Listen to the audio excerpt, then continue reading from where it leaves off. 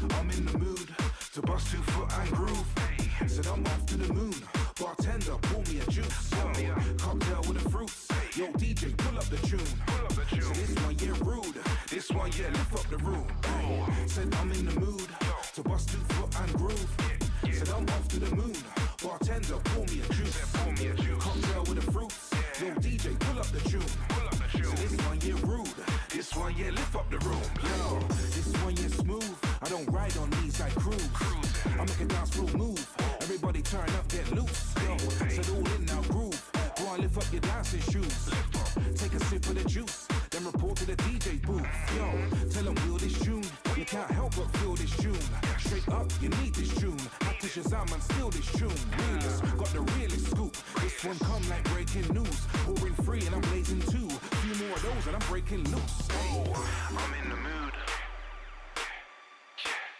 I'm in the mood. Better believe it, yo. Said I'm in the mood.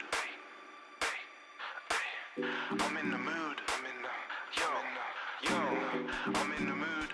Bust 2 foot and groove. Hey, off to the, said I'm off to the, yo. Said I'm in the mood to bust 2 foot and groove. Off to the, yo, hey, I'm in the mood to bust 2 foot and groove. Said I'm off to the moon.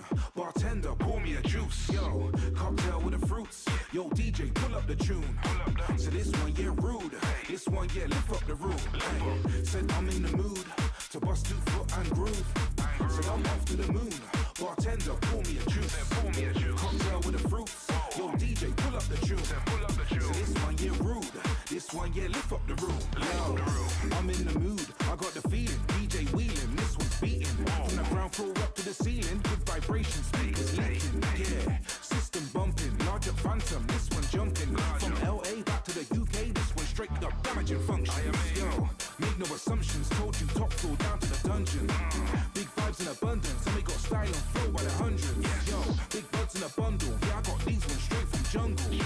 See, I'm done being humble. I'm about to make this venue rumble. I'm in the mood. I'm in the mood.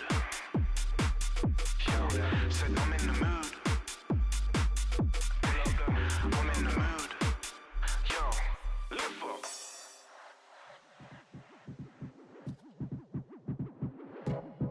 Man, no say I'm M's, Bingo, Marcus, Visionary, they are.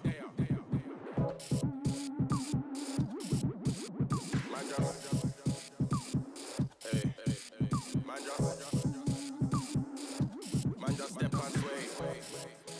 Hear me. Yo, me done left sober, so man wave. Screw face cause I ain't got no shades. Chat with your chest, man, don't do shade. I need cake, don't need headache. Vibe in a place, man, step and sway. Wink and gal when I come my way.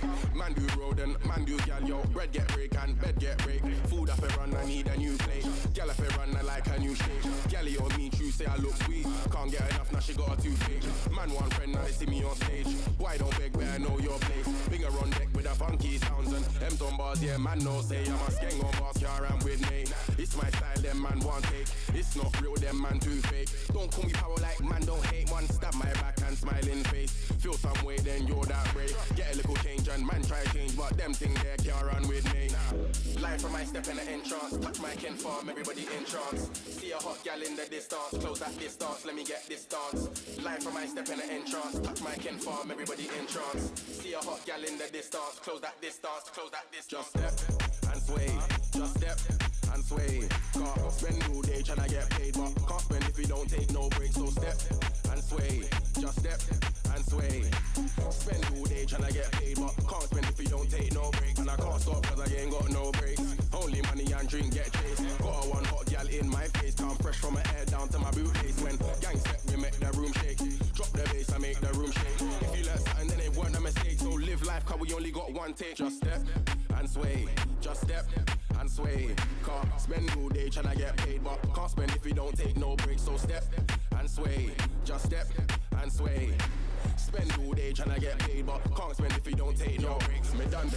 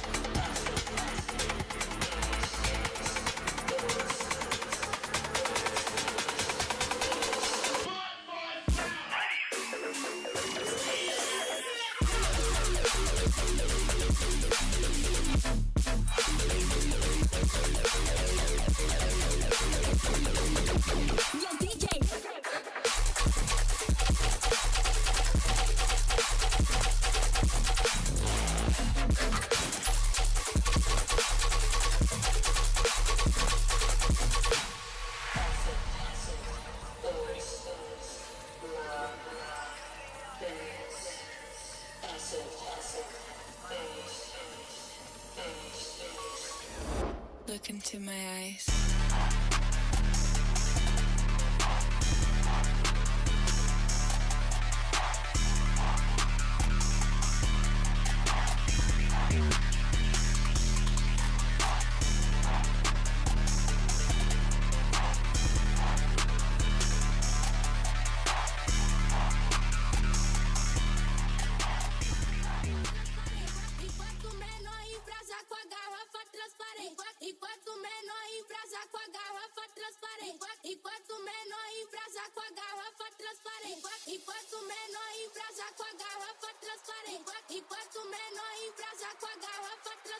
Yo, P-Money, Handy, Skanker, done no. Bow, them again, P-Money and Hamdi, them again, P-Money and Hamdi, them again. Seen them before, one, see them again. Took man's crowd, can't see them again. Get out the front one, free them again. Real bad boy, man, a G to the. Real bad boy, man, a G to the end. Bow, them again, P-Money and Hamdi, them again. P-Money and Hamdi, them again. Seen them before, one, see them again. Took man's crowd, can't see them again. Get out the front one, free them again. Real bad boy, man, a G to the G to the. Real bad boy, man, a G to the end. Bow, inferior. I said them, man, are inferior. Pull up at show like, yo, here we are. Black with black interior. Can't front like you don't know who we are. Every week, man, do show regular. Gal in the rave, tryna see where we are. Backstage thing, man, know where we are. Similar. This stream contains fast-flashing images that may affect viewers who are susceptible to photosensitive epilepsy and other photosensitivities. Viewer discretion is advised.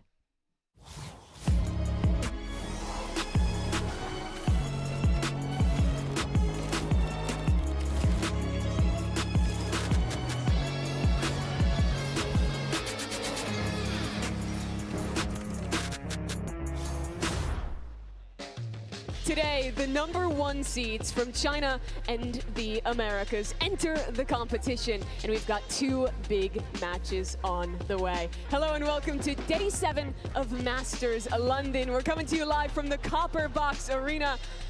I'm Mimi on the desk today, joined alongside both Billy and Minnie for this double header. We've got a big crowd today. We got both Chinese teams playing. Minnie, how you feeling? I'm feeling great. It's nice and sunny outside, so a perfect day to be inside watching some of the greatest Valorant teams in the world playing. Yeah. He says that as if he doesn't do that every other week anyway, sitting inside, I've watching never been outside. Valorant. Yeah, Minnie doesn't go outside.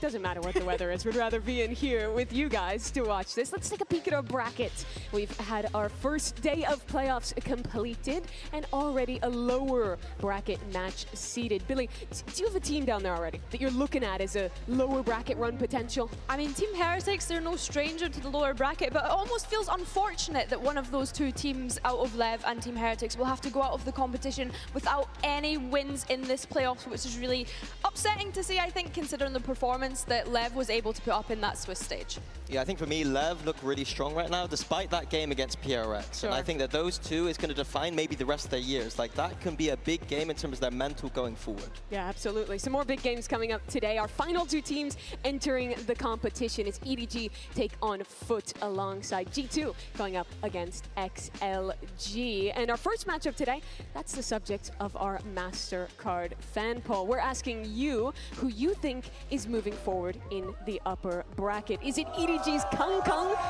or is it Foot's SOP? Scan the QR code on the screen to cast your vote. And while you're there, get involved with the conversation. Let us know what you think using the hashtags VCT and Valorant Masters. This match, I think, is one of the closer ones to predict. Where would you guys go on this poll? Well, I think before the tournament, well, at the start of the tournament, I said that if you don't know who SOP is, you're going to know him after this tournament. And so, like, it's crazy to me that him and Kong Kong together, the historical Jet player versus now the new Turkish firepower, I'm not predicting this one. I think it's too close. I think it's exciting, though, that they're up against one another today because you have the newness of SOP and then, of course, the kind of vintage Kong Kong performances that we're expecting to come out. So, yeah, I think it's an exciting head-to-head. Yeah, a great one. And lots of fans here to watch it. Frankie, she's outside. I've come outside to see who the fans are supporting today. So have we got any Foot fans here? Oh! Lots of Foot fans apparently. What about G2? Oh, they're all saying no. So no XLG fans? Oh! What about EDG?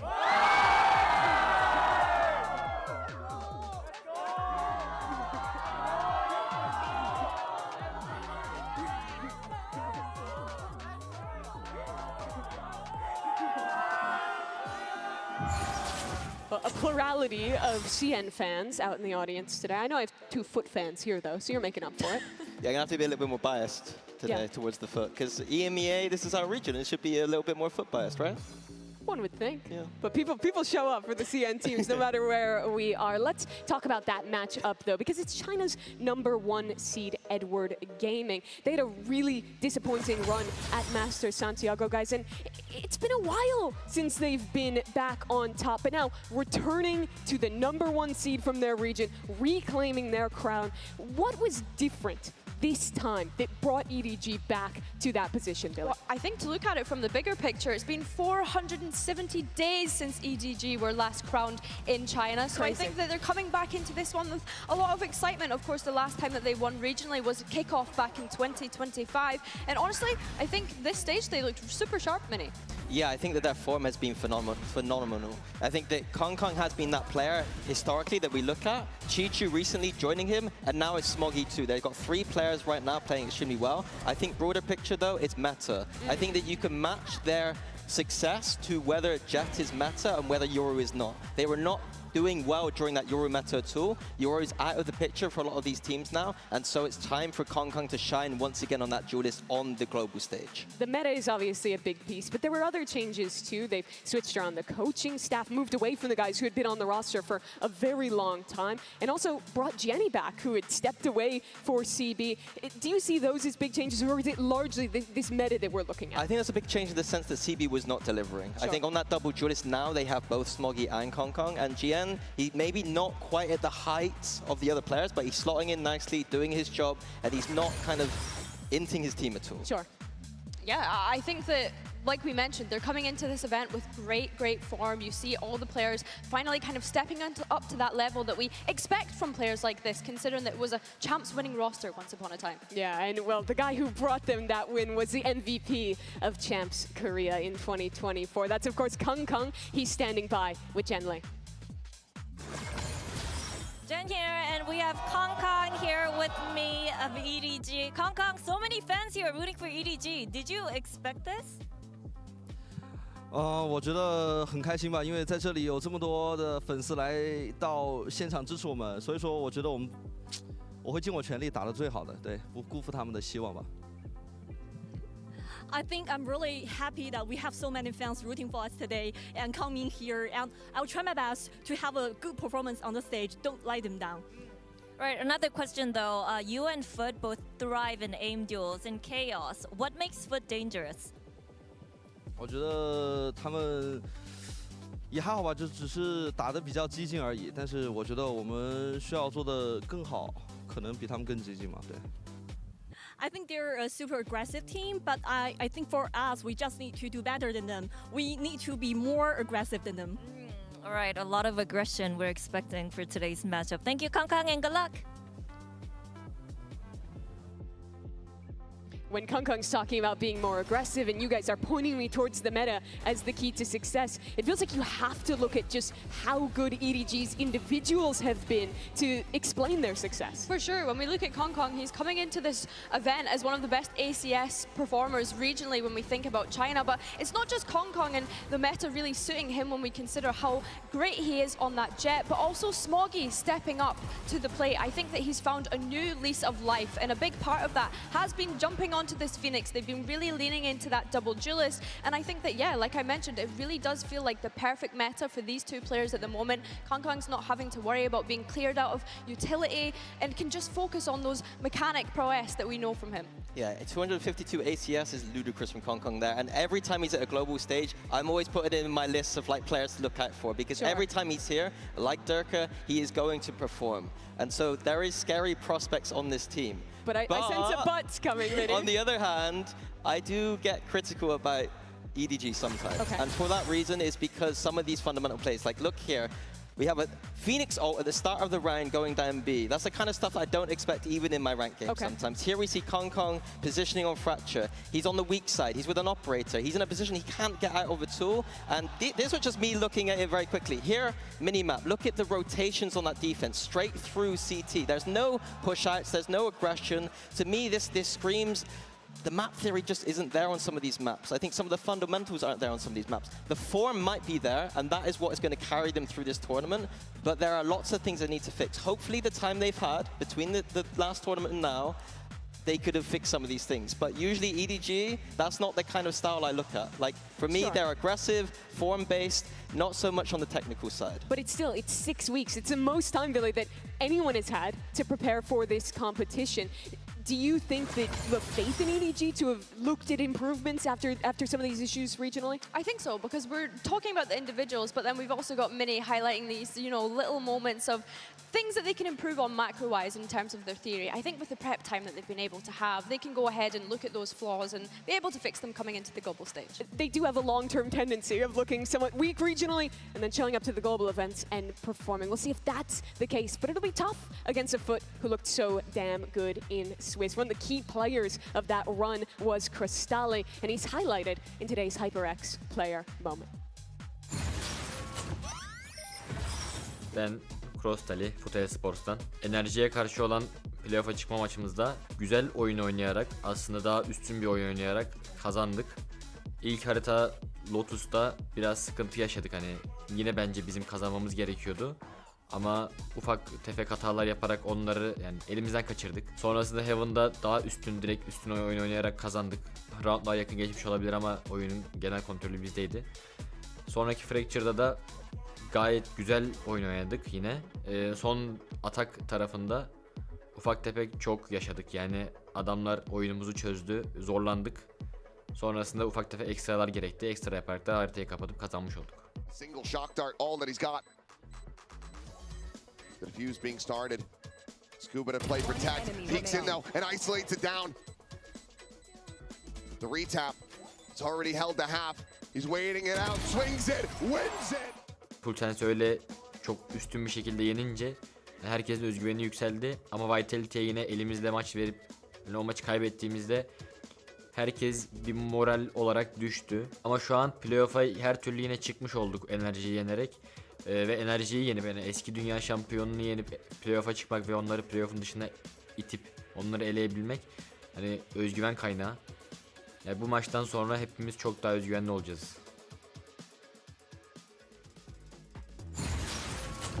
Foot, they have to feel like they're playing with house money at this point. It's the first time they've made the playoffs of a global event in almost 800 days. The last time all the way back in Masters Shanghai. But they've done it here. And Billy, they did it by taking down the world champions, a team that I think most people, at the very least, expected to make it to playoffs. What impressed you in that game? What actually got Foot the win here? I think for me, it's been the fearless approach for Foot, knowing that they're coming into this event as, I guess, the underdogs, one could say. But I think the fact that the last time they made a playoffs run was back at Masters Shanghai, as you're mentioning, that's the best performance that they've ever been able to have at a global event. And now I look towards this young roster, this new era of Foot, to see if they can be the ones that push it even deeper this time round. Yeah, I think Sop has been the obvious highlight. He has been looking like one of the best players in the world right now. But it's Zeus. When Sop was quieter in that last series, Zeus also stepped up. So having two superstar duelists on their team is the perfect recipe for a dark horse run here for Foot. These are both teams that have double duelists, that have excellent aim, whose regions are historically in that way. There's a lot that's similar. What about their styles is different, Minnie? I think that there's some subtleties in Foot's tactical game that maybe we don't see from EDG sometimes. Like, I think there are maps where Sociable is actually... I can see TMV celebrating upstairs. He's having fun. I think Sociable has some really good mid-rounding on maps like Ascent. A lot of these maps are right now in the pool. You don't necessarily need to rely on that. So I do think that there's a tactical game to Foot's game that is a little bit underrated. Sure, but in the Swiss stage as well, it seemed like some of these games maybe could have been a little bit cleaner, Billy. They were slow to close out. Yeah, I mean, even the coach Vlad has said multiple times that there are some maps that they should have won, and we saw this even regionally, Minnie. Yeah, here we saw a round right after a time at 11-5 on an eco, and they go in and use 3 ults. That is criminal to me. I think that if you're 11-5 up, you wait for the buy round, and then you use your ults together. And that being out of a timeout is a little bit strange. And here we saw, once again, 12-9 after another timeout.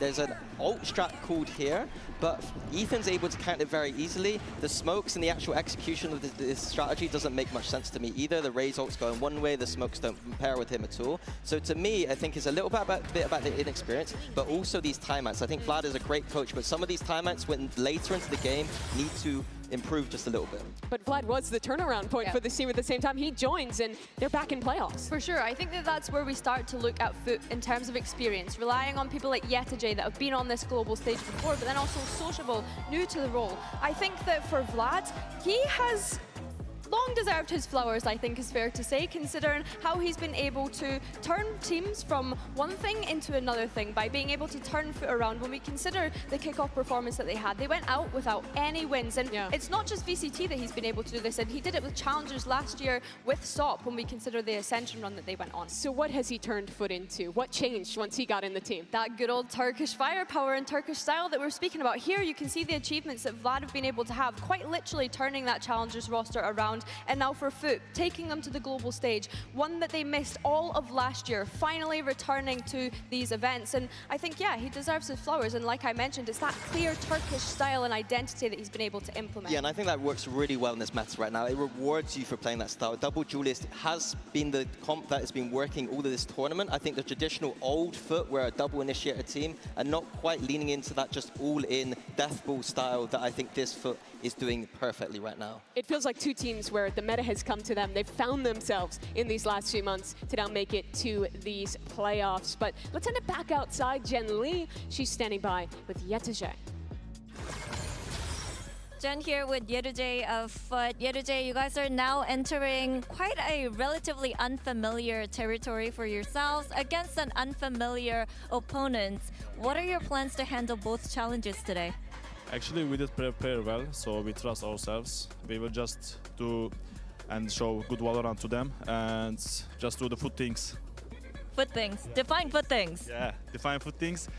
I don't know, be ready for everything. Okay, nice words for EDG. Thank you so much. So much, yeah.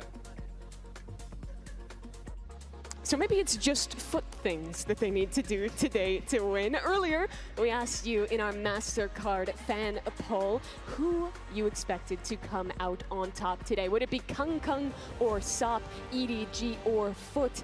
And this poll, closer than I would have expected. Yeah, I think there's a bit of recency, like people seeing Sop play right now.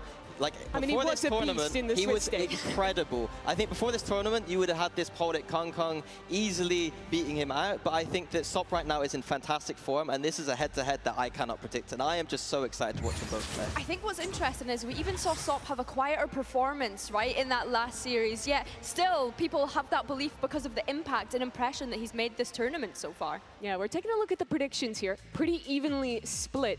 I want to hear the sell from you, Billy. What pushed you to predict Foot in this game? Oh my goodness, do you know how often I've been having to sell Foot on this desk throughout this event? Because there have been doubters, but honestly, I think that it's just been so incredible for them. I think having the warm-up throughout the Swiss stage as well, you can really see how much they're enjoying themselves, soaking up the environment. We've spoken about how incredible the individuals are. It's just whether they have that cohesion today rather than relying on hero plays and individualism. I think the interesting thing for me is this is the first time that Foot has played against this style in this form. In EMEA, we're not used to playing against this level of aggression or skill at the same time. Like, we have some aggressive teams, but right now they're a bit out of form. You're looking at the BBLs who are not here right now, but EDG have both those things together. This tournament too, Foot have not played any of those teams either. It's been a lot of the slower style, and that is what I'm looking at. Just two aggressive teams just sending at each other, and I'm wondering how Foot are going to react to that. Quickly, what should we be looking forward to in the map veto for this series? I think that Haven is going to be the key map for me. I think that Foot have won it 3-0 so far, and I don't think EDG are going to ban it, and it's going to be just fighting fire with fire on that map.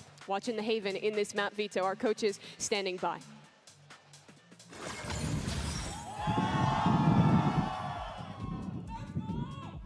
All right. Cool. So today we're gonna do EDG versus Foot map veto. EDG has a higher seed, so they will pick their side. Team B. All right, EDG picks Team B, which means Foot is banning first. Ban Breeze. All right, Breeze is banned. And what is your ban, EDG? We ban Ascent. Ascent is banned. And Foot is picking the first map. Haven. Haven. And the side for Haven, please.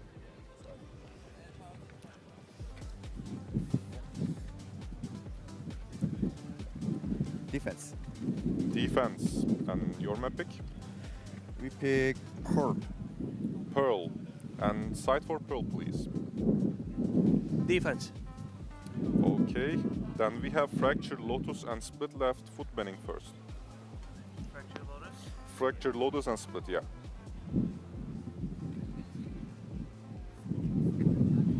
We ban Lotus. Okay. Last two maps are Fracture and Split, and EDG is banning. Ban Split. Okay, the decider is Fracture, and Foot is picking the side for the decider map. Attack. Okay, quick recap. We start with Haven, EDG defense, then we have Pearl, Foot defense, and if we go to the decider map, which is Fracture, Foot attacks. Everything correct? Alright, good luck, guys.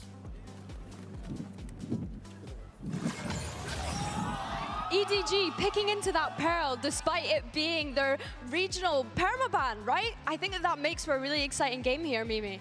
Big changes coming out into this one. Two teams with high expectations. Foot, they've already taken down one world champion to make it here, but now they have to slay another. Foot versus EDG, our first match of the day. London, are you ready?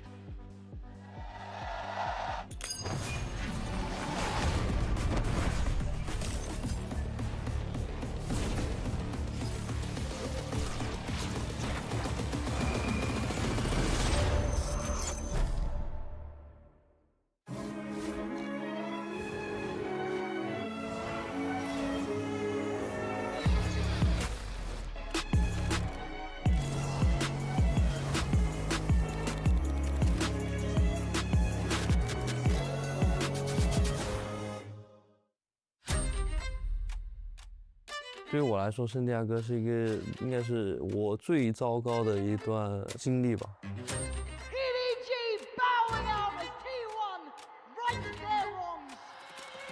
可能是因为那天正好在我过生那天打了那场跟 T1 的比赛，所以说导致我可能负反馈很大。但是呢，我始终相信一句话，该来的总会来的。 Masters turnuvasına başlamadan önce kendimize güvenimiz çoktu. And out of nowhere, But will close it! And But advance to the playoffs! Ve enerjiyi yenip yani eski dünya şampiyonunu yenip playoff'a çıkmak ve onları playoff'un dışına itip onları eleyebilmek hani özgüven kaynağı. Hani iyi bir durumda olduğumuzun da farkında olduğumuz için hani özgüvenimiz de yüksek. Ufak tefek hataları yapmazsak çok rahat bir şekilde ilk üçe gireceğimizi düşünüyorum. 对于鲁能来说，我们最重要的就是不后悔，然后全力以赴。Foot is ready for playoffs. Are you? Show me how to feel alive. Hold me close and let it ride. Show me how to feel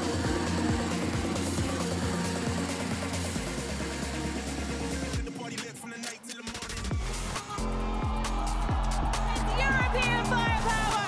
London, please welcome EDG versus Foot!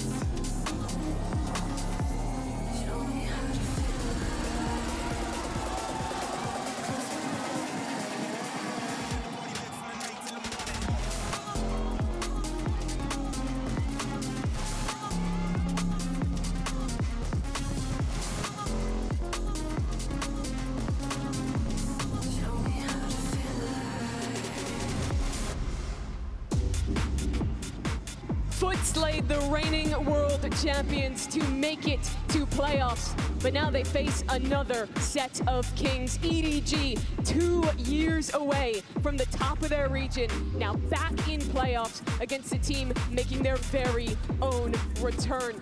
Only one of them gets to continue in that upper bracket, but this map pool, Billy, it was an interesting one. We go Haven, we go Pearl, maybe some changes from expectation, especially in that second.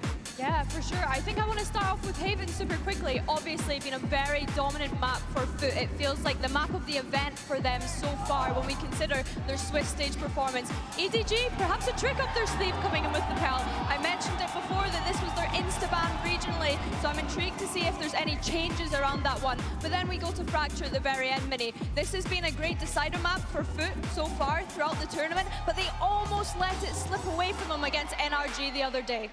Yeah, I think for Haven, it's about Kong Kong. I want to see him on the jet this time around. We've not been seeing it for him regionally, and that is the map where Sop has been looking phenomenal. Every time he picks up that operator on the defense, he is frying. I think that the head-to-head here, we've been setting it up. I think this is the map where it's going to shine brightest. I do think that EDG have some things to work on in this map, though. I think Foot have come into this tournament with Haven looking amazing. I don't have too much to critique there. On EDG's side, with the time they've had off, I think the defense side, they need to be far more aggressive this time around. They were playing far too passive. That's not the EDG I want to see. I want to see EDG looking like that bread and butter Chinese aggressive team that they were always doing. And I think on attack side too, I think that there was like not enough just going in and sending it. Sure.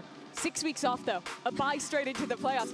Billy, you would think that that's exactly what this team needs to get that last 10% to be ready for another championship. For sure. I want to pick up what Minnie was saying, though, about what Kong might be playing. We've seen him play a variety of different agents on this map. I'm curious to see if it is the Jet, if they jump back onto the Chamber. That's where my question goes. What do we see Kong play, and how does that impact the rest of what this team performs? On the other side, when I'm thinking about Foot, Crystali having incredible performance on Haven on that Sova, but then also Zeus being an incredible Waylay so far throughout this event. Yeah, I think this might be the map where you're looking at where Foot might have to win this one. But I think that toe-to-toe right now, I keep doubting them, they have been the dark horse team. I want to see EDG just coming in like the form Foot have, and today we're going to have just two teams that have got that explosivity, they got that firepower, they've got the kind of defining meta Valorant style right now, and I'm just excited.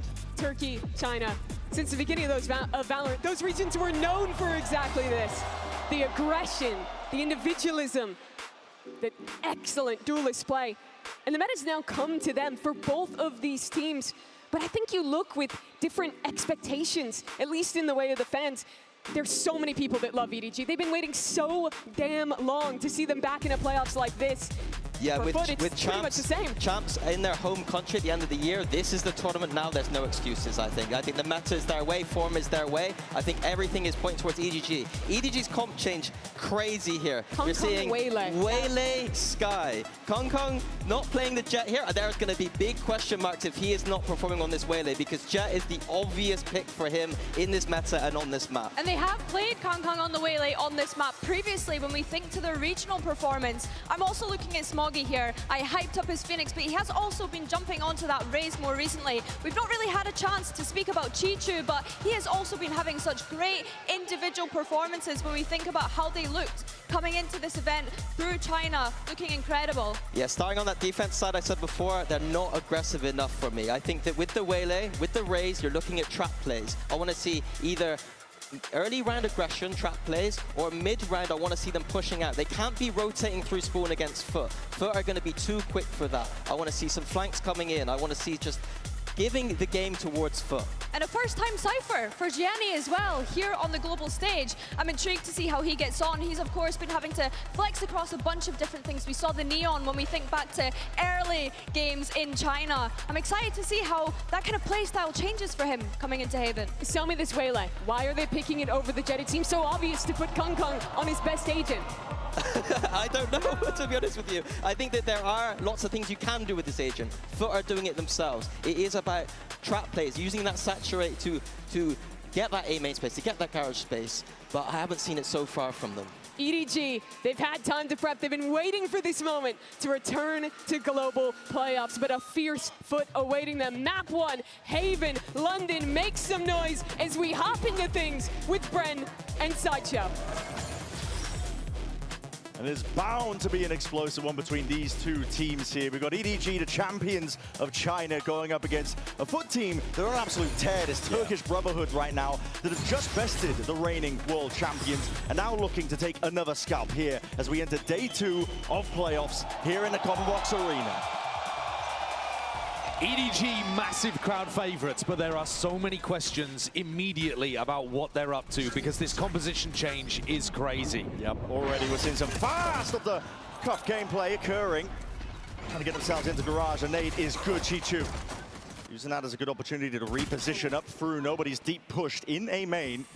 Already deep control over towards A lobby, and it's causing a pivot over towards Foot now in a different direction. Looking towards B. It is open. A lot of space going to be given up, and they make the call to just go all the way wrapping around. They know that A lobby space is taken, and they know off the jump they're going to realize that A side is now open as a result of it. Gianni's cam taken down instantly. Look at this trip as well that was laid down to try to catch Sop or Zeus as they were scaling into the A side. This is now like a washing line above their head. Not too worried about it now. Post plant now to be played here for Foot. They are surrounded.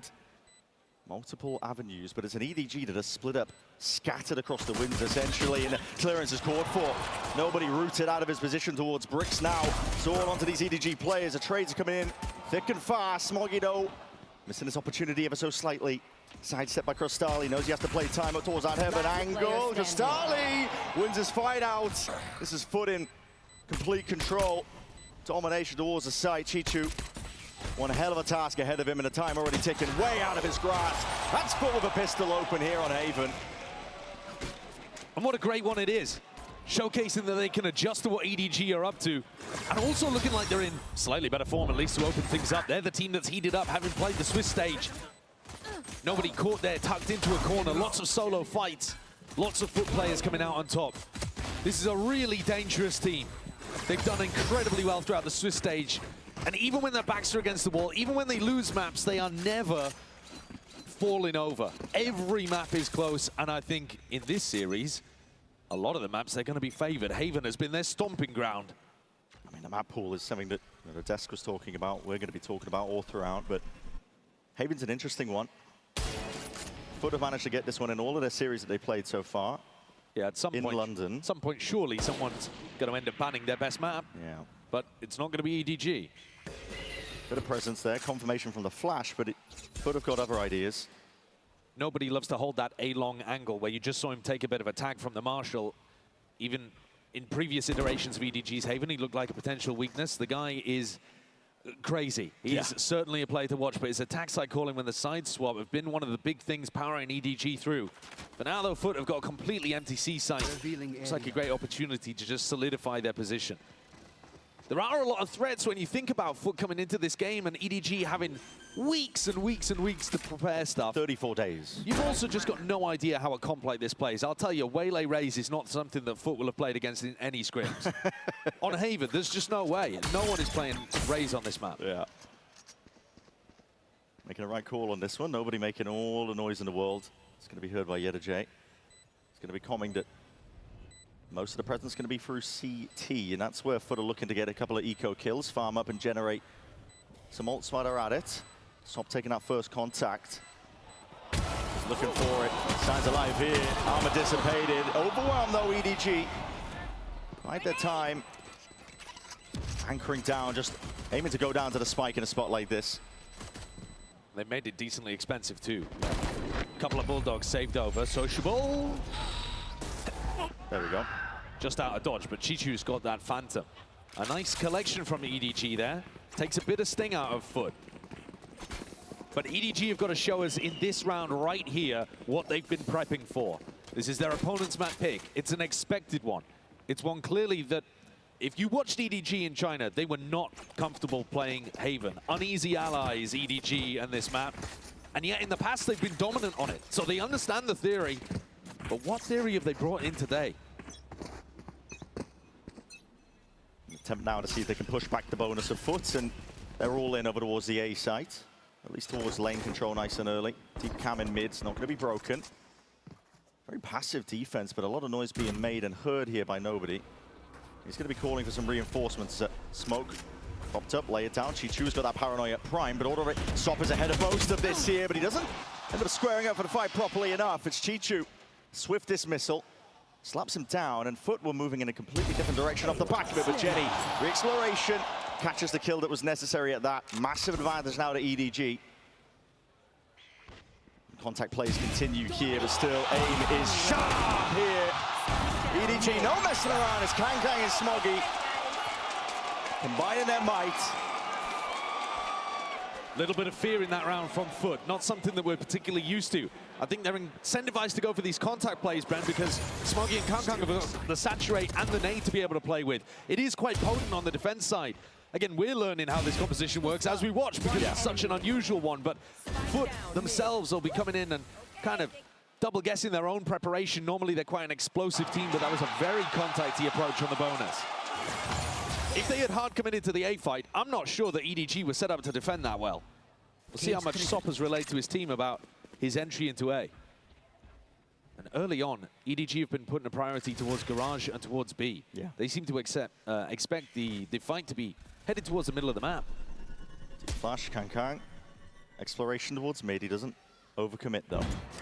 Move with the cam enough, really. It's going to cause FUT to have to re-clear some of this space, commit the drone towards it. They've already got Sociable in a very forward spot. Just, hold on, spotting that one, yeah, just ahead. It's good information, though, from this dog. Clears out the whole of short and recognizes that Sociable's probably alone on this one. They still keep 3 players stacked on the site. But Foot, in the meantime, have been chasing ghosts in mid. Kangkang with the refract put pressure there. Yeah, Smoggy though is going to be exploring here just from that delay with the dog, but now that's a little bit too much contact that they were hoping for. Immediate dissipating back towards the side, looking to see if he can anchor and hold this one back. Chichu is using the util, he's trying to bail out nobody who's cut tight to this corner. Finding it difficult now, they're going to be overwhelmed, and the presence comes down to the aim! And the gunfights! Nobody trying to shut it all down, still traded out in the end. Costali did a number on him. It's brought Foot into a 2v1 now, post-plant. Down without a problem, Jenny. Attempt to take the timing, but no clearance into the corner, and there it is, cleaned up. Foot leading this one 3-1 so far. Re-exploration with that Trailblazer from nobody. I thought he'd seen enough that there was no one down short, and yet they still commit to the double re-clear rather than rotating players off. That stuck nobody in this angle, and to be fair to him, he does great, but all of his health dies in the meantime. Foot focused on taking out everyone else who was coming in to try to bail out the IGL. And Foot go up 3-1. They haven't put pressure on EDG's economy just yet. Chishu being able to save that Phantom early, actually paying dividends here. Kangkang's got the op in hand, and this is the deadliest weapon. Kangkang's a nightmare with the op, and if he can get himself into good positions and anticipate the end point, Foot are probably going to pay for it, but as of now, that Foot exploration towards A, pulling so many players. Slow going, thrown into many. Oh, VXX Jenny, this is brave. A lot of damage done, breaks the trip here. Yedajay just softened up and calling for the pack to come back towards him over towards C. Again, the Trailblazer out through A, sets up Kangkang on the line. He is not going to be a threat in this round, just holding that A line as the rest of EDG get to rotate and help Jenny. Jenny needs some assistance now. He's going to be spotting a bit of contact, but just the one player now. The cage propped up and they've walked all the way. Yeah, that's going to be saturated to the floor. Sop unaccounted for. Already here, holding them all the way back. Bladestorm in hands, and an attempt to retrieve the gun is successful. That could go down here. It's a tough retake for EDG. Doing this one with the operator in Kangkang's hands, but he's not scared to get aggressive. Not when his team needs it, but they are a player down. It's going to make it very tough. They need mistakes to be made. Foot to open themselves up. Overzealous potentially with the peaks, but it looks like they're already primed for it. Paranoid is sent early. Sociable, he's still looking for a little bit more. Head clean off the shoulders of Smoggy. EDG slow going with this retake, and at this point you might be just calling it quits for the save. Still kills flooding in, but at this point yet time ticking too far away. It's another round added to the tally here for Foot. We've seen earlier in the tournament that Foot actually have fumbled some of those post-plant situations. That was one of the biggest reasons that they lost the vitality early on. Good to see them there, still looking actually to challenge, still looking to put pressure onto EDG. There was no way that EDG could get through the choke, especially with Kangkang just holding the op like this. He's got to pass that off to somebody else and try to set up for the retake. In theory, this comp could retake fairly well, but only if Kangkang commits to it. And EDG are going to take a timeout fairly early here. Foot are learning more about their opponents with each round that passes. Yeah, they're forcing a lot of rotations with just some of the early noise that Foot are putting out. And the rotations are late, Brent, as well. Yeah. I mean, Jenny there was begging for help for so long. He took a very early timing down C. There was a lot of forward notice that EDG needed to get over to C and help him. But there was no flood there. No. Taking a look at this Coinbase win condition, there's not too much to look forward to really for EDG. Just scraping the bottom of the barrel in terms of trying to put a buy together. Whatever this timeout is for, will be for the follow-up. I mean, I would say the big win condition for EDG would be trying to lock down over towards A a little more with the operator. Yeah. I think when you look at what Foot are going to be doing on that side of the map, normally they're looking to challenge you. If you really want to take a fight, I think A-Long, if you can try to even use your refract to get in front of Sociable's brick smokes, that would be a fantastic way of Kangkang being able to generate some early picks. If he's going to play the Waylay instead of the Jet, there have to be some Waylay-specific things that he is looking to do on this map, whether that be the retake, whether that be the use of refract to walk into aggressive positions. Otherwise, what was the pred for? That's what I mean. We want to see evidence. I think that the time has been well spent because for EDG, a lot of pressure on them at this tournament, as there always is, but past two global events, 2 matches, 2 losses, they've been bombing out of them. They're hoping for a return of form. Back to some of the glory days. Here's this a long take that I was talking about. Sociable smoke over towards bricks. Kangkang chooses a passive position at short, though, just hoping that people are going to walk into him. EDG re-clear, flash sees nothing, so Kankan might feel confident to get on an angle, but this just means that he is going to be in a spot where no Foot players are. It's great information for the rest of the team, but it hasn't helped them in these prior rounds. They need to be getting Kankan into these fights. He's a superstar player. Not going to be broken here. Sociable, TP, it's going to be cancelled. He spots signs of life forwards now, but that's a Cloudburst off to the side. Soft just trying to insert himself into the side. Zeus, double dash is accounted for. Chichu's right there. Let's see if he can return with that fire again. Back to the side, back to the wall, and he really needs to barrel his way out, but this is all Sop. Yenajay alongside him. Just barreling over to EDG. Attempt of a defense, attempt to flood in and help them out. Kankan, consolation prize with a kill. But he just looks to save this op for another rainy day. Sop has been magnificent, man. Even when he took a little bit of a day off, Zeus stepped in, the double duelist duo, no matter who it is, and usually it is Sop on Haven. They've looked spectacular. Yeah. This is one of the things we could have been talking about coming into this game, is the experience gap between the two teams. Because EDG, they've been here before. Of course they have. They've won champs. They've lifted the trophy for their region. But Foot, Sop feels like the newest big name to step onto a stage like this. Yeah. If you were watching him in EMEA, you knew that he had talent, but we mostly knew him for his Neon, for what he'd done across Tier 2 even as well. But this jet that he's brought out here has been immense at magic. London. It's magic stuff. I mean, when they put the operator in his hands as well, we'll probably see that a little bit more when we switch sides, but one of the most exciting matches is that Kankan versus Sop matchup when you think about it. It really isn't disrespectful to Kankan to say that they can go toe-to-toe. Yeah. And saying that about anybody's jet. Come on. Nice, one more. Nice! It's so clean. The way that they dealt with that flood attempt as well. EDG, not with enough utility, not with enough smokes to be able to get into backside and reinforce that. EDG have used their tag time out, and I haven't really seen an adjustment that's going to help them get on top of Foot here. Kankang's much braver, though. It's past a long smoke, taking a lot of space off the back of it. Jenny, quick break of the cam, quick disengage now. Soa, okay, Smoggy, showstopper. Hold on, that was a dodge from the refract. Pulled it all the way back, and Foot, they're squaring up, gearing up potentially for a bit of an offensive play, but Hunter's Fury was committed. Cristali feeling like that was a lot more pressure where it came from. Still, massive plays all around. Kankan with a deep push, though. Gets a punish, and the trade is instant. That's fantastic. Now, straight on top. Now Foot's just opened up this line towards A. They're accelerating. The call's really nice here from Sociable. Chichu tries to make a reactive play himself and gets fended off by Sociable, who even picks up Jenny as well. Risky plays, and it needs pure heroics from EDG, but it's just going to be another round one here for Foot. And this one's inevitable. This one was the big adjustment, Brett. This was Kankan getting onto the deeper line over towards A lobby like I was asking for. And yet Foot dealt with it brilliantly. They look at home on Haven. Yeah. This is easily their best map. But where's a weakness for them? We haven't really seen them tested. Nobody wants to go into their ascent. Neither of these teams wanted to play towards it. EDG even looking to ban it early.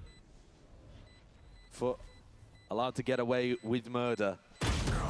And once again, final player falls for EDG. Foot in complete control. Yeah, it's tough going for EDG, but for Foot, they're going to be happy with this one. This is a very strong start, a team that on the back of a ton of momentum. And there's that dodge earlier from the refract. It's beautiful, isn't it?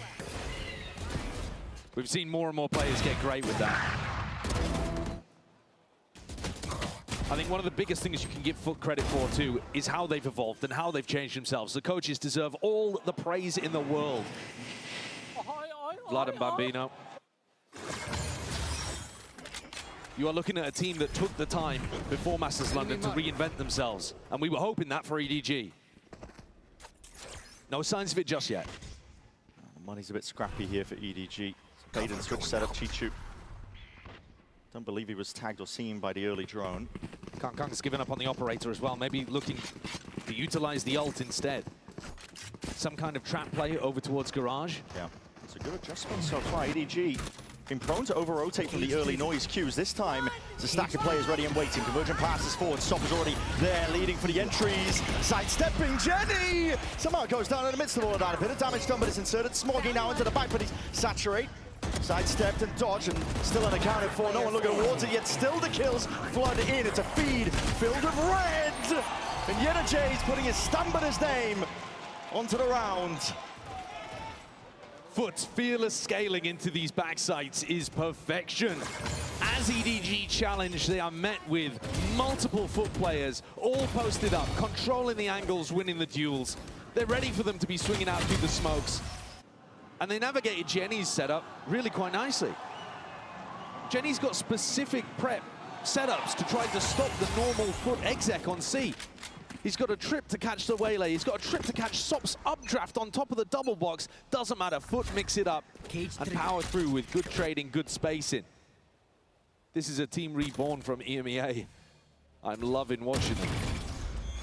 Made the most the short amount of time that they've had off of the entirety of the Swiss stage on an absolute tear. They rebuilt their comps. They've looked heavily prepared for every team that they've faced. If they win this game, they'll match their best ever performance at a global, which was 5th, 6th at Shanghai. And they've still got more to give. I mean, that was they went down to the lower bracket and won a game there. Yeah. Talking a bit early, obviously, but Foot are in control here on Haven. Like a bit of a punish over towards Link. Still, the shots rain out, rattle from that barrel. Still, Sociables there, able to trade. Still, it's going to take some individuals. Sharp shooting on display from EDG to see if they can find a way forwards in a round like this. They're not working with the best in terms of weaponry. Just the Sheriffs. We'll see if they can make them sing. Double walking into the smoke. It's all Sociables domain. Slam shut the door in their face, Jenny. Wanted to flank rapidly at that, causing a bit of noise, bit of sound and peeling eyes towards him, but massive advantage here still to Foot. Plant down rifles in their hands, and they know where Smoggy is. Be able to get a couple of kills here potentially, but it's just Zeus sidestepping, dancing around the bullets. 8-1 lead here for Foot. This is pure dominance. Sociable's call-in has been beautiful as well. What a pickup for this team, a player that we don't talk about too much, but he went from being in a position where he was a contender player on a team that was doing well, that BBL squad, to coming in and just locking down a solo role for Foot. He's going to come in, he's going to lead, and there've been a lot of questions about how the Turkish IGLs are going to be able to take the raw aim of the region and push it forward. Well, he has done great. Also 11-3 shooting. Now, we were talking about a Coinbase win condition earlier. Here's another timeout. Forced to burn the second one because they're down 8-1. This is tough. Tough going for EDG. It's a squad with tremendous pressure on their shoulders, as always, but they don't want to repeat the history books of what's happened the last 2 events that they've attended. But they weren't able to get anything done. They just went out way too early, and still, we are early days yet in this series, but it doesn't bode well. They have to turn it around here, second time out burned. Yeah, they're coming in cold to this tournament too. Yeah. They haven't played in a long time. Scrims, they're all well and good. That goes there. But it's matches that and goes there. Witnessing your own improvement, believing in yourself. That's the kind of stuff that's powered Foot to this. They said that when they beat Full Sense as easily as they did, it just invigorated them with that level of confidence. EDG yet to find that. Here's a trip that we're showing you again. There are a lot of tricky setups that Gianni is trying to run to catch Sop in these updraft positions, because that's the way he likes to entry with the waylay of Zeus as well. But they haven't found what they're looking for just yet. Cage triggered. I mean, there is some anti here, but it's micro anti. The macro game, EDG are getting wrecked.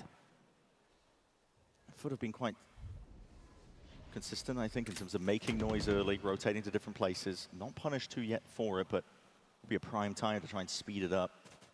We also haven't really seen Kankan be able to get into the game.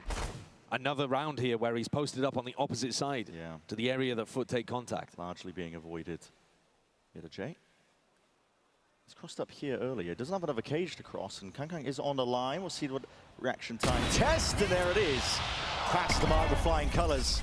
Cage, they found my Plenty of bodies as well waiting. EDG, they have the ability to try and flip defend this one if they choose to hard commit. 47 seconds left. Foot at OMEN and R-ring, and even that contact back to peel all the way, but they don't have any map control elsewhere. Looking to try to get the punish here. Sop is one of the Jet players alongside Kankan that loves to run this attack side op. Had an idea perhaps that Chishu was going to be going for that jump spot. They've seen it in previous rounds. It's going to be an A-re hit. And the flashes from nobody, the position from Kangkang are allowing this to still be this three-player stack. It's EDG's best chance of taking another. Really is in quite some time. Chichu already drawing that blood. Cristali, though, is going to answer straight back. Trying to wrangle control with a rifle. Still that time. Bled down to the bit a few moments here for EDG. Finally, another round in their hands. The crowd roaring a sigh of relief as well. I think recognizing that their team needs to be powered forward by sheer force of will if they have any chance of getting back into this haven. This round, though, one of the first where they've been able to get that good stack on the site. And I think Sop's adjustment coming out of the attack timeout to attack up didn't actually pay dividends for them. I'd like to see him go back to the rifle or maybe even using the Blade Storm in the next round. It's an interesting idea coming out from the FUT coaching staff to mix things up and change the tempo, but listen, it was working. Oh, Swaggy, what is this? Off the rip, showstopper. He's going to try and lead the charge, making it feel like it's a bit of a squeeze. Another dodge, but on the open, that won't save you from the rifle. Feels like it's a bit of a crunch into their spawn angle, but everybody else is just sitting tight and pretty here. EDG. It's only Smoggy really activated, and he's all the way got out with his life. They've got Kangkang posted up down C, and now nobody's walking down there. But that does mean that A is incredibly weak at the moment. FUT choose not to bite. They had a timing potentially, but if they are going to go back into C, nobody's positioning is very unexpected. It is not common for a Sky to be tucked down C cubby like this. It's unorthodox, really, but that sums up, I think, nobody's game. Loves to make the unexpected play. And the drone is not going to reach him. Kangkang can take contact, bait, and play the IGL in. Broken up. Nobody's going to be hearing potentially some sound cues as well from the rotation away over towards A, but there's no movement, no budging. Nobody, though, will start to piece it together now with a deep push out. Hasn't seen any signs of life. Calling for the rotations to A. The question is, they're going to be fast enough? 30 seconds remaining. Double walk down left. Short. And this is it. The re-clear could go so damn wrong. It's Sop. And he's just taking liberties now. Yenergy inserting himself into the conversation. Like a dagger to the back. This guy ripping them to shreds. EDG barely able to get the right read in time, and they're just not even getting a chance to show what they've got. Again, getting mangled in the macro. Sociable showcasing that they don't just have to run these execs, they can also play a slow game. And Smoggy's left wondering what he could possibly do in a round like this. A 1v4, where two of his teammates, himself and Gianni, do not have the credits for the next round particularly. So it's going to have to be a save. But saving to try to put together a 3-9 half just feels awful. EDG wanted more than this. At least he manages to recover the operator. But I can't say that Kangkang has had much impact with this gun, unusually for him. Very patient game really being played by FUT as well. Poking, prodding, ensuring that they don't run into anything that they don't like the look of here. But the last round will really do something. And like you said, best case scenario will be that 9-3. 30 seconds it's all Sop, really, individuals. And that's been what's powering this FUT squad outside of what we were bigging up for the coaching staff, for Vlad and Bambino, the work that they put in. It's also been raw individualism, tearing away some rounds out of the hands of their opponents. EDG themselves need a hero. Jenny with an early cam. Nobody there to help apart from Kangkang with an op. Here comes Chishu, ulting in. A little bit of reinforcements now. He's going to lay it down. That anchor smoke's going to be saturate in through the back. Hunter's Fury as well. But a bit of spam into the smoke, just spotted out. I believe the recon revealing. Jenny was lit up there. Followed by the bullets and the dart. Kangkang trying to get active. That's a blind shot through the smoke, and he's able to at least find one. Plan still needs to go down here. This EDG did a much faster onto the approach. Plays in position. There's no more second chances. You have to commit into this one. Kangkang still posted. Hitting the brakes. Saturate flies forwards. He's looking for signs of life to see if they can poke their heads up and around, but Stop over towards the top, and accounted for with Zeus. Let's lose to the convergent pass, and a 10-2 finish with a flourish at this first half here. Haven, complete control here for FUT. EDG tried to flood C. They tried to set retake C. Nothing was working. Gianni getting absolutely bullied, and this version of Haven, it does not look like the prep has worked here. One enemy remaining. FUT own this map against anybody, but maybe even more so, most dominantly against EDG today. What a hell of a beginning here for FUT. playing in front of EDG, and you might think they might be hometown favorites, but not with this crowd down on the floor waiting by. Need to hear some noise, and EDG desperately need their energy. We've got a lot of energy here because I have found some EDG super fans. Yes! Let's go! Thank you so much for joining me, guys. And first of all, Kevin, you're saying that they're meant to lose the first map. Yeah, in the Champions, our EDG always lose the map 1, but we're gonna win the second and the third. And why do you think Pearl? Why is Pearl gonna be a very strong map for EDG, Isha? I think although we have meet a lot of difficulties, I believe that Kankan will destroy every one of them. Yeah. London, do we believe in Kankan? And Ray, you have gone to many events now to support EDG, is that right? Yeah, that's true. And what was the best event so far? Was it maybe Seoul? I think let's believe Kankan, then I will get win. And I was just say the Kankan said before, let's all guys focus on VCTCN. Yeah, and I think the fans are going to be focused and locked in on the teams as well. Can you just talk me through the artwork as well? We've got Jet versus Jet here. Yeah, because Soap has played so well in the Switch round, so we think that he is the best Jet now. But we believe that Kankan is a better Jet, so I'm really focused on the competition between them. So this photo is on this one. Well, we've got 2.5 maps to go, guys, or potentially 1.5 maps. We'll see after this one. EDG fans, make some noise! That energy is desperately needed for EDG. We've already talked about the expectations on this team's shoulders, but horrific start for them. Down 8 rounds at the first half of Haven. For Foot, it's a prime opportunity to get a nice early lead on a map that basically is home territory for them in London. I like the narrative of the best Jet of today versus the best Jet of all time. I mean, I'm digging it, but for it. Kankan is on the waylay to open up. And Sop, he wants more heads. Smoggy spotted out here, and now we're going to see that delayed refight cooking off, and we're going to see it. Yeah, okay. Kill found. So confident. Lightning fast by Sop. Even with the saturate going a little bit wide here. Immediate reaction by EDG. They are deep in through spawn, and they're making a call, potentially planning into backside. You know that they've lost all very long. We're going to take it one step further here. Dog as well is going to be clearing a path potentially forwards if they choose to take it. Just spots the signs of life from the one, and it is Kankan. Deep on the line now, up towards Heaven. Could be a game changer.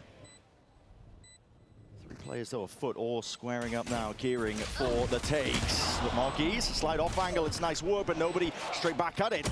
Instantly there with a trade, Kankan wins his fight out. This is the best signs of life that we've seen in quite some time, EDG. There it is. Another situation where nobody puts himself in a spot for the rest of his team to play off. Comes up with the goods, a 3K in him from this round. Just holding these tighter angles. One enemy remaining. They've got the skill, if they could show it. This would be one hell of a comeback, but I think Foot will have something to say about it once guns are back in hand. Can EDG warm up at the very least? Yeah. Oh, you don't want to see them walk into this stack early on. It would not be good for them. Nobody's attack side calling has been quite good, though. It's something that I've been a big fan of in China. Let's see if he sniffs this out. 5 players out of line of sight. EDG, they might walk all the way up into this one. It's a trap well laid out. Nobody. Already that awareness is off the charts, and they clear on most of these players. The right clicks, though, reigning true, and Sop will get cleaned up regardless. Here, Yeta J, tucked tight. Nobody really too much in a spot like that, so they navigate the danger. I mean, I don't know about navigate it so much as bulldoze it down. Yeah. They walked straight into the stack, but nobody clearing the second player there really is good awareness. Recognizing that it was gonna be a trap setup. And Zeus was baiting for someone. Spike down A. I've still yet to see the EDG theory. They took so much time off and reworked their composition on this map. This is the bonus round. If you have any tactic to run, it should be deployed right now. It's got some bite to it. A couple of Spectres, 2 rifles. Zeus See walkabouts now in through mid, and no one is watching. Sociable trying to activate off the pressure, but he's already heard these signs of life. No, he's twisting and turning. He doesn't expect it. Kang matters into his own hands now. All the way forwards, Refract just there in time to peel all the way back. It has granted him a lot of space over towards C. Jenny, tasked with holding on to it. That will be able to go down. Still at a player disadvantage.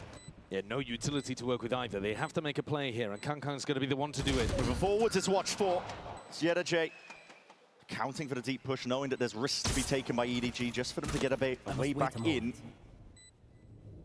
Now leaves it down to a 2v4 deep face out into the open.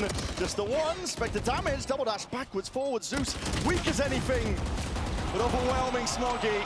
And Sop, not worried about being the villain. They are the villains today, especially here at the Copperbox Arena. But man, they are giving it, and it's fun to watch. They're hyper confident. Sob's got that quiet confidence too. If you hear him in interviews, he's just will always tell you that he thinks that he is the best. Yeah. Not in a braggadocious way though. A way that's borne out across his entire career so far. EDG failed to put together the bonus that could have potentially got something going for them on the attack side, and now this is must win. Smoggy 2 away from a showstopper.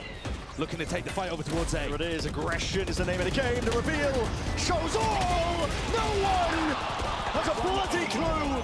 Blind as anything, the recon spoiling the party. EDG crunched and collapsed. And it's Sop the one to do it, shushing the crowd in the process. I don't know if it's going to be a library in here so much as a revolt if Sop keeps this up. Where is the break on the recon? We've seen the recon dart absolutely destroying Jenny on the C anchoring. And now another situation where EDG don't anticipate that A lobby crunch.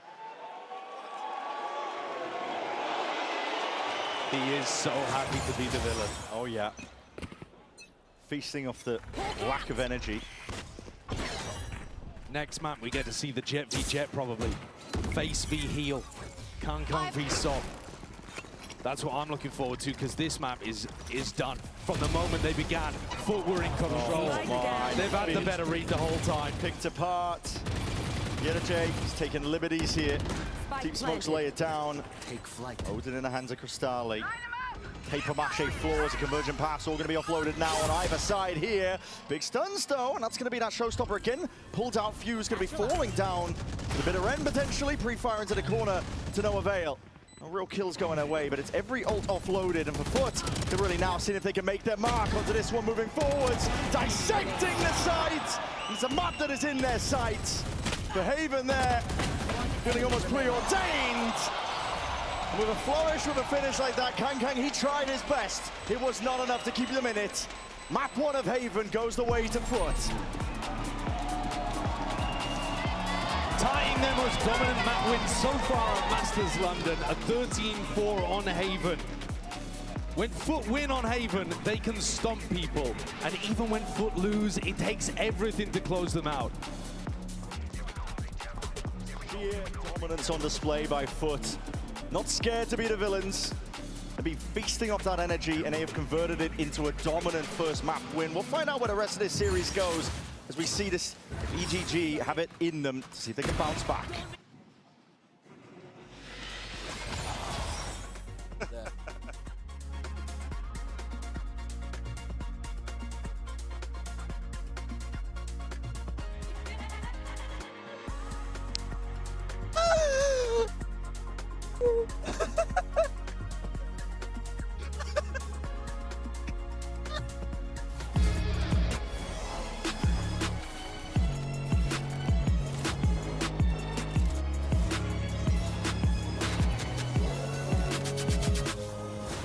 Tired of off-season blues once Champs is over? Fear not, because Valorant is coming to the Esports Nations Cup.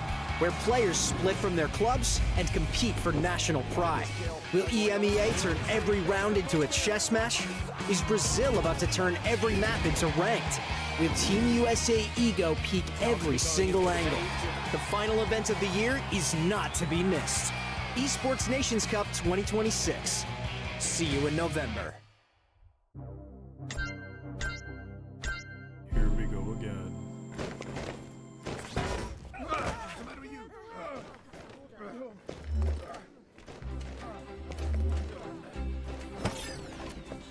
I gotta be me.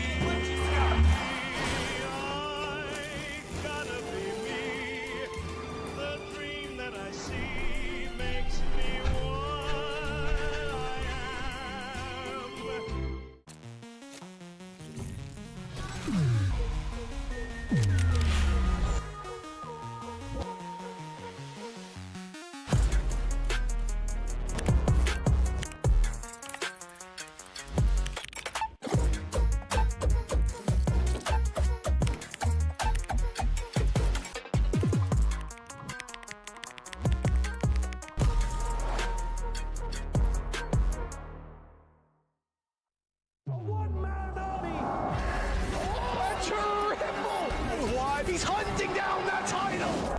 The time to write the next chapter in the esports history books is finally here. And they fold it in his hands yet again! He steps up to the plate, and he can knock this one out of the park! Now they shall be engraved alongside the greats! Watch the girl, yeah, shake up the ting, shake up the ting, just shake up the ting. Watch the girl, yeah, shake up the ting, shake up the ting, just shake up the ting. Watch the girl, yeah, shake up the ting, just shake up the, shake up the, shake up the, shake up the ting.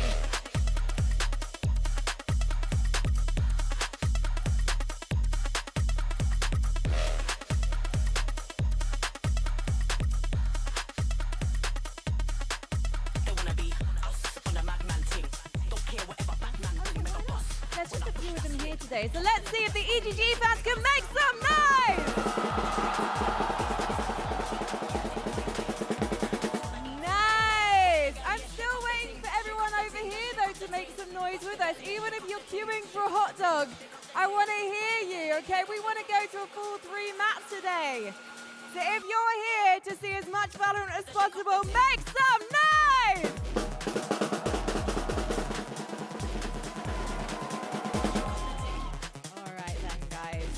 This is going to be an intense situation. This is an upper bracket matchup. Whoever loses this does get to play again.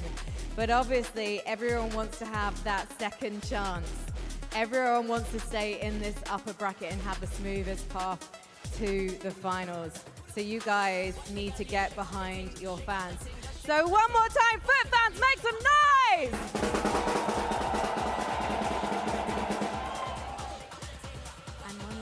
For now, from the EDG fans, let me hear you! Awesome. Well, guys, enjoy the next game. Don't forget, get behind your teams. Thank you so much, London!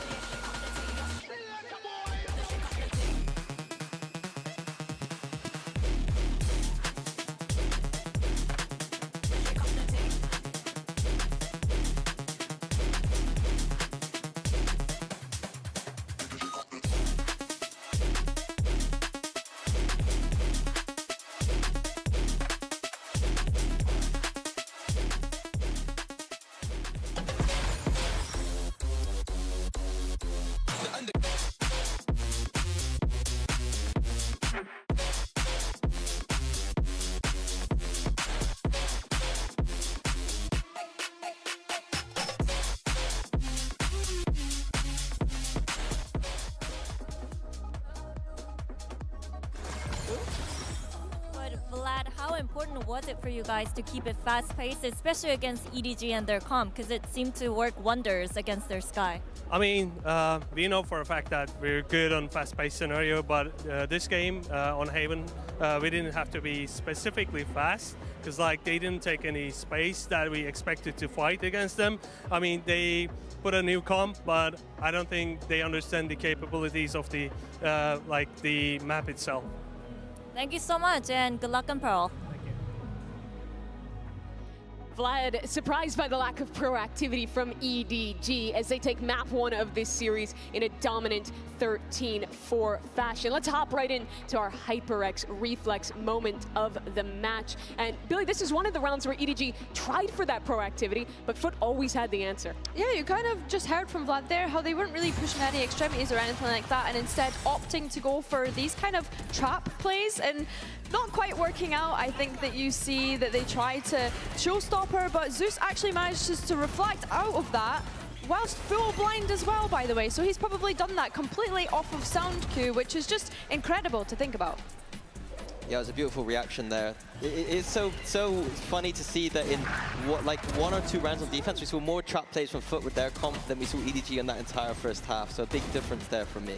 Yeah, it felt like a real lack of that aggression they were expecting. Even when Kong Kong's op was in play, we didn't see a lot of rounds where problems were getting created. But you have to look at the other side as well, Minnie, because Foot, I think, had good pivots to their style into how EDG likes to play. Yeah, I love what Coach Vlad was saying. It matched up perfectly with what I was reading on EDG's game. They were not proactive in their previous series, and so Foot came out with a 2-step default game plan. What that means here, we're going to see them first step the default towards the A main side of things, and then usually the second step to go A.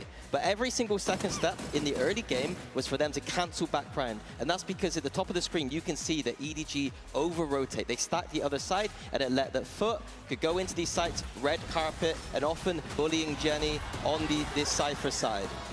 Time and time again, Foot were able to overwhelm EDG because of this. And we have been talking about Foot and the identity and the kind of style that they play with. It very much is a contact-heavy type of play before they decide to go into these site executes where they look so aggressive. But I think being able to create those question marks were leaving EDG looking a little puzzled across the map. Yeah, that's a little bit of tactical depth that I was referring to earlier. Like, they knew that it wasn't just about going in. They could do a 2-step default. They are comfortable doing that. It's maybe not the most technical thing of all time, but to be able to have just another little step to go to, I think is a good sign for this Foot team. It absolutely is. This is a great start for Foot, but EDG have to bounce back if they want to stay in the upper bracket. Let's get a listen in with their coach, Autumn. A bit of a firepower gap for EDG in that first map. Autumn, where did Foot catch you off guard, and how can you win Pearl? Honestly, I didn't expect this losing the gunfight like that on map 1. So I just want to think about that like a warm-up for us. So I hope we can be back. Okay, GG go next is the mindset. And we go to Pearl. You shake your head at that. What do you read of his assessment of that map? The game wasn't lost on gunfights at all. They didn't change anything from what I saw, what they were doing before. They changed the composition, sure, but a lack of proactivity, a lack of aggression. If Coach Vlad is openly saying it in the interviews, I'm saying it here, I think there's the wrong read of what went wrong that game. I think on the attack as well, they needed to get off on the right foot, and we saw them getting caught up in mid, right? When we think back to plays that they had previously in their grand final, it was seen through here as well, and so Foot were able to kind of take advantage of that and capitalize on it. Well, we're going into Pearl, map 2. This is a map EDG banned a lot domestically, but now picking it here, what do you want to see change as they lock in this Jet Phoenix? So, watching the VODs, I think the EDG on the attack side, too much mid-defaulting for my liking. If they do that this time around, Foot are going to eat up on these extremities. I think that Foot were very good on the defense last time. They couldn't just convert late rounds. They were getting these extremities. They're getting the macro advantages. They just couldn't quite close out some of these rotations. And I think that if they watch the VOD back, I think Foot are in a very good spot on this defense. I think something to keep an eye out for is this sniper head-to-head between Sop and Kong Kong. We didn't see the value come through on the first map from Kong Kong, but he needs to step up from this one. Both these teams waited years to be back in global playoffs, but for Foot, they've delivered already. A map away from victory and knocking EDG down below. We head into Pearl with Bren and Sideshow. For EDG, this This is their chance now to see and show and prove that they can bounce back after getting smacked around here. The fans wanted, they themselves wanted, I think, an opportunity to prove that this isn't going to be like other global events recently that EDG have attended, where they haven't lived up to the expectations. And that form of prestige that they've earned prior, where trophies were being lifted, they want to return back to that form, but they have one hell of an uphill battle to do it in this match now. EDG, they are the hope of China, and hope can fuel you, but hope can also be an anchor if it comes with expectations, and at the moment, EDG are struggling under the weight of those. They're going to take a bit of B space. Foot, ready for it, reading it. Feels pretty similar to the way that EDG were playing in China so far. Already walking up, there's going to be mollies laid down towards the back here, but the supplementary spam is there. Stun matters not. Kangkang's able to find that kill. Sociable though, the attempt now. Foot are just flooding all the way into this. Kills in to be found. They're crossing up these players, and now with a spike out into the open. Chichu, good luck to you. It's a high-low already being cooked up. Jump spotting by Sop, looking for signs of life.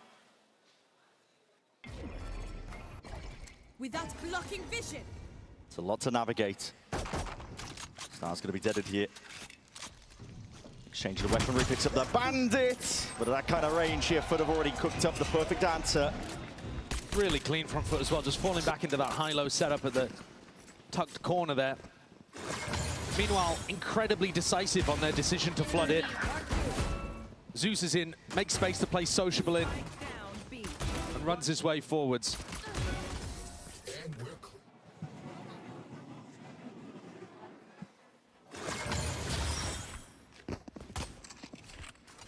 But there was going to be that turnaround. I'll have to wait a little bit longer.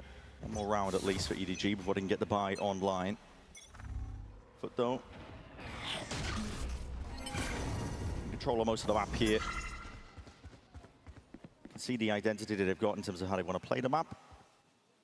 Yeah, they're going to get A main, B main control. Yeah, going to get pushed up really deep on the outsides of the map while they leave the trip to cover the insides, along with initiator pairings, basically. You are hard committed here. There is no backing out of that one, and the flash will at least come and ring out true. Crystali underhanded. He's going to be cleaned up as well. So not the cleanest affair by Foot. No, very committed position to play on the anti-eco. Don't mind that on a rifle round, but they've offered EDG an opening. These are the kind of opportunities you can't afford to let slip when you're down 0-1 already. Right there. But the outsides of the map are squeezing in on them here, Bren. Yeah, they have a level of awareness in terms of where they could be. A main control. It's theirs. It's going to be locked down by Sop. The trip's still active. Really, the only question mark is going to be that Suez angle, but even that is being watched ever so slightly. They've cut noise, but they haven't actually done anything with the space. They're just hoping that players from Foot walk into them. And there it is. First player drop now of the remaining three. EDG looking to see if they can make a move onto the side. Trying to clear up towards the back of the side. It's an instant trade by Chichu, but now he's in a 1v2 plant. Full committal. Zeus is just right there behind. So two players survive on for Foot. It's a damaging eco, I have to say, for EDG. Definitely pulled out a couple of damage and potentially guns as well that might be lost, but yeah, they managed to still keep the Phantom and a Bulldog into this round with two players having that light armor. It's really not that bad, I think. One of their players only half bought. But Kangkang, EDG, they do like to go towards art. It's an area of the map that EDG like exploring. And so if Foot are holding art a little strangely or weakly, the two initiators playing in spots where they can't get help as easily, that could be something that EDG put a bit more pressure on. My concern, though, is with the outsides of the maps, with B main, with A main, with how they deal with Sop's chamber. I am with you. Because he's going to get pushed up on deep angles. Taking a lot of liberties with it now. We're seeing A main fight delayed here by Foot. They're just run out of knife, getting the acknowledgement that nobody's there. But EDG were waiting in the wings. They were just out of range of it. Fowler's going to be catching, though, and with that connection. Big miscommunication there from Foot on who was going to break the haunt. Covering it. I think Sop was supposed to break that to play Yedajay into the corner. Yedajay's now going to push up. They knew that he was tucked over towards Cubby. This is very dangerous. He's pushing all the way up here. Might be able to hear the signs of life, but everybody's walking up now, and he's cutting it up close. Surely we see the clearance. Nobody's walking right in. Astral form, hold on, gamer timings! Just the one before he goes down, but that is a ton of information. You're immediately seeing it. Rotations about here by Foot. Great migration being made over towards this B site. Util going to be sailing out overhead as well. Anything to get EDG in a position to plant will go down with no pushback. Last time Foot flooded, but this time Zeus not in a position to help them, so they've got to wait and play a set retake. Crystali, though, with double flash and a nade to clear out halls. Foot are going to have a chance here. See how clean this one is. They're working with the bonus weaponry at the end of the day, but now already making the moves. No clearance into the corner. Kang straight there. Smoggy makes sure to lock it all down from that main avenue, and good crossfire setups. EDG, 3 players surviving. Too much damage done to their economy, but critically around on the board. Autumn's interview was illuminating for a number of reasons. Mini's already gone through one of them, but I'll bring out another one, which is that they didn't mind Haven being in the map pool because they're looking towards maps 2, maps 3. That means that the time off that EDG took had to be in preparation here for maps like Pearl and Fracture. Pearl, EDG only played 1 time in China. It was in the grand finals when they were forced to, and they did win. But it had previously been their permaban. They found my trap. I like the emphasis here. Taking a bit of lane control. The pack of players, but Soft was unaccounted for. That deep push-up. So Rendezvous is back, but they're losing control of this one. Yede's going to be surely coming this one to them, and bit of spraying and praying in through the cloud burst, but your back's opened up. Headhunters and wide into the open, and the shots do go wide. Smoggy all popped off.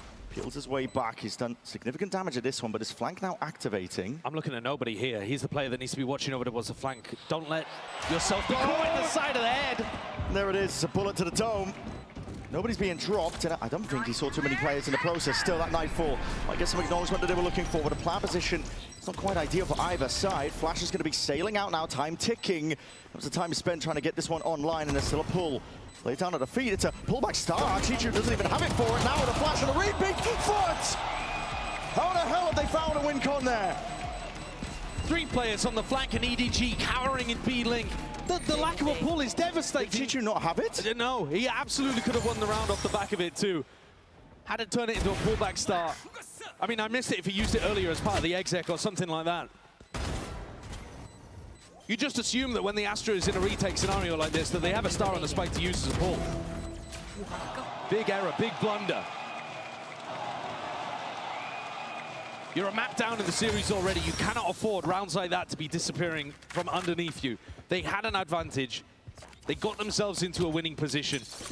Fumbled a bit on their positioning and their awareness of a flank retake, and it all comes crumbling down. The money, it's in the bin. During that grand final, though, where they were playing on Pearl, Smoggy was one of the key players.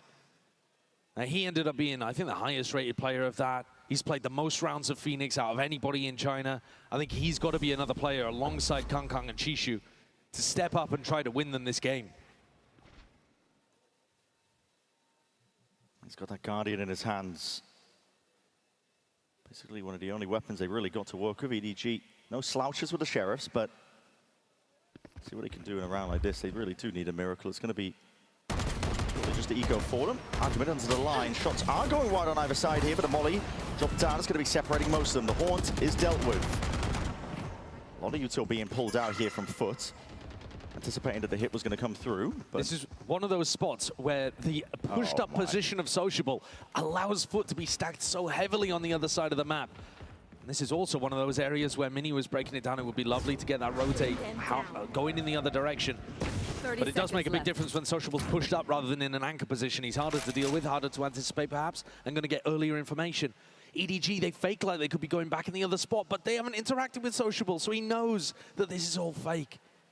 As they're all going up through lane, which is not the case. The stack of bodies has not budged. They have not moved. Foot looking to hold this one back. And util seems picture perfect in the process, doesn't it? Crystali's weak as anything, but still the team is by his side. And Yedeje is just tearing them asunder now. Time down A. Fully running out, fully out of the mark. What a round by Yedeje. Danger lurking. It dissipates nicely. For Foot now a lead 4-1. This is no slowing down from map 1 to now. One of the dangerous parts for Foot at Masters London has been that their prep work is so good and the usage of their time off after EMEA has been so precise, so excellent, that they now don't really have a bad map, apparently. Or at least from the ones that we've seen so far at Masters London. even Pearl, when they've lost it, it's been incredibly tight. Come down to some missed clutches, some slightly fumbled post plans, stuff that they can work on. Fundamentally, again, they are playing the game better than EDG here. EDG's game plan's just getting rocked here. You could see that they were preempting a fast play, a fight towards A main, but realizing at the last second he had to sidestep this knife that's been thrown out. I think 4 players got detected by that. Yeah, potentially. Sociable, though, has put himself in a very risky position here. It's just these deep pushes. They get the info off the knife, double push up as well. It's a bit of a high-low, and they're watching for the peak entirely here. Sop, already well trained, but it is that clean-up. Sociable, what is this? From behind, they still haven't dealt with Sop, but this operator still looking to see if he can remove most of this one. He needs to peel back to safety! He's overstaying, isn't he? Not worried about it. Rendezvous was way out into the open, yet still he looks like he wants to post his way up once more, doubling, jumping up towards it, trying to lock onto the domes. Barely missing, these shots whistling over their heads, and EDG, they can breathe a sigh of relief, but not for much longer. They're going back into Sociable. Yeah, this guy, there's going to be a dagger to the heart. That's a spike drop down in their laps. All Sociable has to do now is buy time, peel back, play his life. There. Pressure is on EDG to clear out the stragglers. 30 seconds left. Down. Does a good job. There is an opening here over towards A, but Foot are quickly trying to plug the gap. It's a Foot race over to the A side. That Cosmic Divide helping them get in by art. It looks almost impossible for EDG to get past this. Preemptive Jenny takes the time just to pick up the ore, but that's going to be a knife connecting you. Suppress, you can't use anything in the process anyway. And this Cosmic Divide, it locks you completely out. All the way forwards, the appropriate angles watched for here. They don't stand a chance, not into it. Foot with these deep pushes, there's information they're gathering throughout the map. Sociable, it's been aggro as anything, but it's been exactly what they needed. They've been able to just stack these players into the most important areas of the map constantly now. Look at this from Kangkang's perspective. Can you imagine somebody doing this to Kangkang? This is the kind of thing that he does to players at global events. And yet Sop and Zeus, Sop especially though, just bringing the fight to him at all times. EDG are going to take a tactical timeout here, and I think it makes a ton of sense. This is the first round where EDG have really noticed that push out on the defense side. We can see it. We've got access to the full mini-map. But for the brain trust over at EDG, Autumn should now be able to get the read that Sociable is pushed up very deep behind them regularly. And to me, the Coinbase win condition is baiting that out and punishing it, frankly. You want to be trying to bait Sop onto these deep lines, bait the push out of Sociable, and go back and collect him. Or even have a look at they're ready to punish him in the first place. We've been mentioning it all throughout this series on top of it. I mean, Foot, got to give immense amounts of credit to them. I think they are well prepped coming into this matchup, despite that EDG have had a ton of time off, a lot of time to work on their map pools. EDG have also changed their coaching staff enormously, right? You might be familiar with seeing the Chinese members of the coaching staff there in the booth, a co-head coaching situation, and yet now it's Autumn fully taking over that. They even picked up an Australian assistant coach at the beginning of this stage who was previously making YouTube videos titled stuff like, "This is how you fix EDG." We saw evidence of that in their own region in China. EDG were back on top, but this is a tough and rough beginning here. The squad that was hoping to put their best foot forwards, especially representing China as that #1 seed. This is EDG gearing up for a bit of an exit. I assume this is a pump fake, but no, they're just going for it. He's committing it now. He's only got the stinger in his hands. He's looking to see if he can make his mark forwards and known. Sociable is already inserting himself here, sidestepping, lining them up though. Jenny is right there, and his shots have all gone wrong. The adjustment, spray control, not on point here. Yedajay only getting the one. Collapse of the Foot defense here. Cristali has got a lot to do in a spot like that, and he is just completely unaware. Mastercard thrifty. EDG needed this one, ordered up for them, something to get the momentum back in their side of the court. Yeah, they've needed a miracle round like this for the entire series so far. Both of those players, Zeus and Sociable, completely lining up here. And Sop on pretty much the same angle too. Easy work for the Stinger at that kind of range. And this is one of the first times where EDG were actually able to just take an extremity early on. They dominated B long that round. There wasn't too much resistance. Foot choosing to fight over A here as Sop goes solo towards Pillar. D5 forwards, looking like the GE default. Horns not broken in time, and that forces Sop to respect it. It is a good default. You can see how much pressure it puts there onto the chamber, but they've lost a main in the process, and Zeus, Sociable, they are not going to give this up lightly. Tank side operator, Kang. We've seen phenomenal stuff from him. A lot to deal with, though. It's off angles on off angles for the A main hold. Smoggy, though, just completely rips the head clean off, and Zeus following up. Not long for the ward. He's going to be forced back to that spectator seat now, watching in wonder to see how the hell his team can possibly find a way out of this one. Side control here for EDG. Well, taps from nobody, looking for the next signs of life with a util. Nade will fly forwards here, and these are open sidelines. Nightfall is committed. This is desperation now. EDG looking to see if they can fight away and batter potentially some respite out of this situation. 2v3, hopping over towards the box. That blind is everything there, and Crystali just didn't quite spot it. Jenny, though, cleaned up, cleared out. Missed shot from Smoggy, hold on to 2v1. Ults are ripped out, but it wasn't even necessary. Accounted for by Sop over the shoulder. The defense was there. The Foot fans will be absolutely loving that one. These are the kind of clutches that they couldn't convert in the previous games that we've seen from them in Pearl. Playing against Vitality, they're the ones that were in the post-plan scenarios with all of the advantages. Watching it trickle away from them. Here they convert a 3v5 retake. Should have never happened. Should have never happened. I was all ready to praise EDG. Their spacing's been so much better in the last couple of rounds. But Foot, they are never down, never out. Can't hold shit. Sop is a menace, bro. He really is. That guy's got a Champs trophy. Foot making a name for themselves as the king killers at this point, taking down NRG. EDG next up. We'll see this one. It's fast, it's loose, it's a bit of util to supplement, but the peak just off the back of that stun. Zeus is immediately traded out and cleaned up. Sociable, hold on, what is this? Collapsing onto them, Yedache. Flexing a little bit, Chichu's right there though, able to respond. It's another scenario where EDG have got themselves into a winnable position, but Chichu does not have a pull. Something to keep track of. He's willing to use these in the middle of these engagements, these brawls, which means that they probably still need to be a bit more active in this pose plan. Rifle reclaimed here by Sop. They've split up. Doubled up, they have split up. Looking to cover more ground together here, but this could be disastrous for them. It's a plant potentially there for Heaven. Star's going to be laid down, watching forward, good adjustment. Snap back, brings it into the 1v1. Crystali left guessing. And Jenny with that wrap is the insurance policy this team needed. Super well played round by Shishu. First one where he's been able to stamp his impact on the game. He helps clear up this fight with his team in this scenario too, rather than being on a bit of a lurk play somewhere else in a 4-1. And that snap onto Sop. And the fact he escorted Crystali in a deeper position. I mean, ifs and buts from the Foot coaching staff, but they can't be too mad about it. They just won a 3v5 retake in the previous. But that is going to knock them down onto an econ. It's the first time we've seen EDG really fight back. They have a bit of respite, don't they? Foothold has been found. We'll see though, hot shots fired out and accounting for this corner, but we'll see if nobody's got it in his mind to clear this one out. Hold on, sidestepping, Guardian! In the hands of Zeus, strikes them down. It's up to Jenny, and he does respond, at least cleaning up those kills, but they're already a player down, and this is not how you wanted this round to go. The Foot duelists have just been so happy to take those challenges. And why wouldn't they be? They've been good for it every time. Having said that, though, wrong read from Foot here.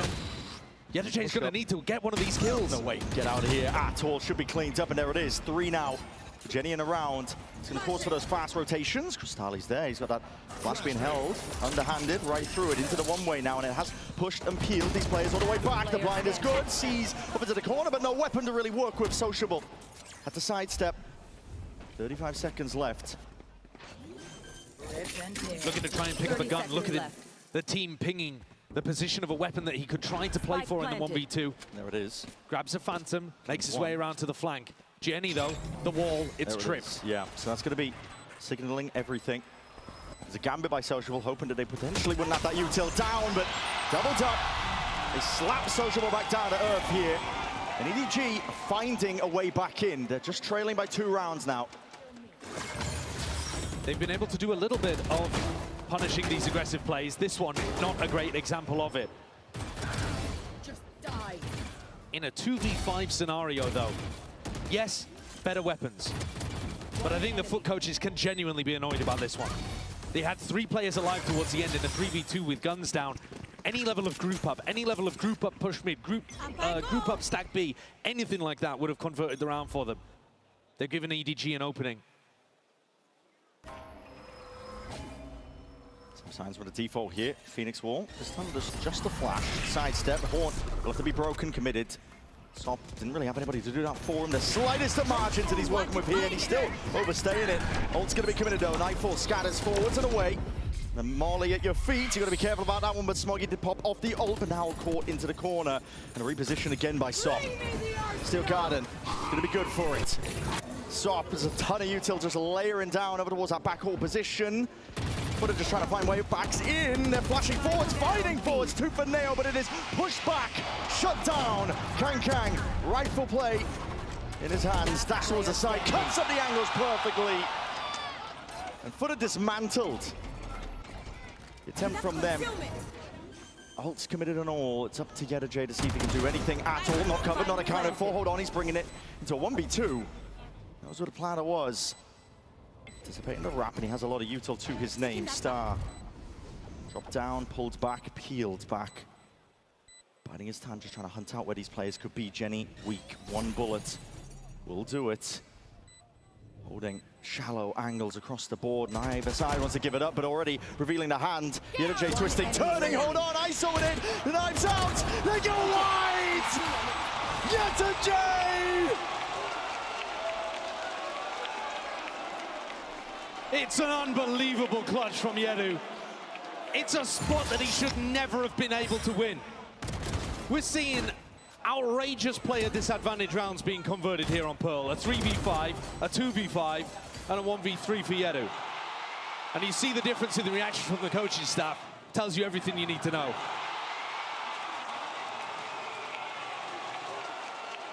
EDG, just when they feel like they're starting to get the rhythm of how FUT want to take these fights, how they want to flood, how they want to brawl, they're still not clean enough to convert in the moments that matter.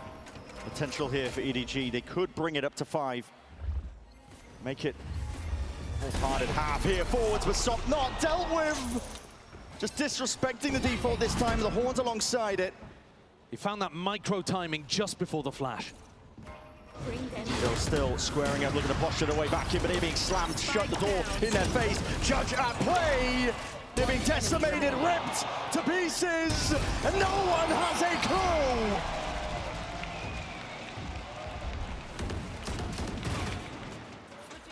FUT get back into things, powered by these clutches, and also by the disrespect, by the willingness to take the fights into EDG. I think they also got a read by the end that EDG were just going in the same direction as their early pressure. EDG tried to keep things simple. Played right into FUT's hand.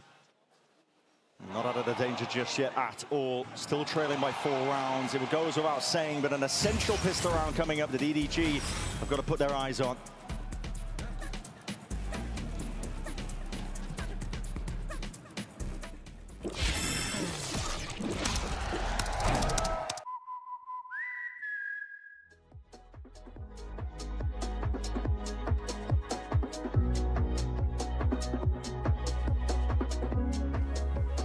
Jen here with Sociable of FUT. Sociable, when you were prepping for today's matchup, what stood out to you about EDG?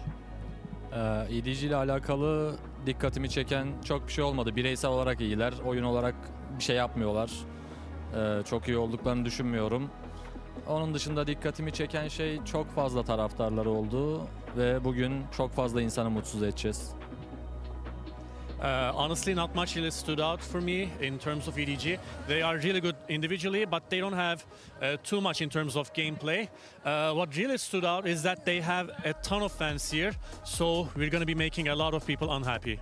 Oh, okay. But people could be happy to see you perform really well and get that win, so good luck today.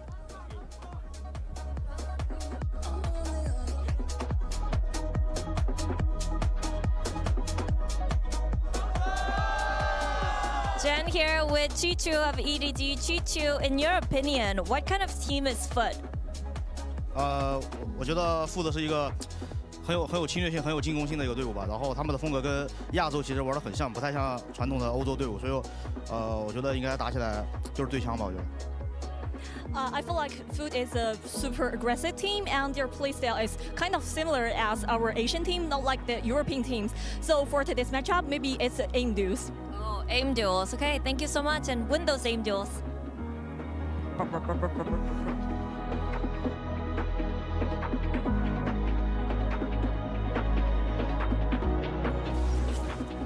Make no mistake, we might be in a copper box arena, but Foot, the EMEA team, they are not the fan favorites here today. It's a packed arena, a packed out crowd. They're hoping for any signs of life from EDG. And they were right, Sociable was right. They are making a lot of people unhappy with this performance. Foot have been in control from minute one. There were moments in this map where they've let it slip a little.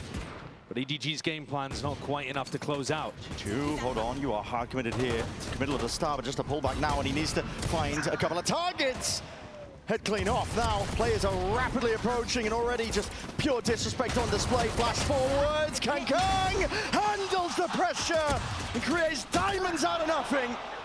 It's a three-piece for him, and he might have just salvaged the entire operation. It's up the J.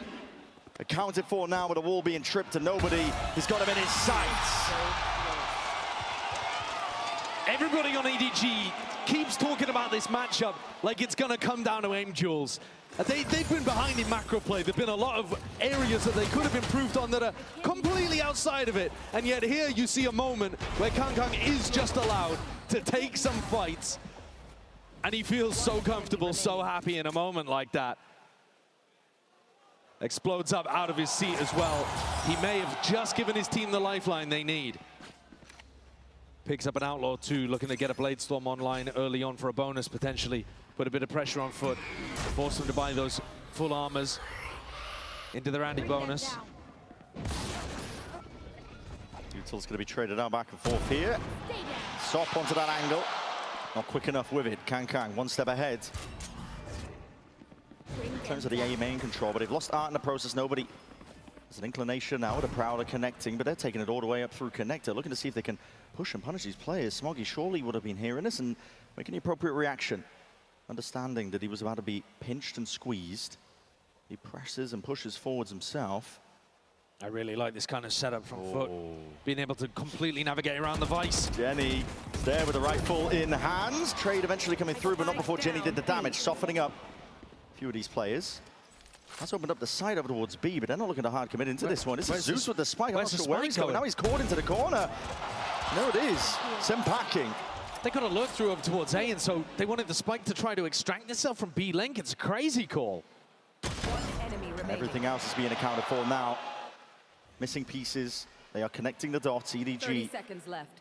Sociable could have been the playmaker in this round after that rifle was dropped. It was a nice idea that he came up with, but this is going to be EDG fairly easily cleaning him up and recovering this Vandal. I think odds-on best decision here is literally just to toss the gun off the map sometimes. But we'll see if he makes a play for it. Nice. See if he looks to keep it. Yeah, he might be looking to just save it at this point. Left. There's no way you win. We can see that there's no EDG player hunting him down either. They want to play this one safely. How many times have they been in a winning position? This half has started out nicely. They're not there yet. But the scoreline is starting to get a little more level. Keep fighting. And they've got a chance here. Especially if Kang's able to hit some shots. Sociable and Yedajay looking to come into this round with light armor. No, Sociable upgrades. Kang's going to have to hit some heads. But that is not beyond him.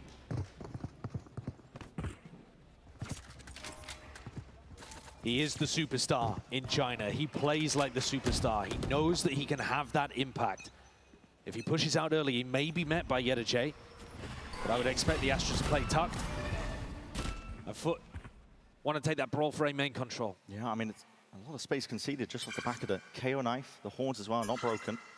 Think about the way that Mini was breaking down their Haven. They went and took some A-long control, and they almost always pivoted away, anticipating that EDG were going to be overstacking. This time, Sociable thinks about retreating and wants to double down. Only for a moment, just until he got seen. Yeah. Forced the smoke out of Chishu. And it has drawn those EDG players from Art back to site. And now Sociable with the same read he had on Haven. looking to pivot in a different direction. EDG, all of that Haven map played like a fiddle in terms of the rotations. So not looking too different. The clearance, losing control of pretty much everything in the process. They have no trip over towards lane, so these Foot players are going to be able to walk all the way through scot-free. Jenny was the player pressured in the prior round. It's going to be on him again with only a ghost. It's barely anything to work with. Scraps. Once it ends, at least with the delay, util is there. The horn not broken in time, so I guess the acknowledgement they were looking for. Trail's going to be leading towards it, and Jenny's just trying his best to see if he can play around these angles, sidestepping. See if he can buy some time for the rest of EDG to flood in, but they are late to the party. Just 2 of them remaining. Kang is here. He's got a dash active, but a shot to go on wide. So Flash and a Prowler playing into that Hall's angle. Zeus looking to lock this one down. Sociable, he went down as a result of it. More util where that came from. We're going to see the C's sent overhead. Zeus steps forwards. The barrel poking out, but sidestepping, running and gunning. Name of the game, flash forwards. Oh my! It's all gone way too wrong! Crostali's happy about it. The game comes right towards him. Smoggy with a 2K got an extra flashback. He'd already used 2 at Halls. This is the 3rd. And Shishu sees nothing but white. Team flash. And also, it's just not coordinated with nobody. I think the call must have been, let's push back Halls together, and Smoggy's thinking to himself, oh, I just got a flashback. Surely we should be using that. You don't have time in these chaotic moments. And the tempo favors Foot. That, though, was a bonus, and Kang now comes back with an even bigger gun. It's the up in hand for him. There's the big boomstick, but this is a fast, aggressive play. Still nobody fading away, rifle in his hands. 2 chopped out of the picture, and it's the biggest hitters for Foot. Losing Zeus and Sop. See if there's a pause to be played for Yidajay. Eager to lay claim to a bit of the space if he feels like it's unaccounted for. The Prowler, though, will put a bit more caution in his step. It's a player disadvantage, but the same game plan again. Jenny alone on B, completely isolated by this over-rotation from EDG. But at least the wall here will give them advance notice. He needs some help. Foot pause. Hesitation. They're not sure how they should play this one. They're waiting for a player to work their way up through B main, but Yedajay's doing it alone, and he's got a lot to clear. And that's meant the EDG defense is now more spread out. They've missed the timing to go back and try to punish Jenny. This is now just a straight-up player disadvantage. EDG are wondering where on earth Sociable's taking the troops. But with Sop and Zeus dead, it is some firepower gone, some sting out of the hit. The wall. Horn's not going to be revealing towards that back horse position. The molly, though, enough to prevent at least the push out, the flood defense. These stars are making it very awkward to see if he can hear and clear most of this one here. And Jenny does hold back that horse position. Critical element at that. Fights to be taken, and 1 out here by EDG. Jenny doing the hard work there and a heavy lifting around like this. EDG now just trailing by 2. You see how difficult his positioning can be on this squad. He's asked to do so much. I mean, early on when Jenny was first added to this team, he was asked to pick up duelists and flex rolls and Yoru and all sorts. Now he's such a critical player for them, plugging the gaps, playing the glue role for the team. He still needs help in rounds like this, but they got the help there just in time, and he was good for the first. Playing the Sentinel role on these first 2 maps for the squad. On Haven, on Pearl. If we go to Fracture, you'll see something different from him. But this is going to be, as far as I can remember anyway, the first tack timeout used by Foot. There's no way they took one on Haven. No, they haven't been feeling pressured until now, and it's good signs of life really from EDG. We desperately needed to see it, and they have shown up. Now just trailing by 2, you can feel the pressure is on, and it's definitely flipped to the other side of things here. Interjection by Vlad and Bambino.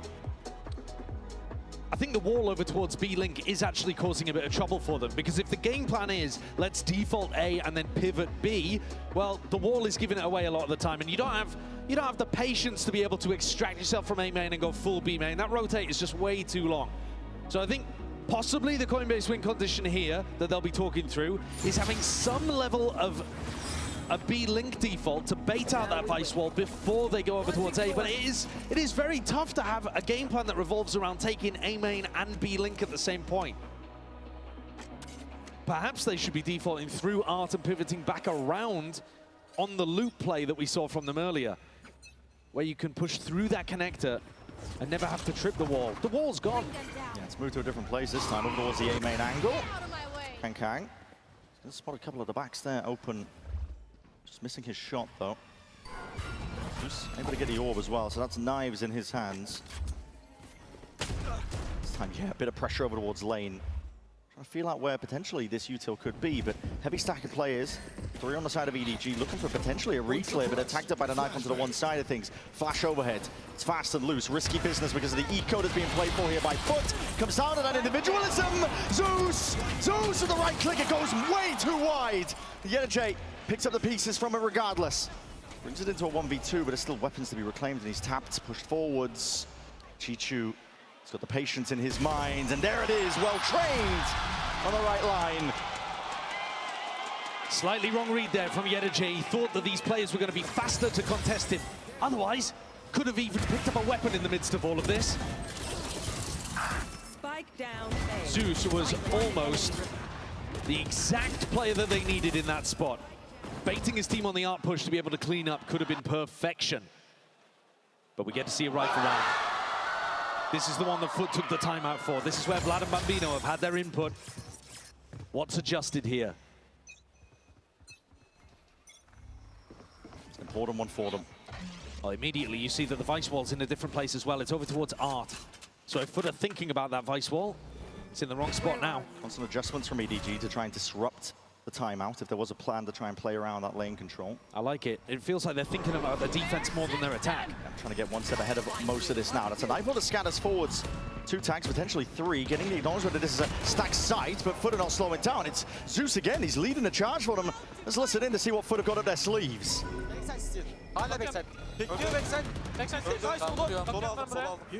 Kuracağım. Nefes dörde içi. Art dikkat. Arta dikkat. Kuruyor. Koruyorum. Provlarım var. Arta provlar atacağım. Sakin. Çıktım geri. Arkaya bakıyorum. Flash'im var beyler benim. Arkaya al. Artı yok. Flash ediyorum. Gelin. Bom. Solu Sağına bakıyorum. Sağına bakıyorum. Yapış. Sıkır. Backside sağda. Foot making the adjustment to simply hit that second wave timing into A. When they've pivoted away before, when they've tried to play a tricky game, this time the coach is saying, guys, just hit him. Just sock him with a big left hook. Yeah. And here it comes. Yedajay barreling in towards backside. And Kankan missing a really important shot there. The A post plants have not been a strength for Foot. But there they choose to try to take the fights into EDG as they're coming in, put pressure on them, and turn the economy completely on its head. The war chest filled to the brim for EDG, despite the weaker buy and weaponry. Recall of the star. We'll see if they're anticipating and expecting this one. Knives out, but it's nobody who's going to be claiming that kill. Ulta popped off and around like this. Yes, indeed. They're already cutting swaths out of this Foot attack side default. Forcing a quick reaction now over towards A, but that is exactly where Jenny is posted. Delay util primed. These players are getting cut up and picked apart now. The Vice just helps Jenny hold on more than the Cypher did on Haven. You see here how much this Foot timing has been stalled. Jenny can now reconnect with the rest of the team. Admittedly, it is going to be with slightly weaker buys. Kangkong should probably give the op to somebody else. He already has the knives. It's greedy. Take matters into his own hands, though. A spot like this, as a Nightfall is committed, why not? EDG winning position, and it points the trails exactly to where the target's being looked for now. Up trap at the dash. Kang, hard clearance. These players are far and away, and potentially an unwinnable position, really. You're going for raw, blind spam, shots in the dark, going fishing for these kills. Another right clip that goes amiss, but still a kill collected. Thanks to Chichu, and now you can square up, make sure you shut out that main angle for EDG to do it once more. That combo that we saw in the China Grand Finals with Kangkang and Smoggy comes through when they need it most. EDG are fighting back here on Pearl. Smoggy using his ult to be able to distract and pull the crosshair away from Sop. They overwhelm Sociable and set up Kangkang for a freebie, and then he's unleashed with Bladestorm in hand. Foot try to hold on, but it's a tidal wave of EDG players running at them, and the economy is now just flipping on a dime. Foot themselves are on a thrifty round. Zeus miles away from the Bladestorm, but Sop Sop is always dangerous. Always. Doesn't really matter what the guns are in his hands. Both teams making an earnest effort, doing some damage here. That's a leg shot. Sop weakened up. Still not TPing back though. He's going to be sending with the rest of the team, and they are full throttle all the way forwards, trying to overwhelm this position. But Kang steady aim, calm composure. The reinsertion there of Smoggy announced himself to the conversation and the fight. Slam it down these players. Needs a bit of a bailout. Smoggy is right there by his side. 10-10 at this point for EDG, firmly back in it. Foot were all smiles, all taunts on Haven, and now it feels like they're getting wrapped up a little bit in the aura of the crowd, the aura of the moment.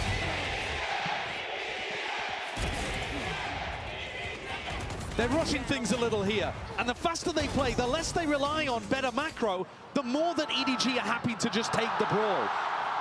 It's in moments like that round there that I understand where EDG's read was, that Foot play a bit more like an Asian team, an APAC or Chinese team. I think Foot need to rely on being able to take space away slowly, squeeze EDG out of the map. But they're losing their heads a little. Composure, something spoken about with his Foot squad. The beginning of the tournament, at least, about their inexperience and seeing what they could do. They've kept their head above water to earn themselves a spot here in this playoff game, but EDG is showing a different level. The experience differential right now as they are weathering the storm that was thrown at them. Finding answers straight past it. Instantly there, Zeus dash back. Able to trade at least one of the kills, brings him to a 4v4. Heavy emphasis and pressure over towards this one. Corner not clear. Jenny's here now, tucked tight. Already found himself one, maybe even two. Yes, indeed. EDG cutting the opposition to pieces. There's no hope, there is no mercy. They're looking to take the lead, but it's up to Yedajay. Spike needs to be retrieved. 35 seconds left. Time is of the essence. They know exactly where his position is now. Chichu and nobody going to be ensuring to play this one. It's a high-low setup. He won a round like this before, though. Trying to leave no room for error. Prowler can't be sidestepped, has to be broken. Yedajay. It's a pullback there from the star. He's got one more at his disposal. Going for it once more. This time full committal. Ball not broken. Revealed! And a highlight changes the game. And with that, EDG take the lead in this map. There are so many individual moments here.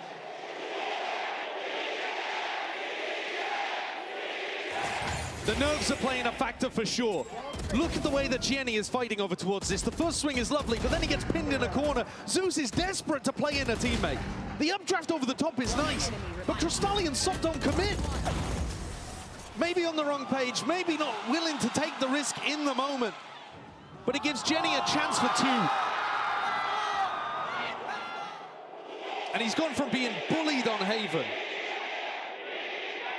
to finding his moments here on Pearl. And Foot, they now stand in a very difficult position. Another timeout. These are jeers from the crowd. They've made themselves the villains. They've made their bed. They got to live with it. They got to sleep with it. And what a turnaround, because if you think about the run into Masters London, the mocking and the jeering was towards China as a region, people not giving them the respect that they've earned in previous years, in previous tournaments, but it's been a bad run of form recently in tournament after tournament for China. XLG, though, earning their spot in playoffs here at London with a big win over Global.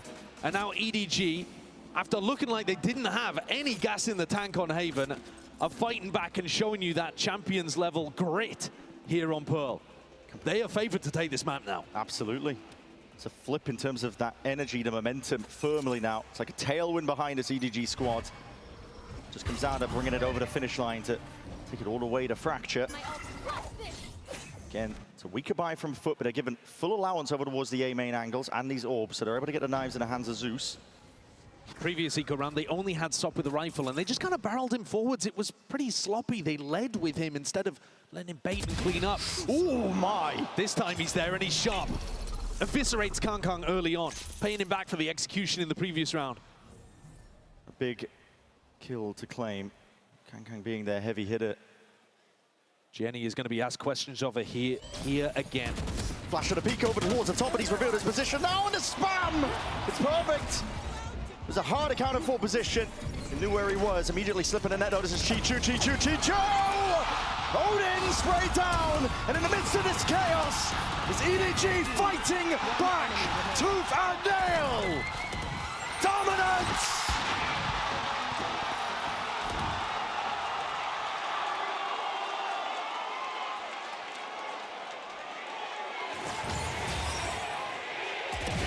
Chichu is in there so much faster than you would have expected in previous rounds.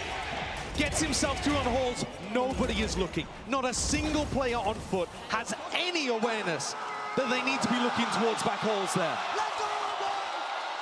Because Jenny's been the only player in that spot for the entire defensive half. Yeah. But now that things are getting looser, EDG are finding their timings and their moments, and we have another rifle round, possibly to end it. An all-out brawl, an all-out brawl, the pullback and a star! The fight wasn't ready for EDG. Caught unaware here, Smoggy with the disengage all the way back, but that's a knife tag, and he's not going to have any more util to play with, including that ult in the back pocket. He's stuck here. It's about finding your way forwards, but the trading and the scaling is just immaculate. Foot don't let anything slip here. Chichu and Kankan hoping for open sight lines, hoping for access to potentially a player or two. Anything to even this fight out. Dash dissipating, but acknowledgement there. They clear out the default spot. But how do you deal with Art? How do you deal with Main? That's the next question. The obstacles will keep piling up. So Start is committed here. Chichu poking out a bit of the barrel here in an attempt here. It's all or nothing. Bit of spam, but the body block just goes awry. Not able to account for it in time. Still Kankan sharp on it, but a wrap around. Zeus, a 4-piece to finish that round up. Foot are not done yet. When the road gets tough, Zeus is there, helping Foot plow onwards. He was absolutely magical in their most recent game. And it feels like any time Sop is not dominating, Zeus has an opportunity to take over. This 1-2 combo is delightful.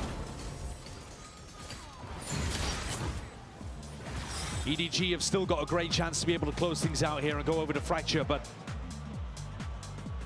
the balance, it's all on this next round. And EDG are going to take a tactical timeout to try to adjust what they're going for.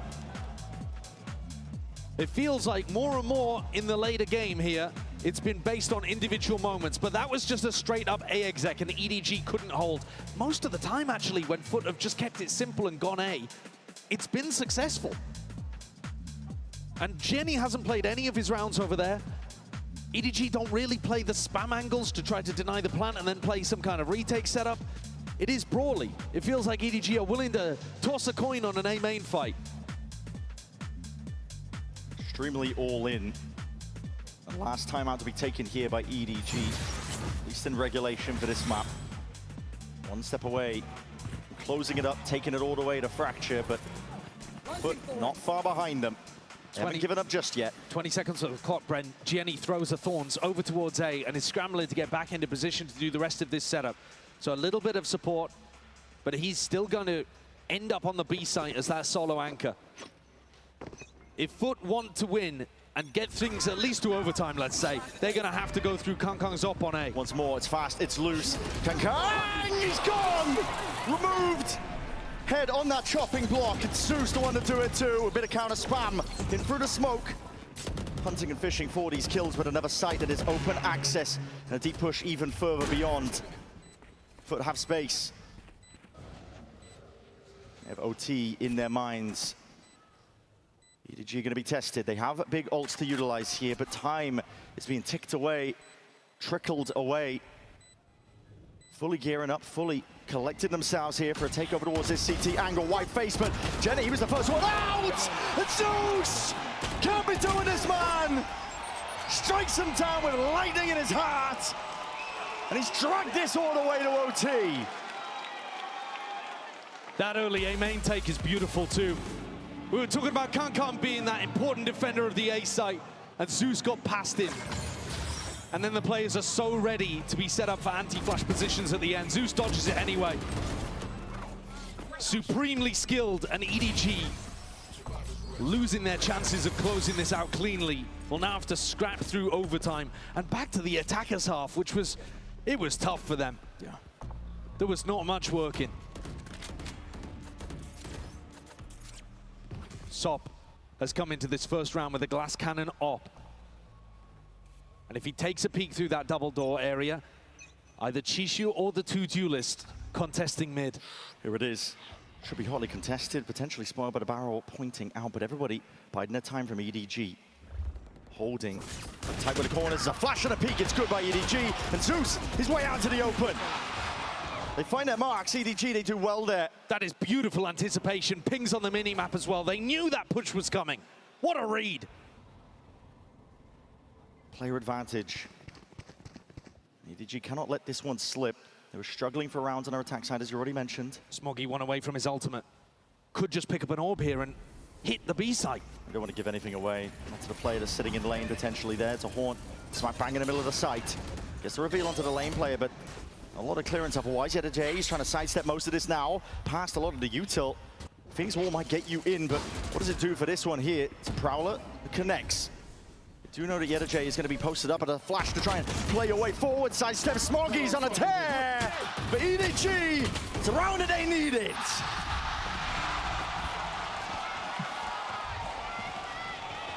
This team, the Hope of China, they secure another map point here, looking to push things towards Fracture. This is only the second time that we've seen them play on Pearl, and already they're adapting their game plans really nicely. This anticipation of a mid-push is a beautiful way of opening an advantage for yourself. And then they group up, keep it simple, hit towards B, and bait Foot into making the first move. Zeus has been the hero on the other side. Can he deliver again in another scrappy A fight, or are we going to map 3? No, a full fight, but a molly has to be sidestepped. It's a fake of the A main brawl, and they're back towards mid early on. Sop walking forwards. We've not seen the arc trap play too much, but EDG are pulling out some nice stuff here late in the game. About to trigger it. Prowler's broken. Biding their time, and now they take it. It's perfect! Picture perfect, but how do you escape from this one? Gastali puts a stop to it. Immediate 2 kills now, flooding forwards all the way. Nobody is going to really stand up and step up into all this pressure. We're going to see if he can slap down the attack that's coming his way. Stars, Util, full throttle, the season to the corner. This guy's not stopping.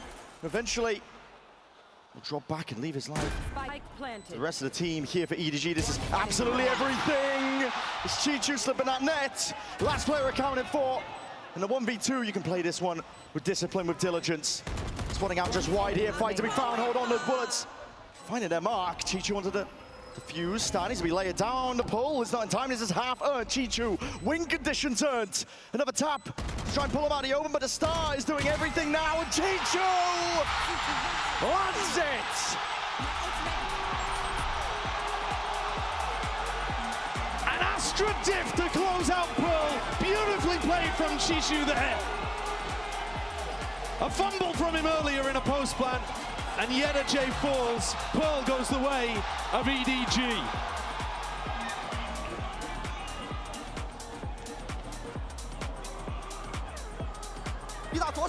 Nice!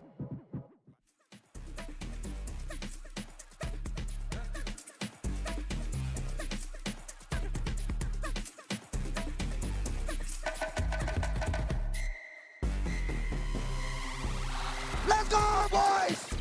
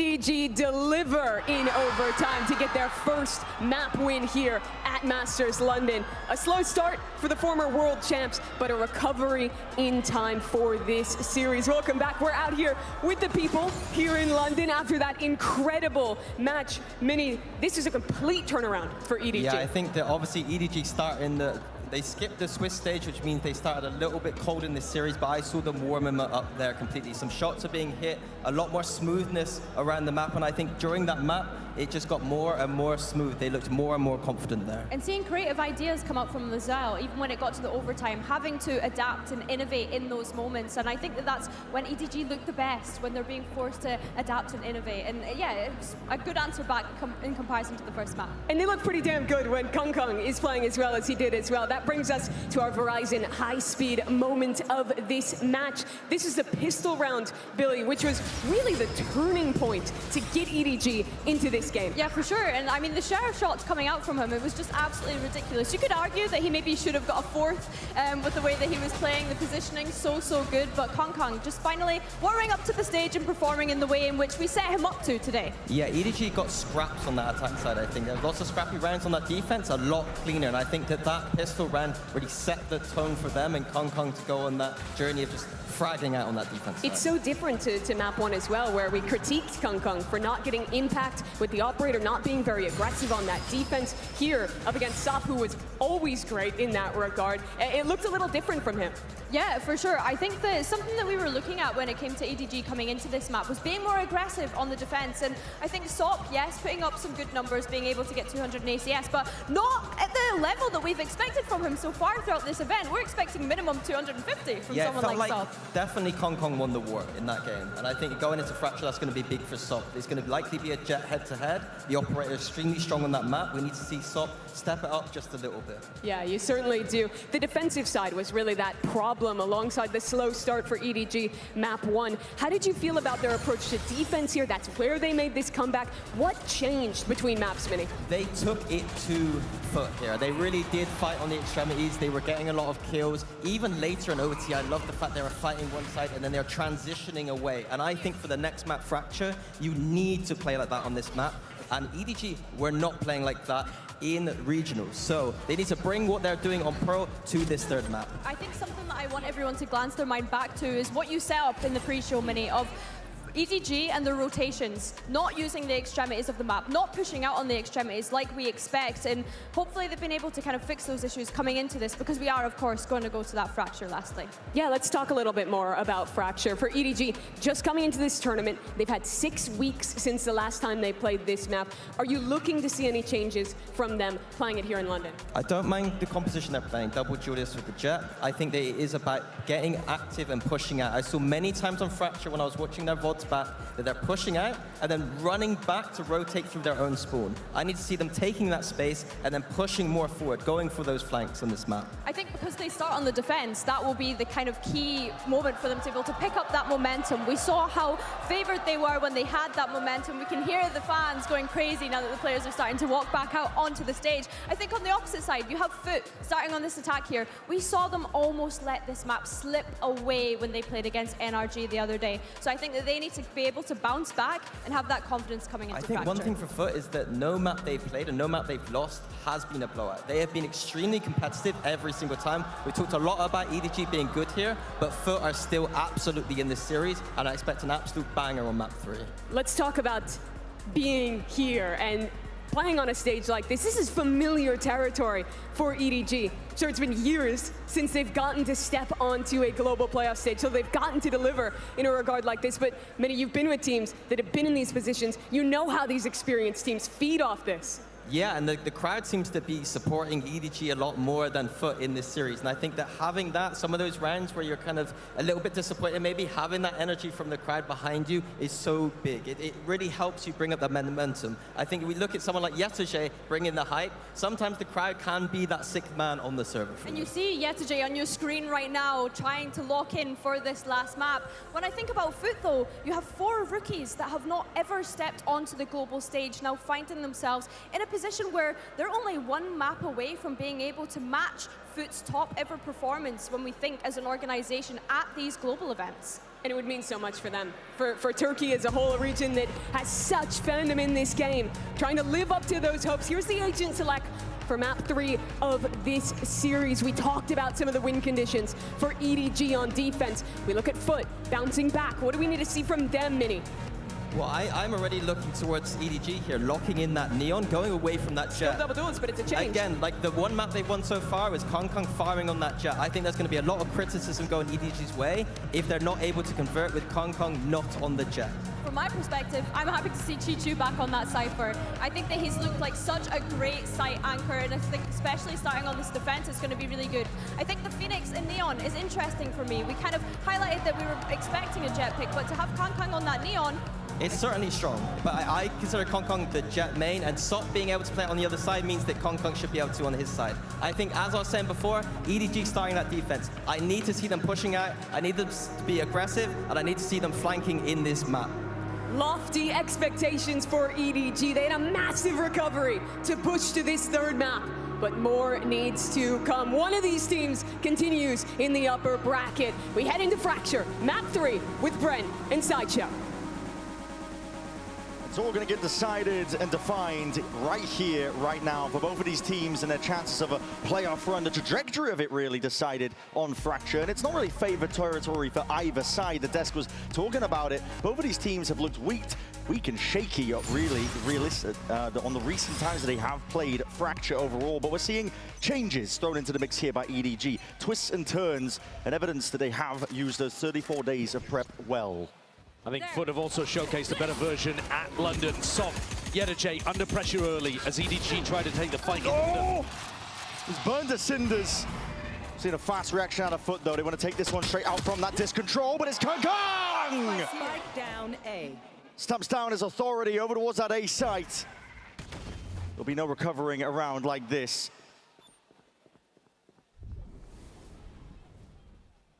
Pistol round vitally important. Sociable looked his way in, but now accounted for fully.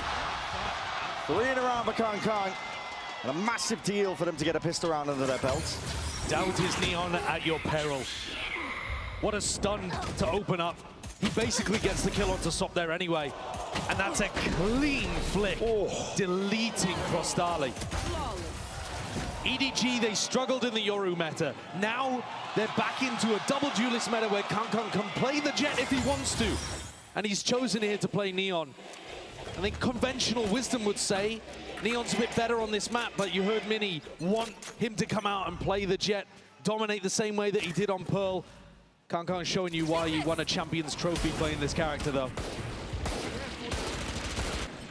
Cam's going to be broken here, bit of presence across the board. This is the major thing that Foot does on their attack side, is a Dish default. 3 players go towards Dish, leave Dish almost every time. Oh, hold up. Nobody potentially overextended, but no, it's just a Cam. Like a siren at sea. Sociable couldn't resist, but stare at it now, and Chi-Chu sidestepping. Nobody's got to be careful here. Doesn't want to donate a weapon. The nade at his back is going to be forced to swing out wide, and it is capitalized off of. Could have found a way in here. Wedge over through that arcade side, just about hammering it now. It's another one of those spots where nobody chooses the more aggressive angle. And he's donated Spectre over towards Sop. Foot cancel, though. Yeah, the call for the cancel here, but still with his sightlines watched.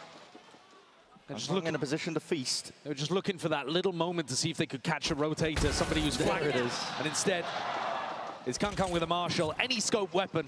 30 seconds left. He's at home. Yeah, you're going to see the best out of him. Already knows where the signs of life are. No scope will do the job. Looking for that fourth, and give it a Chi-Chu. Still happy with it. Strong beginnings.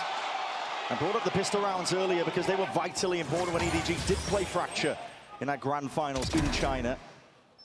Ends up losing both of it and the bonus conversion. I think this game, this final map, comes a lot down to how well prepped they are. Like, not only have they changed their composition, but we saw that that did not work on Haven. So they need to be coming into this game with good theory, but also good ante. You've seen now multiple times this new version of Fracture from Foot. You knew who your opponents were. Very slow here. Attempt of a bit of a crunch onto the north side. Anything to punish potentially. They see the Cam, though. Bring them down. Gives any acknowledgement that the pack is probably leaning towards the south side of the map. It's norm usually if you see that Cypher cam. Foot eager to take a lot of this space now, contacting all the way through, trying to get away with murder. See if they can avoid using too much in terms of util. The fight's going wide here, and Kangkang's that play with a rifle in hand. Shuts it all down entirely. Already watching and accounting for this sand angle. Shots fired straight through the box, softening up the opposition. And too much to account for, but Jenny's right there. Side by side, reciprocating. The cage making noise though, and Chichu will be cleaned up. Spike down though. Drop to the feet of Jenny. Got the smoke to replace it. Sociable, weak as anything here. Bonus round. Looking likely, EDG in a prime position here. I have retrieved the spike. Only 38 seconds left to get the spike back. Not being watched for, but your options are so damn limited. Jenny's been an absolute monster in this round. He's thinking about sticking around. He's wondering if Yedajay is going to go for this exact play. This Spectre's already tasted blood. And Yedajay with only 30 health is going to walk straight back into it. It's an off angle. Jenny's got to be favored here. Yedajay weak as he is. Time fully against him, and he bides his time so damn well. 4-piece for the bonus conversion. That's more than momentum. That is a pure statement to slap under Fracture for either sider. He's the hidden hero today for EDG. Came up in some massively important rounds for them, defending often fairly solo with the Vice on Fracture. On Pearl. He couldn't get it done on Haven. He was getting absolutely bullied at backside on C, but puts together another very good round in an anchor position there, with only a Spectre. And a couple of whiffy moments actually from Foot. The deeper that this series is going, the more they seem to be running out of stamina. You'd like to see a resurgence from them, and there goes Kangkang early. What? How has Yedajay got two? 2 kills in the blink of an eye, and I'll put in a squeeze onto Chichu, following up through his 15 HP. Gonna take sharp shooting, and he does at least dismiss Yedajay. Threat of that one onto the flank, not found, yet jumping all the way down, Zeus.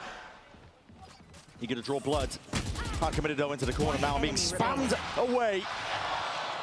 Rifles paving a way to success here for EDG, but still tenuous. Cristali, it's not planning for him. There is quite a lot of time pressure here and lots of corners to check. And they got the Sheriff though, it's gonna have to be sharp as anything, offering up these kills, and he just misses the opportunity.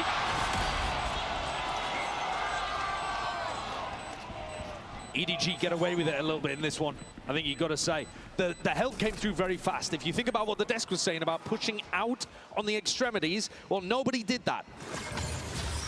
He sprints out through the north side and comes around to try to put pressure into the back of Yedajay and forces this fight into Chishu.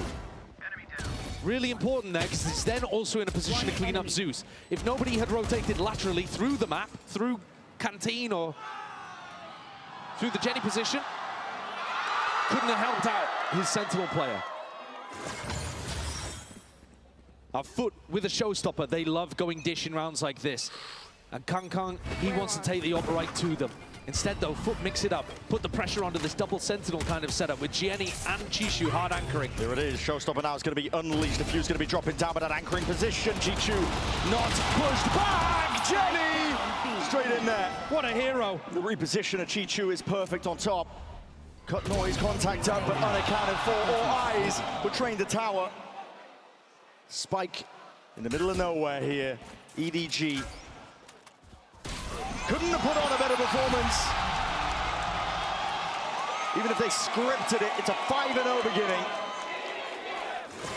And this is why I was saying that that B side looks almost like they're playing a double Sentinel role. Because Jenny's going to throw down the smoke, come Ollie, and then he's looking to hard anchor, take the fight to them. And he pulls a bit of pressure away from Chishu, who's immaculate with the conversion. EDG have got a good thing going here if Jenny's playing as well as this. A reminder that this is a player who had to fight back for his spot. Last time you saw EDG at a global event, it was an entirely different player in the 5th position for this team. And Jenny has been brought back into the rotation, filling the gaps beautifully for them. Foot have been rocked. They've been hit for 6. You can see it on their faces. Felt like they were feeding off the excess energy in the arena that wasn't on their side, wasn't being cheered for. for this EMEA squad. Sop in particular, man, he was absolutely feeding off that idea of being the villain. Now you're starting to see that inexperience rear its head at just the wrong timing for them. A decider map here. It's not the end of the world if you end up losing this series, but it gets a lot harder for our playoffs. I'm looking at the body language over on Foot, and they need someone to bring the vibes up, bring the spirits up. Yeah. You got Krostalik sat back in his chair, they're fidgeting, they look out of it. They need a round, they need a hero to get themselves back in, and EDG have got the stamina. They've won BO5s before, they've won in grand finals, they've lifted trophies. Doesn't matter how hard you hit them on map 1, they're never down, never out. No, never going to be giving up. The peak adjustment straight through the dish. Hold on, these players are lit up entirely. Stun's going to ricochet all the way out, and Kang is going for a little bit more. He's going for a little bit more. Punished as a result of it. What a timing. Bullet to the dome, putting the pressure down onto them. Hold on. Oh, no way! How has he gone away with that? Nobody. Leaping through the fight and somehow disengages, controlling that horse space. Ults online. Middle considered. Jenny's got that orbital strike. There's a fight over towards Dish here as well. Chishu looking to take a duel against Sop. Waiting for the right time to strike. Sop locked onto the sidelines here. Let's push these players way out into the open, but they can just find a little bit of a corner to play in. Zeus with a peek. What a play to make still with that damage done. The Nightfall hold on the Molly. Down to the bitter end. Sop, the hero they needed. And the crowd responds. The villains put a point on the board for Foot, but what a way to do it. What a mess this fight was. The repeat from Kang is what begins it. It's too much, it's too greedy. It hands the operator over to Zeus. Nobody gets away with murder as well over towards A-Halls. He should have been caught dead to rights. There's the energy back in the squad for Foot. You see them at the end of all of these rounds in EMEA screaming. But they were looking out of it. They were looking dejected in the last time out. Yeah. Is this going to make a difference? Or will Kang strike straight back? Takes Yenajay's hat off. Far too consistent, Kang is. Aura Fifth as well, going to be revealing quite a lot. Foot are going to be forced to slow down here to obfuscate where they potentially could be hiding. Okay! Nobody! Spike down A. Kills handed on a platter. He's a feast or famine player, but he is eating in that round. Oh. Sociable's left in a 1v5. And just like that, the energy sucked out of the Foot camp. Unless Sociable can pull out something miraculous. Hoping for individuals, hoping for ones, but this is a high-low setup. EDG do not want to let anything slip at all. Wonderful round from Nobody. If I was looking at the EDG Vaults of Fracture, and admittedly they've changed their composition around, Brent, but I'd be looking at Nobody as a potential weakness. When I was watching him play in China, I was thinking, what on earth is this guy doing over towards A-Halls? And you see it a little bit with how he interacted with Yenajay in the previous round in the anti-eco. And here, you know, he scrambles. He runs forward and backwards in A-Halls, trying to pick up timings. He's very loose with it, incredibly loose. But also, he's willing to take fights. He's willing to scrap, and he comes up with the goods fairly often. He's 7-3 right now. If he's having a good game, if Jenny is as well, EDG looks scary. There. Kang, he's missed it. Oh, the haunt, it's half clearance.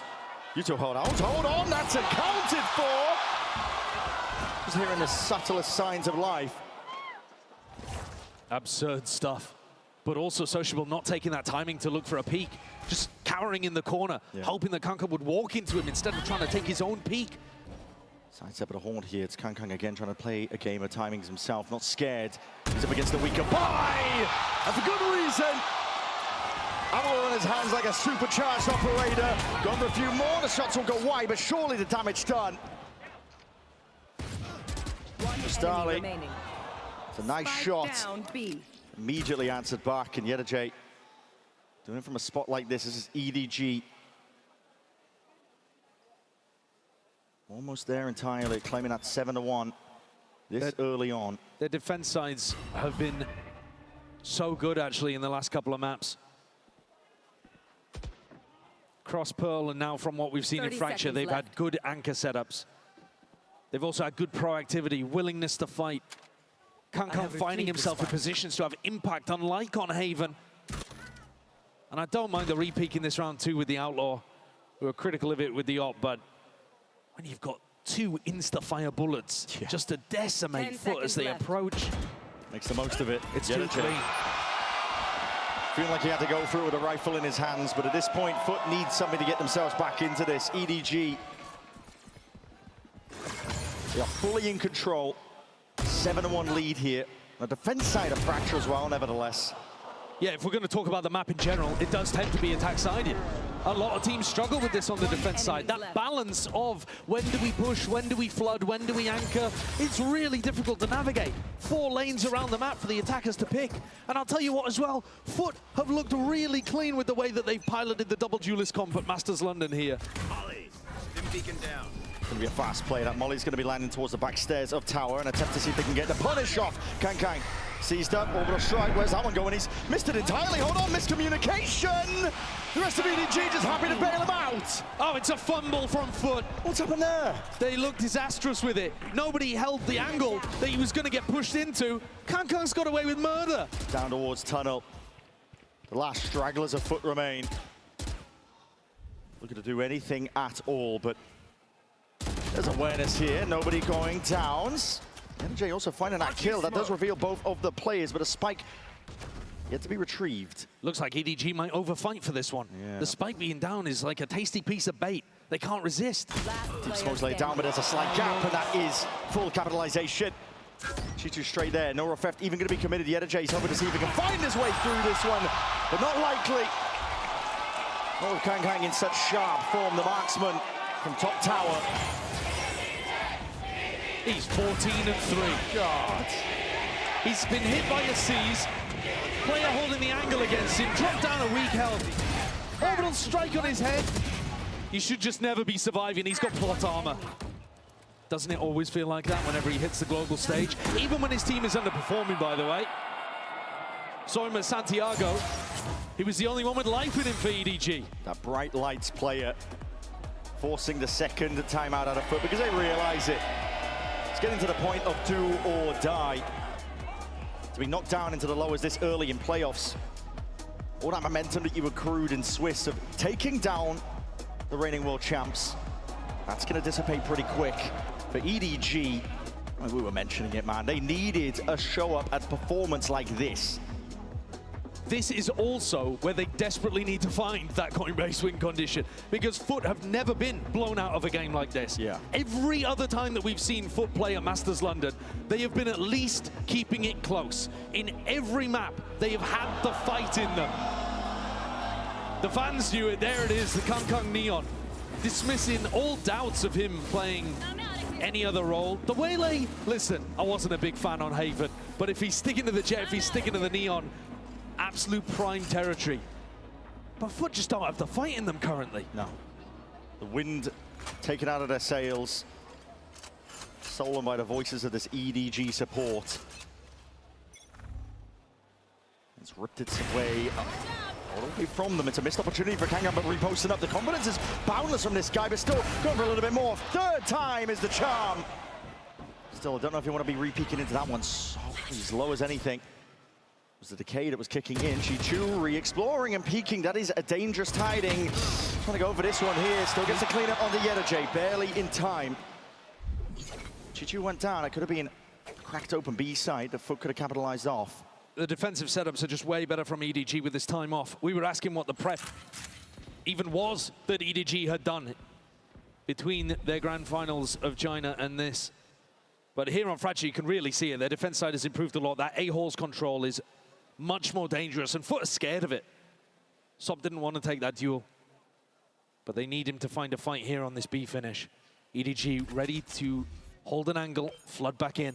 Smoke's down.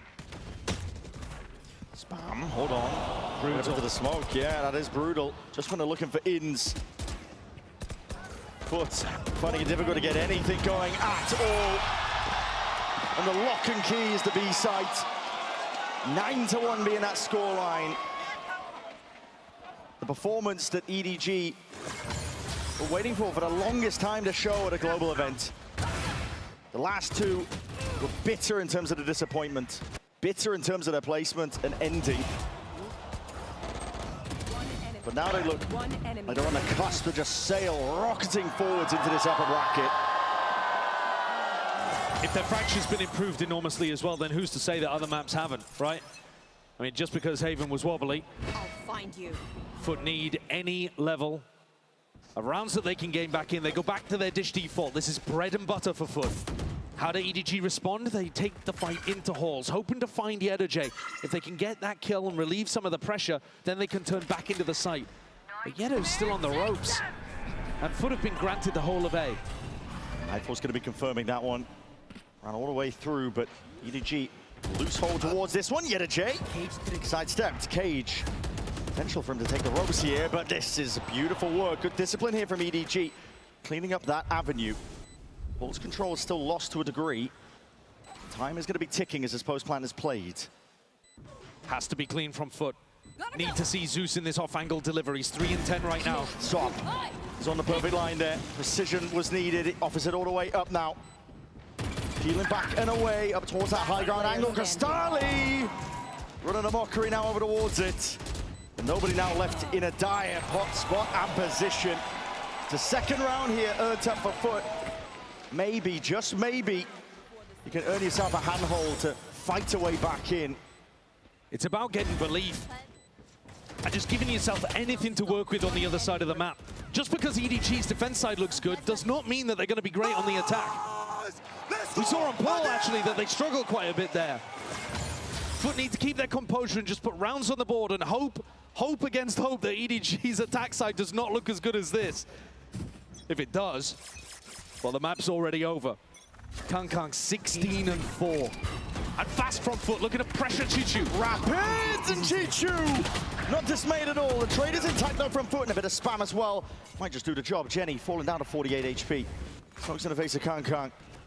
Removing this avenue, and even Zeus just slipping past it all. Looking to take a timing forwards, but the same can be said for nobody. All the way forwards. Cam's going to be missing. See if there's diligence in his mind with the clearance into the corner. Dropping down. Not favored. Sociable that puts him to bed, puts him to rest now. Smokes on smokes, making it all the more difficult for Kang to get anything at all. But it's full position. Yedoj's way out into the open. Zeus though, that earlier position. Finds it towards Jenny, and now remaining. Jenny's no longer for the world. This is it. 1v2 time already ticking way too far away. Smoggy might as well make a go of it, but for Foot is that third round that they desperately needed. Just toying with Smoggy now. 9 bullets left, plenty more Utah where that came from now. You're going to see it all just offloaded. So Foot have earned the slightest of margins to potentially piggyback off of.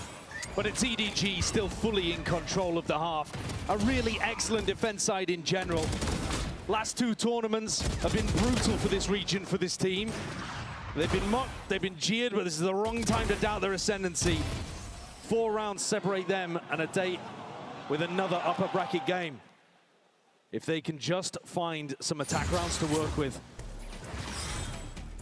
Pure brilliance all around here from EDG, but I want a bit of a heat check to see how this crowd is feeling, because EDG on the precipice of something great.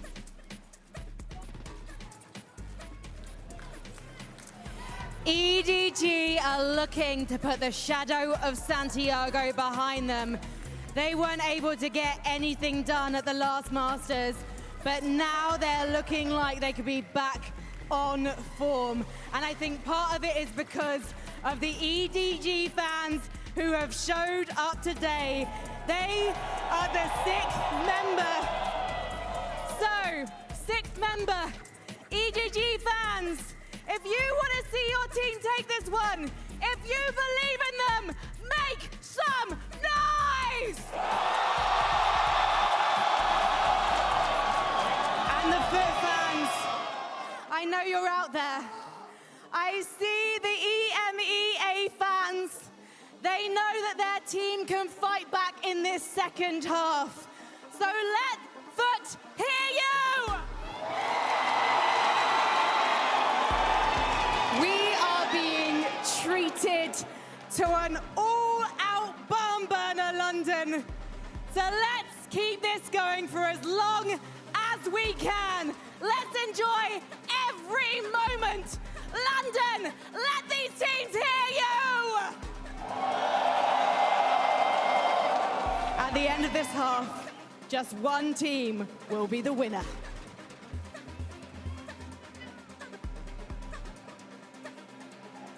It's a packed house here today in the Copper Box Arena. Foot need every ounce of hope they can find here, but it's against all odds. It's against the sixth man that is powerhouse of EDG. Foot have got a lot of inexperienced players, but they've been thriving here at London prior to this match. Prior to this map, even, you would say. Haven and Pearl, this could have been a 2-0. Yeah. It was, to be fair, Foot fighting back to get things into overtime on the second map. EDG got control towards the end, but Foot made it close. This is the first time that we're looking at Foot possibly on the receiving end of a bit of a whooping. They need a pistol here. Waiting out for signs of life for the Horns. It was used on the south side of the map. These duelists have been the heroes for Foot before. As it is, potential high-low, but it's been resolved ever so slightly. Zeus! Two! Blink of an eye. Found the opening that they needed, and Chichu caught completely unaware.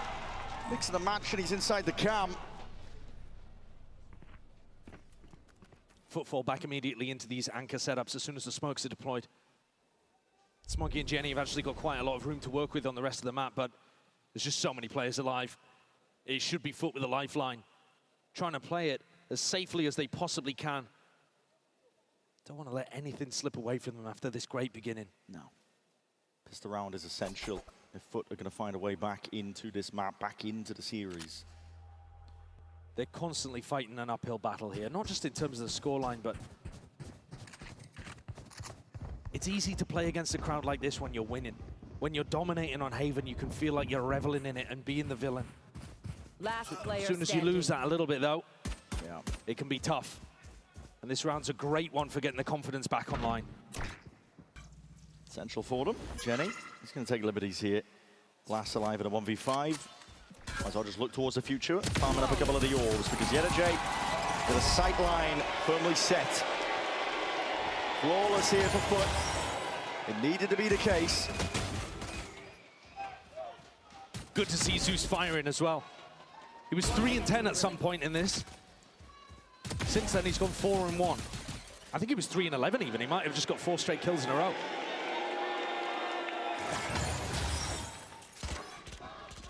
Oh, this is a nice spot. Oh, this is a nice spot. Setup's going to be laid down. Yeah, I want to see, across this round and the next, the EDG have got a good idea of how they want to take space on Fracture. Oh, my goodness! Well, they've just been bullied immediately here. Slapping them down over towards that B main angle. Tree control. Not quite theirs yet, but the damage firmly done, and Chichu spotted out in the back. I mean, a round like this is one where you want to be trying to play for the orbs. And Foot have just decided we're dominating this one. Stamped out any chance of an uprising or any chance for EDG to earn up a couple of ult orbs themselves. 4 players surviving. It's a big deal. It's a healthy bonus round that they can look forward to. It's about the best beginning you could possibly get. Nobody on EDG anywhere near an ultimate. It'd be Smoggy with his Phoenix that would be starting to generate that. You'd think go towards a safe orb over towards Dish or over towards Tree. Well, they went for it here, and Foot, despite being on an anti-eco, brought the engagement to them, brought the aggression to them. That's what Kankan was talking about earlier. We have to be more aggressive than Foot. Both teams recognize the other like to fight. Smoke. Dish theory here from Foot. This is really weird positioning, but they're going to drop back into the A site. Yeah, throwing out some U-turn like they are taking out horse control, but Kankan's all the way past this one. Forwards and more. Skills claimed. It's done ricochets, and he doesn't overheat in the moment, just inside this smoke. Trying to play it perfectly, which he does. 6 HP, but already the damage being done. He's definitely committed to the hard work here, trying to push and pull these players out into the open with a bit of a sound and a reload. Baby Chichu, one-man army almost still traded out and unaccounted for. Hold on, this is just turned around on a dime. EDG could have batted away forwards to get the plant down, but these are 2 players counted for in terms of positioning. But it all is up to Sociable. Is he going to be offered these chances? Not quite at all. Wonderful discipline for round 15, EDG. Got a bit dicey, but they earned the round regardless. I actually love the way that Kankan's played this as well. Perfect crosshair placement onto Sop, and then he just waits. He knows if he pumps the brakes, they're going to push into him. And Shishu's hyper aware. As soon as he gets spotted by Sociable, he knows he's going to get pinched on the other side. Swings around, deals with Yetu.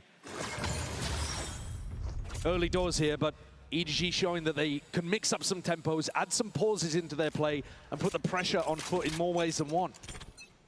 Smoggy's still not up to this Phoenix ult. One should have balls to really pick from here, but that's going to be fast lane. Cuts up towards Halls and open at the door as well. Trying to pull some attention from Foot. Hoping that they're going to re-clear it. Neon wall layered with the Phoenix wall, baited out the full dash from Sop. Foot don't really have the tools to be able to re-explore this area without Crystalli, and he's at Dish. EDG set up for this B hit. It's all on Zeus, on this high ground position. Yeah, Trip of the Feet though is going to be tangling up this ultimate. Yet a J, and the high ground punch. Zeus! It's two in the blink of an eye.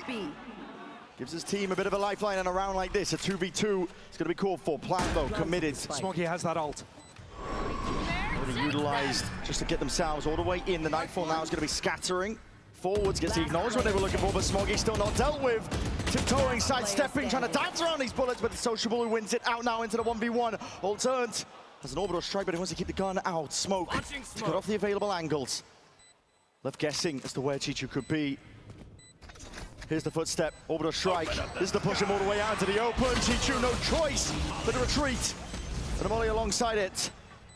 Slips his way around the corner to Sociable, can stick this all the way, all the way! Chichu survives on a shred of life. I think, Brent, literally the regen armor has saved his life there. During the midst of that orbital strike, he took a bunch of damage, and the regen shield has come back up, and he's lived with 12 HP. That's ridiculous. I thought with the molly down, he should never have been able to get into that. Look at him. Look at it. Regen shield dropped down 12 HP. That is outrageous. I've never seen that happen before. I thought Sociable had that one wrapped up. Surely that is curtains for Foot now. EDG have created a 6-round advantage and stolen this away. It can't be stopped. Zeus is going to try to have a word about it. Picks up the showstopper over towards Halls. EDG are expecting some level of that high-low setup they ran into on the pistol. They walk Kankang in, no need to commit the flash. Contact plays. Attempting to punish as well the weaker buy of Foot. You've got an outlaw in his hands. They're also going to try to use Nobody's Fade utility to distract and pull these defenders away. Hero Guardian from Sop. Nobody's util. It's a solo fake, which is all of this util. It's pulled Sop off the angle. Just away from the line for but a moment. Crystalli now gets the acknowledgement that they have missed a trick. Guardian. Sop. Essentially a glass cannon is what he's going to be working with. The Molly going to be dropped down at his feet. No choice but to retreat. It's Sop just spamming onto the line. Head's going to be rolling. Zeus at that ultimate, but the showstopper committed. No chance of answering back, but a rapid rotation nevertheless. EDG are moving into a different direction now.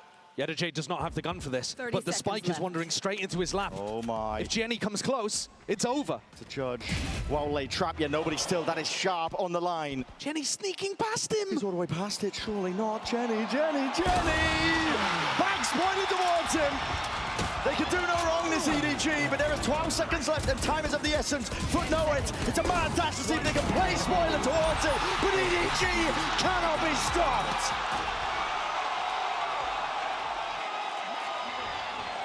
It's absolutely divine. Everything that EDG do is working right now. Even when Zeus comes in with that Thunderbolt, this is the play that seals it up.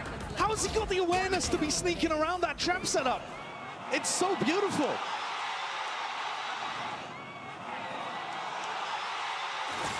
Unreal stuff.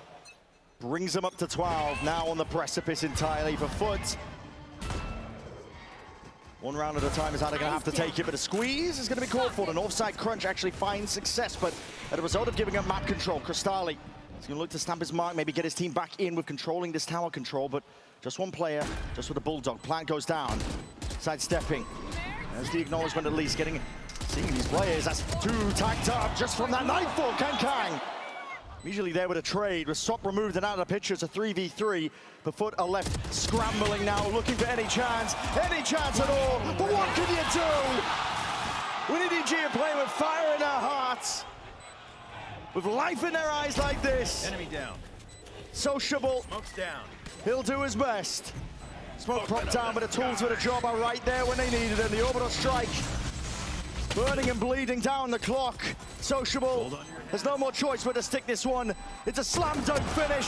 It's a sure shot. And EDG sail their way forwards.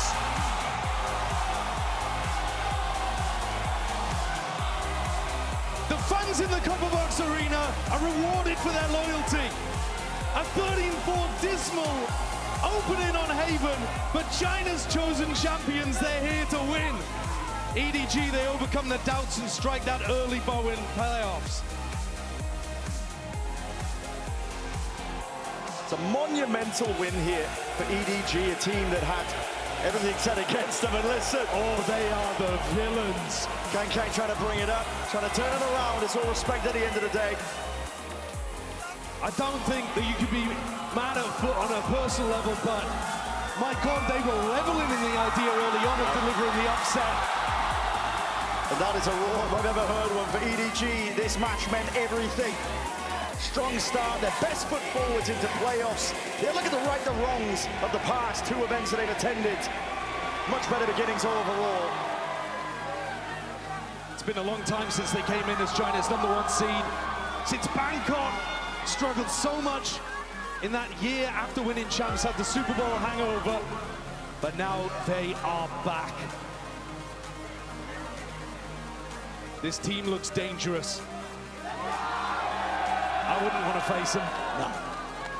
They made a statement here today, I think. Anybody going to be watching in the wings as a potential opponent? They've not just rested on their laurels in the time off that they've had. They've used it to fruition.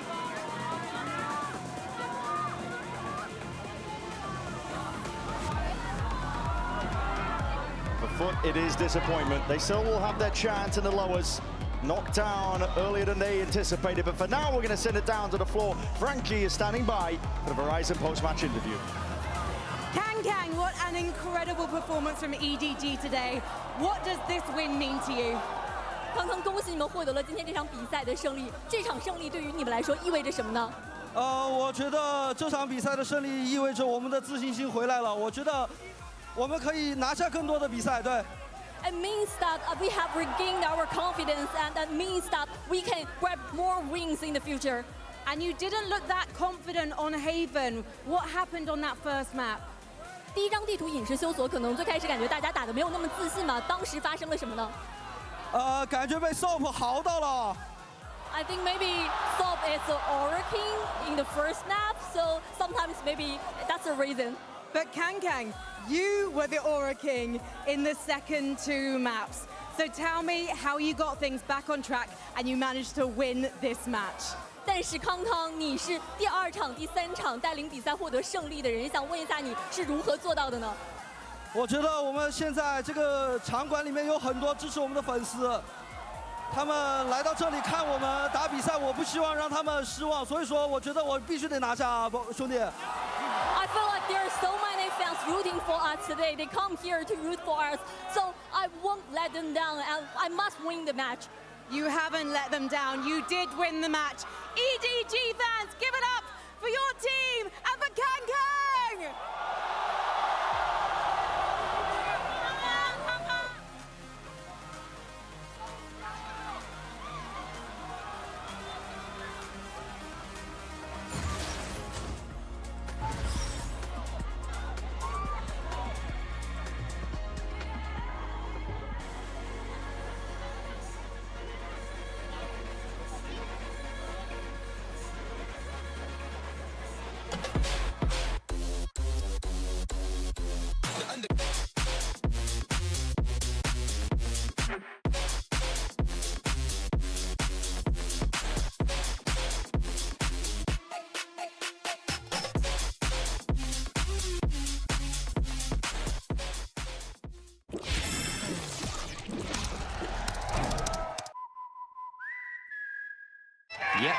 That's me.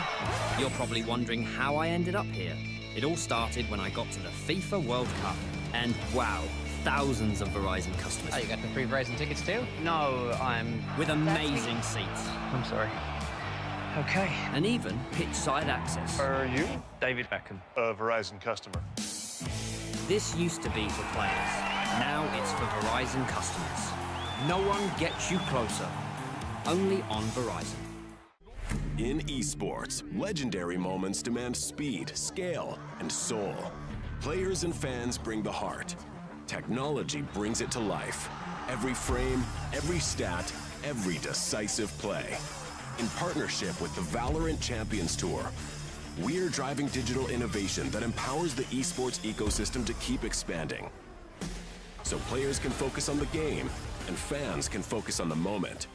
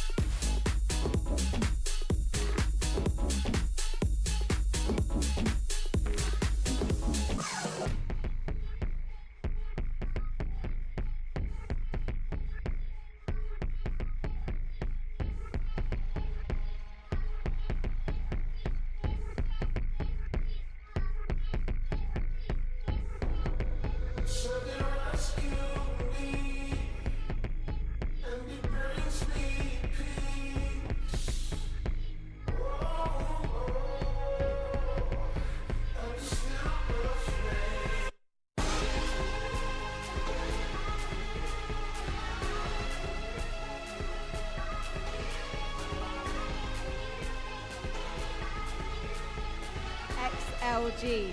So, representing the Americans, we have Tata. And representing XLG, we have Leo. So, it's very, very simple.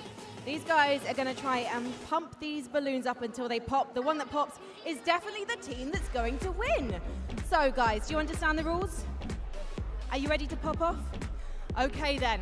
In 3, 2, 1, pump those balloons! Here we go. Now, Tata is actually an XLG fan, so I do think she might not be putting that much effort into this one. And there we have it. Oh, that wasn't quite a pop.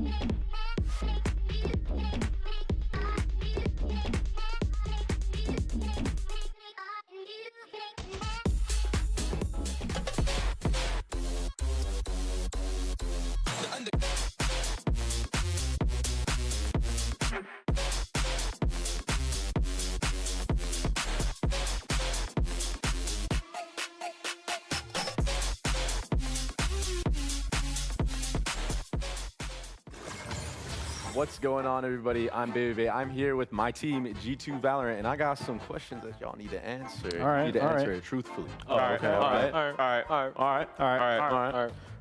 Who is the fashion icon on the team? Who got the most drip? Alex. Oh. Giacomo. I'll give it to him. Jake's got drip too, though. He bought some messy pants. Ooh, let me see. I mean, yeah, he does have a chain on right now. Ooh, you blinged out right now. I can't lie. Man. Yeah. got the most. All right, but you are the drip king of the team, though.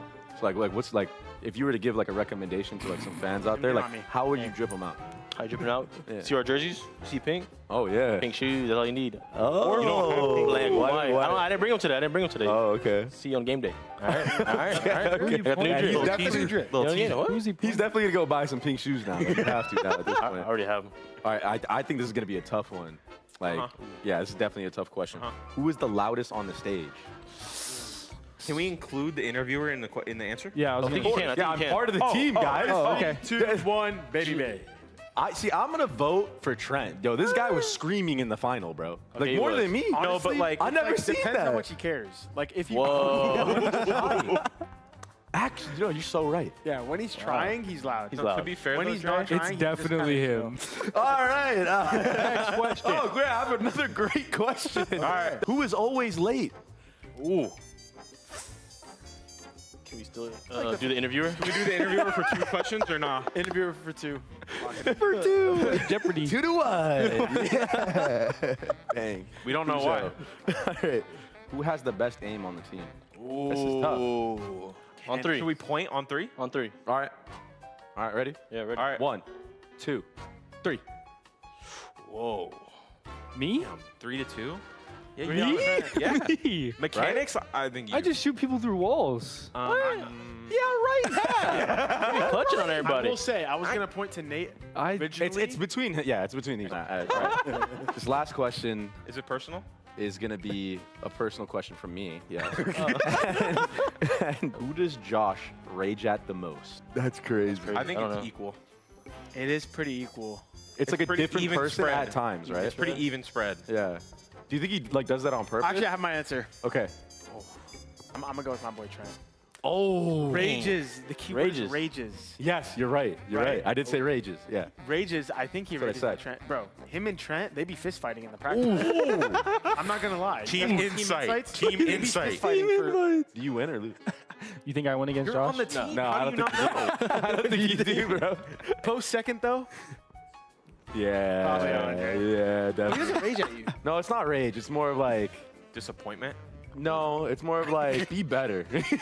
That's disappointment. Disappointment. Not in a disappointing way of like I know you can be better way. Encouraging? That's disappointment. An encouraging way. Encouraging way. The best thing I With some charisma. The best thing I could say is that Korean dad vibe. Oh. Yeah, that's Josh. All right. There you have it. That was some questions that were answered by the G2 Valorant team. Again, I'm Baby Bay, and I'm Valen. your host and also part of the team. That's Jagamo. Bye. Yeah. See ya. Yeah. Later. Welcome back to Masters London and our second match on this Saturday. It's America's #1 seed, G2 Esports, our final team joining the tournament, taking on China's XLG. I'm Mimi, back here on the desk alongside Billy and Minnie to bring you through this one. Let's jump right in to talking about G2. They're very familiar to this playoff stage, but this time, guys, it was a bit of a slower start in Americas. Had to make some pivots in the mid-season. What were you looking to see from G2 that got them that win in Americas, that brought them this #1 seed? I think the clear thing was stage one, they brought in the Harbor and the Astra. And now they've gone back to basics, just double duelist. I think that is the approach they've gone for and the approach of the meta right now. I think they kept it simple. The Harbor wasn't looking too bad, but it just really didn't suit them. Having Leaf playing that, I just felt like was a waste of his skill. We saw similar things back in Kickoff where they put him on Breach. I think putting Leaf on a fragging agent is key for this team. Yeah, I think they played some interesting compositions in their first 2 weeks since returning from that 4th place finish in Santiago, but I definitely think towards the end of the stage they had a better read on the meta. We're starting to see this double duelist. We're seeing Leaf on the Phoenix, as you mentioned, Minnie, and I think Jogamo and Leaf are probably 2 of the players that we're looking at coming into this tournament, because I almost feel like it's been a while since we saw Jogamo perform at that top level that we know him for. I'd say stylistically, a lot of their maps are that double duelist, but the other ones are also, I'd say, anti-meta. They're playing solo duelist with that Vice. I said at the start of this tournament, I think that Vice is the answer to this meta right now. I think it's the best and most important agent. It's able to slow down a lot of those double duelists. I think Americas has been doing it beautifully, and I'm curious curious how it's going to translate for a team like G2 in this tournament. And it's no surprise, Billy, to see this be their story. It was similar if you look back at the beginning of the year at kickoff, finding a pivot, playing somewhat anti-meta. This is one of the most consistent teams in Valorant at making it to these kind of events. Yeah, for sure. It's the G2 that we know and love. We expect them to come here and perform on the global stage, but yet to win a global trophy as well. It almost feels like the narrative coming into each global event is, when are G2 going to lift that global trophy? Well, let's hear from their IGL, Valen. He caught up with Genly earlier about his London debut. Here with Valen of G2 and his Red Bull. Now, you guys seem pretty happy to have XLG. I saw your reaction video. Why? I think for our first match of the tournament, it's a good opponent for us. I mean, we have prior history, so we know how they play. But obviously, like, there's no way to beat around the bush. They're probably the easiest opponent to pick from. And it was pretty sick that Josh got the #1 pick, so we were happy. All right, you guys, as you said, beat them twice already. So what did you already know about them when you were prepping for this match? And how careful are you not to rely on the old reads? I think we know a lot of their pacing. I think we're faster than them on the plays. They know that too, so maybe we're expecting them to play really rapid, but we know how to handle that as well. So I think in the past we were really well prepared, and for now in the future, I think we're understanding of what they could change. So we're really confident to go in this match. Okay, sounds good. I'm going to let you enjoy your Red Bull. Thank you. We discussed it yesterday, but this does seem like the perfect side of the bracket for G2 to make a deep run in this tournament, playing such a familiar opponent. But if they're going to go deep, if they're going to finally lift a trophy, Billy, I think you have to look at Baby Bay making good on Santiago and showing up internationally. I think the great thing for Baby Bay is that he's jumping onto agents such as the Vise, such as the Chamber, agents where he can just put that utility down and focus on these gunfights. And yeah, we are waiting for him to be able to step up when it gets to that global stage. But I think coming into this event, there's a real possibility where we could see him on that redemption arc, I want to say. When he first joined the team, he joined as a substitute, and I gave G2 a lot of praise for being able to incorporate him. I thought that, you know, he's the caster right now. I didn't think that necessarily he'd be able to compete at this level. He made him look great, but now I'm starting to think this Baby Bay is just really good. I think he is a phenomenal player, but I want to see him do this on the global stage. Santiago was not the tournament for him, and I think that there will be a narrative, he doesn't perform at this event, that he's not able to do it on the big stage. But the thing is that the memory in this game is short. He's only played one global event with this team. It was an underperformance, but he's been consistent in Americas. A chance to make good on that today, especially playing that key role like you two are discussing. You heard Valen mention it, but G2 are feeling pretty damn good about the match that they got pulled. That's because they have had a great record against XLG. The emotions on the other side, a little different. Let's listen to Coach Havoya. Voya from XLG. Now, I want your reaction from the draw. First of all, who were you hoping would pick you? Like, or who were you hoping to play against first? I really want the Team HyperX pick us. I think it's a comfortable matchup for us. Yeah. And obviously, I didn't want G2 pick us. And that's obvious why, because we've been struggling with the 8 teams, but whatever happens, we're going to prepare better. And I hope Prague are going to pop again. Toronto was a prank from us. Santiago was a warm-up, and next match is going to be a real match, I hope. Well, maybe it was a prank, but they've got to make up for it here on the third time. This is that video of the G2 players' reaction to getting the first draw in that stage. Why are they so happy, Minnie? What is it about playing XLG that you think favors them? Well, they're obviously very confident in the matchup. They've won it many times before, but I think the key thing is stylistically. XLG play very similar to an EMEA team due to their coach's style, and I think that G2 are very familiar with that. They like to play at that pace. I think that G2 are at their worst when people run at them and play at that APAC style of pace, and XLG might not do that today. Yeah, they may not. I think you have to look at them to try and find something different if they want to change that tone. OMEN was a key player for XLG in their Swiss stage. And looking ahead to playoffs, he's outside with Jen. Jen here with OMEN of XLG. OMEN, despite the outside noise, you guys fought your way into the playoffs. What was the internal message within the team? Yeah, I think most important is just keep the vibes up, play like practice, and you'll win the game. It was just like, don't put too much pressure on ourselves and just enjoy. What are your plans to keep the vibes up? Well, from the looks of it, it looks like we have a CN heavy crowd today, so I think they'll play a part. But yeah, it's just we have no pressure today. We're really happy. Crowd favorites. Billy, XLG had only won a match at a global event before this tournament. Now they've won 2, and for OMEN, it's one of those UK representatives here. They've really stepped up. For sure, and they have the opportunity now to prove the narrative wrong that we've been kind of setting up for them coming into this event. Of course, the pressure isn't necessarily on in the way it has been in the past when we consider G2 eliminating them from Masters Toronto, and America's always been the team that seemed to be their kryptonite, I guess, at these global events. I think their group stage has been good, but I would argue that they haven't played against any of those elite level teams yet, and G2 is a different beast. G2 are looking for a trophy right now, and they should be a massive favorites in this matchup. We're looking ahead to the map, Vito. Now, the question is, does the Lotus stay open? That's the map XLG's been excellent on. We'll take a peek. All right, welcome, guys. Let's do the map veto for the G2 versus XLG. G2 is the higher seed today, so they're going to pick their side. Let's start. Team B. All right, G2 picked Team B, which means XLG is banning first. Ban Heaven. All right, Haven is banned, and G2 is banning. Ban Fracture. All right, Fracture is banned as well, and XLG picking the first map. Pick Lotus. Okay, and the side for Lotus, please. Pick Defense. Okay, Defense it is. Then your map pick. Pick Ascent. Okay, and the side for Ascent, please.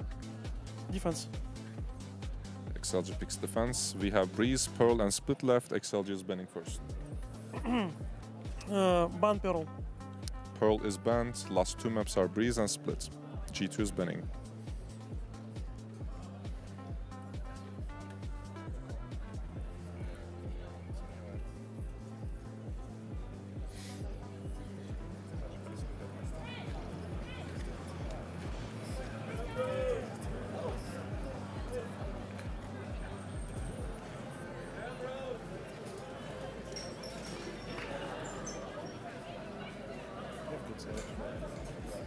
Last 10 seconds. Ban Breeze. Ban Breeze. All right, the side is Split and XLG is picking the side. Defense. Okay, quick recap. We start with Lotus, G2 defense. Then we have Ascent, XLG defense. And if we go to the side, which is Split, XLG defense. Everything correct? Yeah. All right, good luck, guys. Good luck. Good luck. XLG managing to get their home map of Lotus there, but for my money, G2 are the best Lotus team in the world right now. The question is that a trap? Can XLG pull it off this time, or will the third time not quite be the charm? Both these teams so familiar with one another, but now their first time facing in playoffs. G2, XLG, let's get them on the stage. G2 gave it their all, but unfortunately, and the hopes and dreams of G2 have come to an end! I feel like the same old narrative for G2 is that people think we're international chokers. G2, who continue to be excellent on the global stage to make these deep runs, but then not be able to make it over those last few hurdles. It starts to feel like a curse. Good thing I don't believe in them. 其实当我们进伦敦大师赛的时候，我就觉得其实我们一直很有机会去打进季后赛也好。It is XLG that go marching on to the playoffs. 我觉得从国际赛只赢了1场，到现在连赢2场去季后赛，我们反而从谷底爬上来。Master Santiago is just a neon fest. I think the real duelists are going to shine more this tournament. I know my boy Jogamo is going to fly. 我知道 G2 选择我们，然后我们之前也输给他1、2次了，但我们同时也在进步，所以。If I can be that missing piece for G2, that would be a dream, and I'm a big dreamer. G2 虽然我们上次输了你们，但是我们现在越来越厉害，所以不会再被你们耍得团团转。Show me how to feel alive. Hold me close and let it ride.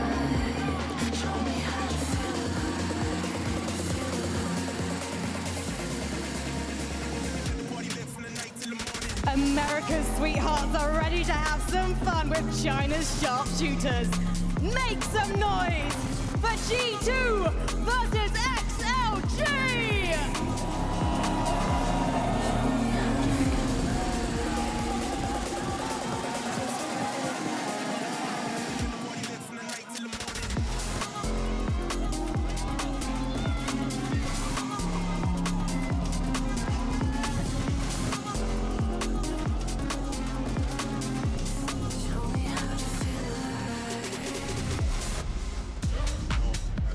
Twice already, G2 have sent XLG packing from global events. In Toronto and Santiago, they befell the same fate. But now a question of if the third time is the charm for the first time facing in the playoffs. And the exciting thing about G2, as we mentioned, Mimi, was that they are chasing that global trophy. And for them to go on that run, that starts right here, right now. On the other side, XLG making it to the playoffs for the first time ever through that Swiss stage. They need to really enjoy this opportunity and make it count. G2 have been one of my favorite teams to watch over the past few years. They have been deep with strategy. They have the individual firepower there. And seeing their shift away from that deep protocol system into a more aggressive double duty system, Santiago, I think they overcorrected. I think right now they're in a perfect balance between that system Valorant and aggressive Valorant that you need in this meta right now. There has to be some mental block playing against G2, knowing this is the team that sent you home in such dominant fashion twice before. For XLG, I think the question is always around their mental, around Rarga being able to deliver in these big games, around being able to show the form that they deliver in China at a global event. This time, a new chance, their first time in playoffs. This is where they really have to deliver. And you mentioned Rarga there. We're starting here on Lotus. He looked incredible the other day, especially when we think about those adaptations that they made. Him picking up the operator, the sniper usage, looking so good for them on that map. I think that this is definitely a great place to start, despite us mentioning that G2 looked like one of the best teams in the world, Minnie. Yeah, I absolutely agree with that. I think that they have a underdog mentality today. They know they are not the favorites in this matchup. I hope that it doesn't go into a lack of confidence. I want to see them loosen up a little bit. They do that EMEA style, a little bit safe, a little bit structured. I want to see them let off the chains just a little bit. I need to see Rarga going in deep. I need to see the duelists doing stuff. If they just play at the pace that they usually do, GT are going to have a field day here. They are used to that pace. They're good against that pace. They hate it when you get into their face. This map is absolutely a must-win for XLG to pick into the Lotus, to say, we're better than you, G2, on the map that has been the absolute pinnacle of both these teams' pool. What are we looking to see on the side of G2 in terms of their prep work, their anti-strat, of how you defeat this competition? Well, I think the thing is, I love to see the confidence come out from XLG, to not let this mental barrier get in the way from them. I think from G2... I mean, that's playing not to lose, right? Pick your best map. Exactly. Don't let them get the better of you. Come into it with confidence, and I think when we think about G2 and the composition they were playing, Minnie, you were a big fan of the Viper on this map in particular. The Viper Vice composition G2 run is my favorite. I think G2 are the best in the world this composition. They don't necessarily need to go too far away from their normal play patterns, but they could look at Energy's preparation against XLG. On the defense side, it was about Kiko controlling that man space and then falling off if XLG pushed him away. And then on the flip side, they would then take rubble. XLG cannot take multiple points of the map with this composition on the attack side. It is about G2 taking stuff away from XLG. Against this composition, against XLG, a lot of eyes fall. The Baby Bay has to deliver on the global stage. He disappointed some back in Santiago, but now a huge opportunity for him looking at Lotus. Yeah, absolutely. He's going to be crucial in holding down, especially that C side of the map often. If XLG get onto those sites and into those post plants, we know where this is where the composition shines here. Yeah, for sure. They really understand the verticality of this map. I'm looking at those deadlock sensors. I'm looking at the sage wall, the deadlock walls. Lysor, the TPs on top of the boxes as well. As you mentioned, Minnie, if they can get into these post-plant situations, this composition looks really good on this map. On the opposing side, G2, we're looking at Jogamo being able to get to that level that we know that he can perform at. Yeah, but I don't think G2 are going to let XLG get to that position. They're way too good at this map to let them do that. Even if they did, it's because they have a plan to retake with multiple points of entry. G2, I do not see losing this map, even though XLG are incredible here. Both of these teams favor this map. It's the home ground for the two. But so far, G2 has always owned XLG. A 2-0 record. XLG trying to bounce back and get China another win in playoffs. We hop into map 1 of this series with Pansy and Hyper. Yeah, I guess the question becomes, can China get more than one win in one day? This one's tougher though. Yeah. G2 have had their number. Already said by the desk, this has been a hard affair in the past. 11 rounds total through both times they met was all that XLG could gather. Here, Mike, they've got to do more. They absolutely do, and I mean, G2 come into this, obviously, this is sort of like a comfort matchup for them, which is a rare opportunity given in this sort of situation. Start here on Lotus, I think Mini absolutely nailed the points coming into this. This is a very tough composition to come up against, but I think G2, honestly, in terms of tempo, in terms of macro, have the right response to address that. Well, that'll be the question we find the answers to, isn't it? How well prepared? Who stamps their authority on the game? Again, confidence can be a hell of a thing, as I think EDG found out in that first series of the day. Building off the momentum. But a strong map for both sides. You're not going to have a walk in the park if you're XLG here. Leaf going to completely concede the site here. Happy to allow progress elsewhere on the map. Come through. Actually, you bait out on the door here. Happy Way will punish. Valen will fall. Sif, XLG unable to get the plant down here, considering further aggression in towards spawn. Spike planted. There. Bit of a weird timing now, though. Yeah, a little surprised that he fell short on that one, and OMEN just set up simply on this. Trade there for Trent, but the number's still very good for XLG. Pressure starts to mount as Leaf steps forward. Paranoia not going to fully affect Leaf, so he tries to keep the pressure. Lysor there. Can Trent and Baby do anything? HP's already low. One enemy Barely remaining. a bullet will do it as Baby, the last one alive in a 1v3. Time on XLG's side, and that's the start they'll be dreaming of. G2 almost caught off guard. Like I said, initially the plan here, Leaf concedes all this space. They don't really catch a bite here elsewhere on the map. And yeah, you're right. It's the bait out on the door, just completely unconsidered. Yeah, happy to pick up sort of kill. Again, that's what makes things really difficult as well. I didn't know actually the position Valen was looking to maybe pressure towards. Again, certainly a paranoia in that situation could have set things in motion. As I said, XLG almost missed that first window of opportunity to get the plant down. Again, Sage Wall goes in, that's when you want to secure the site hold. Come over here. Got to at least plant the flag early over towards Mount, but there's nowhere you can play into. And actually, XLG hit a quick rotation. Couple of players here, though. Nice little high-low setup. XLG have to be meticulous if they do want to force the hand on this A site, which they can do. And they've already lost one, they've lost a second. Things now get dicey. As Baby Bay going hunting for a little more, spots the pixel, goes for the kill, loses. OMEN there to keep things safe. Good win out initially, G2. And damage done here. It is a 3v3, but still just pistols on the other side here. OMEN's HP does concern me, but it's fine. Well held by Lysor and Leo there in unison, making sure none of that threat was able to mount to much. And even all things considered, great conversion here. Puts them in a great position to carry that purchase forward as well. G2 will be coming back on rifles. Making a little bit of old progress, you could argue.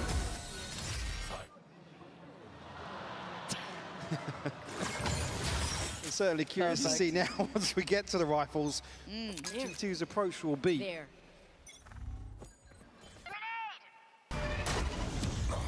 Great catch here. Oh, just about getting out of that. Yeah, lucky boy Trent, I think though. decay actually being negated a little bit on the end there. Yeah, it feels like G2's still not quite smoothed out yet. You know, a little bit jittery still. Some nice ideas at the start, though, but XLG going to keep their players relatively healthy. Going to get that heal through, so no harm, no foul on that front.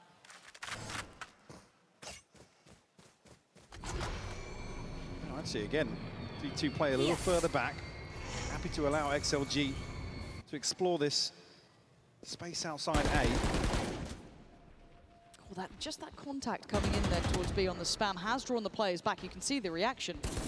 Look at Araga potentially to a good old backstab going if he feels the timing's right, but the plant's going to be in. It's a pretty contested side of the map, though.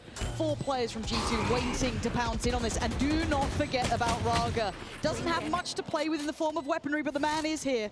Hold your breath. That is 2 targets. Does he get spotted? He gets down 1. Can't get Trent, though. Still standing, but Happyway in the back lines, doing serious damage. Stun good, everything looking lovely. XLG! Turning it around! 3 rounds, bonus converted, and the 6th man is already on their feet. What a way for that to end. And the switch out here. The clean up as well. Trent even checks out. He considers the possibility, but still, this flank finds a crucial kill ahead of this retake getting started. Unfortunately, G2 just don't have the numbers at that point to trade out effectively. A couple of rounds here where just the amount of util to secure some of this crucial space on the map. I think that's probably why you've seen G2 concede where they are. Happy to almost allow that util to have full effect and maybe have a little more faith in leaning towards that retake, but a couple of investments here, but it's not much at all for G2. Nicely to piece navigated. something together. Again, it is just going to be those stingers and a sheriff or 2, but I quite like how they kind of made it around some of that utility that XLG were investing to try and clear that close space, but for now, Valen falling again. Immediately now. Bring them down. Their way towards C. I mean, Leaf not here to actually reinforce Baby Bay's setup, so I'm giving a sheriff and a couple of bits of util to slow things down here on the way in. You're starting to feel that pressure coming your way now. What can Baby Bay do about this? That's 4 players knocking at the door of his sight. That's something you can do. Can you give us some more, though? G2 digging their heels into this round. Not going to relent, and do they get to see the spike? I think they're aware of it. That's big information for G2 now. 30 seconds left. Especially with a chunk removed here, Leaf actually did get himself into a position to apply some pressure. Oh, 20 seconds.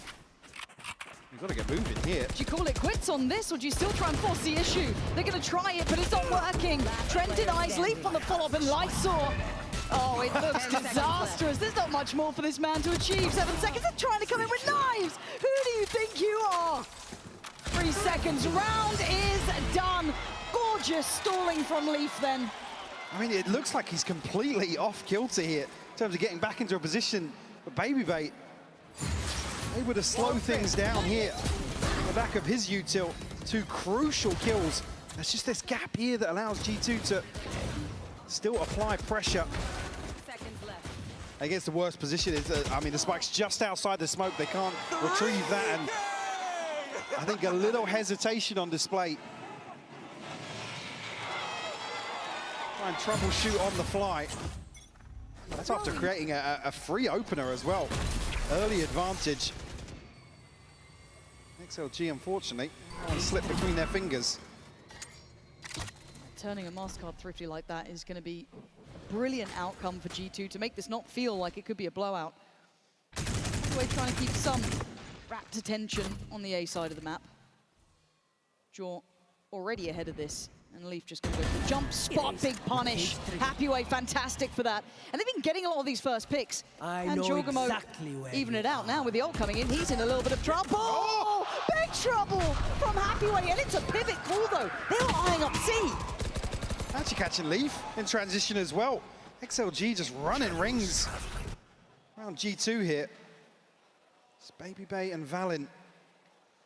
And Spike hasn't made it across yet, but plenty of coverage on this angle. Baby Bay, few options. Got to piece it together, and he's found 2! That's some options. Ults now are plenty. Investing them at 35 seconds. Spike left loose. You've got to see them come back together. Lysor and No-Man have to work in unison. Valen and Baby Bay making mountains out of molehills, but No-Man is still on the case. With 20 seconds though, how much can he do? The Spike's a problem. Lysor on it though. Baby Bay gone as Valen the last one standing. Spike back in hand. They're on the move. He's got to catch this cross. Lysor knows it as well. There's the denial, so the plant can now come in. Oh! What a recovery. I say it requires Baby Bay to find basically all 3 kills here. Gets 2, but XLG managed to flip that on their head. I mean, the smoke goes up here. G2 have to make a move, right? They have to make a very quick decision. And even actually the catch on Leaf, you can't really even fault him for that. One enemy remaining. 10 seconds. Spam through the smoke.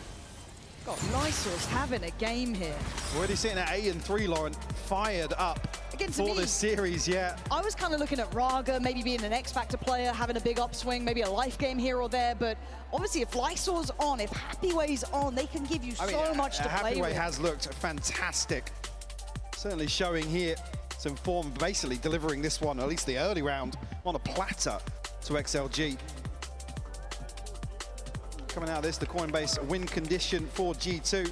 Could argue a bit around some of these ultimates. I mean, Jorgamo 2 away from a showstopper. Leaf, he's going to bring a rifle in here and 1 away from a pit.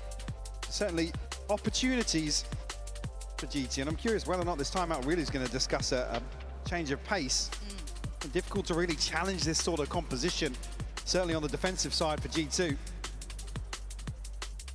XLG leaning heavily, though, into just that safety net, the blanket of security provided by some of these pieces of util. Yeah, Raga even playing with that in terms of expectations previously as well, that flank way behind B. See how the buy settles here. I mean, Jorg's going to throw a stinger in the mix. Well, I would have maybe written this out a little bit, but again, the one round that G2 got was the Thrifty. So maybe this is something they can hope to get under the belt, but it's certainly not going to be an easy task. Phantom shown early. It's going to be Leaf considered. Does XLG care? Looking to deny this orb here. That should be Raga. Get the res off this, so they have opportunity to get somebody back on their feet here. G2 poised if they want to go forwards here. This could be a nice read potentially, but because we Happyway on the other side. Yeah, but they want this, they do. Oh no, this is a shooting gallery. Happyway making light work of G2. Phantom gone, and so's Trent's head. Happyway is making it look so simple. Alan trying to play to the door, but this round looks done. Slow approach here, really suiting XLG. Wide open C site now for them. They'll be able to retrieve the rifle at least, Baby Bay, but yeah, 2v5 now. Now you have to consider some of this util that they have to overcome. Situations like this where Dropping spike. what chance do you really have? We were discussing the possibility, but Spike the timeout, planted. not necessarily to address this round for sure. Damage, something to consider maybe. I mean, there's a few members of XLG sitting around 1,500, but certainly doesn't give you much hope. No. For the follow-up here. We'll come into this though. I mean, Jorg, 1 away from the showstopper now. Val and Leaf will have theirs. You can hope for here, consolation kill or 2. And again, a lot of people putting G2 quite high up when it comes to outcome, you know. Don't we always? It's who's learned the lesson and who's not, I guess, is it. But it was never really at these early stages we got that concerned. I say early stages, but still, at this point, you'd imagine they'd normally be quite comfortable. However, at 5-1, I am a little concerned. A cold start, potentially. They haven't been able to get that time underneath them through the groups coming in, but again, they are a high-caliber team here, Mike. I put G2 to high standard, top 3, top 4, somewhere around that. This isn't looking like it, especially when Lotus is a very solid map for them. Certainly. I mean, here, like I said, this has got to be what the timeout wants to address. G2 are going to make any massive adaptations here.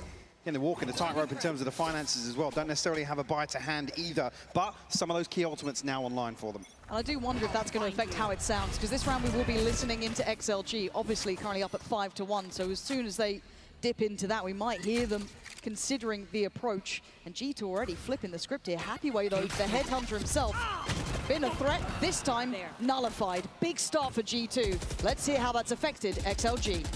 Open tree, let's go tree, let's go tree. Only one. Let's go together. They have 40, they have 40. Need to go away, we need to go away. I have Anti-flash. You have There's a flash. They have a 40, guys. Raise ulti.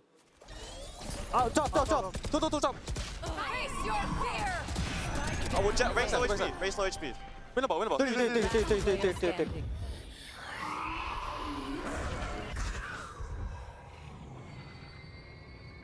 Very aware of those ultimates, but still trying to get around them incredibly hard. The start of the round being difficult with the loss of Happyway and kind of forcing the hand towards the A side. But Lysor, let's see if you can go down swinging, or if there's any way out of the tree at this point. Trent, gonna go down, and actually Lysor doesn't suffer too much for this one, but he is surrounded.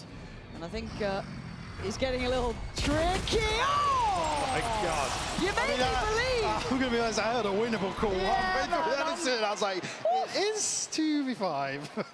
All right, easy. I can't deal with a heart attack day 2 of my job, man. Like, easy it up here. But again, for G2, I like what they did, though. Yeah, quickly identifying the kind of weaker side of the approach. It is one of those no-nonsense approaches from G2 where it's like, we're happy to invest here, need to get the ball rolling. Certainly something that could be, I mean, the observers lost that one, I should say. But, Happyway is now going to have a bounty on him. They can even really comfortably identify his position and get bodies in the right place to address that. A couple more bodies behind this. Toxins going up. Set up to follow, though. G2 still conscious of that presence towards Mound. Yeah, it could get cleared once they get door control, though, so need to be a bit careful how long they outstay or potentially stay their welcome here. There's the Prowler going through. He was trying to catch maybe Val in there or Leaf in transition back towards site. For now, staying alive. Leaf considering the pit if there's contact from Valen now, actually peeling away from that position. I saw another TP available. Can pivot fairly quickly. G2 have to maintain this coverage right now. I mean, probably pretty happy with Babyplay playing towards the middle of the map. Paranoia to stall, TP back. Catch from Raga. Valen getting very little play here. Struggling to get off the starting blocks in this one. Already Leaf has to relinquish any sort of site control that they may have had. It's already going to posture for a retake at best. For now, XLG looking like they've been able to switch up that pace to touch. The paranoia of Happyway's lurks very present in the mind of G2. For now, though, obviously playing with the pack. How they break back in here, though, is the issue. XLG happy to stay on site here. Leaf will find the first, though. That will certainly help, but Jorgamo caught, and actually, Baby Bay on the bailout. Can he catch Lysor? And now suddenly just down to 1. Raga, the table's turning. 68 HP, he's got to back away for a second. The defuse started. Baby Bay with some brilliance there. G2 needed that. And finding the first for free over the top, certainly tips the scales in their favor, but XLG just crumble in this post plant. In so many bodies, happy to greet G2. Let's get picked apart here. Especially, I mean, as soon as this stun comes through, you think XLG are going to pounce, but it just never happens.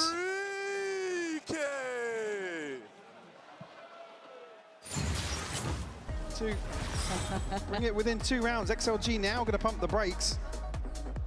Yeah, and just for a moment, I do want to really give credit there to Baby Bay on that spacing as well, making sure that first kill wasn't going to be an easy pickup as soon as they tried to play back to the site. So complimentary in how they wanted to scale back in. That's what is bizarre, though, with so many bodies up on site. There's no really favorable angles to swing back on after G2 find that first pick, which is curious, right? If you set up the wall in this way, there's a cage, obviously, to block off.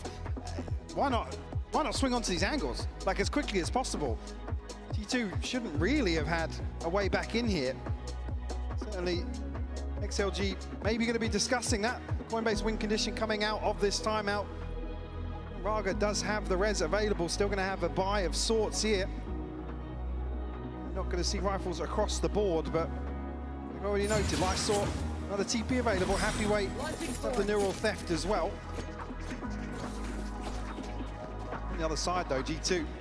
I mean, Leaf, like I said, you could see him considering the pit in the previous, maybe on the back of Valen's contact, but very quick call to give up that setup. guess the question in my mind somewhat develops to, is that C site now just kind of out of the equation? They've not had that much success playing towards it. Do they start going back to what was kind of working a bit better, those A approaches that they managed to make work? But obviously G2 with some elevation here. Early investment of the pit from Leaf. And that's going to be shutting out that C site. So again now, with this slightly shaky buy, XLG need to find their footing. Going back to, I guess, I don't want to say basics, but Happyway kind of on a solo endeavor. Commanding the attention of half the map if he can. And Leaf doesn't necessarily have to challenge close on this pit either. Have a little pocket to play into. And looking actually to maybe trap somebody outside B. XLG not happy with what they've seen initially, but will leave Lysor inserted here. Yeah, maybe trying to identify where that slightly deeper hold's going to be. Keep in mind that Happyway had gone pretty far towards Mount. Obviously didn't go quite towards the pit, but even in that mind, you look how far up they've got Challenging Lysor, into it. which is bold, but they've got, what, a Prowler? I'm sure it'll be fine. I mean, they can obviously roll off now, the pocket that Leaf has. Ooh, Leaf, though, technical player here. Still going to respect this. Gives up the entrance, at least, sitting a little bit more towards that waterfall side, but now starts to get curious. At 23 seconds, rotation's going to be coming in. Flanks on the way, and it's pretty much all in from XLG. It's actually Trent to find the spam here. Spike doesn't go down. Leaf will find Raga over the top as well. It's all falling apart. Yeah, it's turning into a nightmare here for XLG. They thought they had the right side of the map to go to, but now with the paint shells coming in and G2 back at the gates here, XLG are going to have back to the wall Valorant now.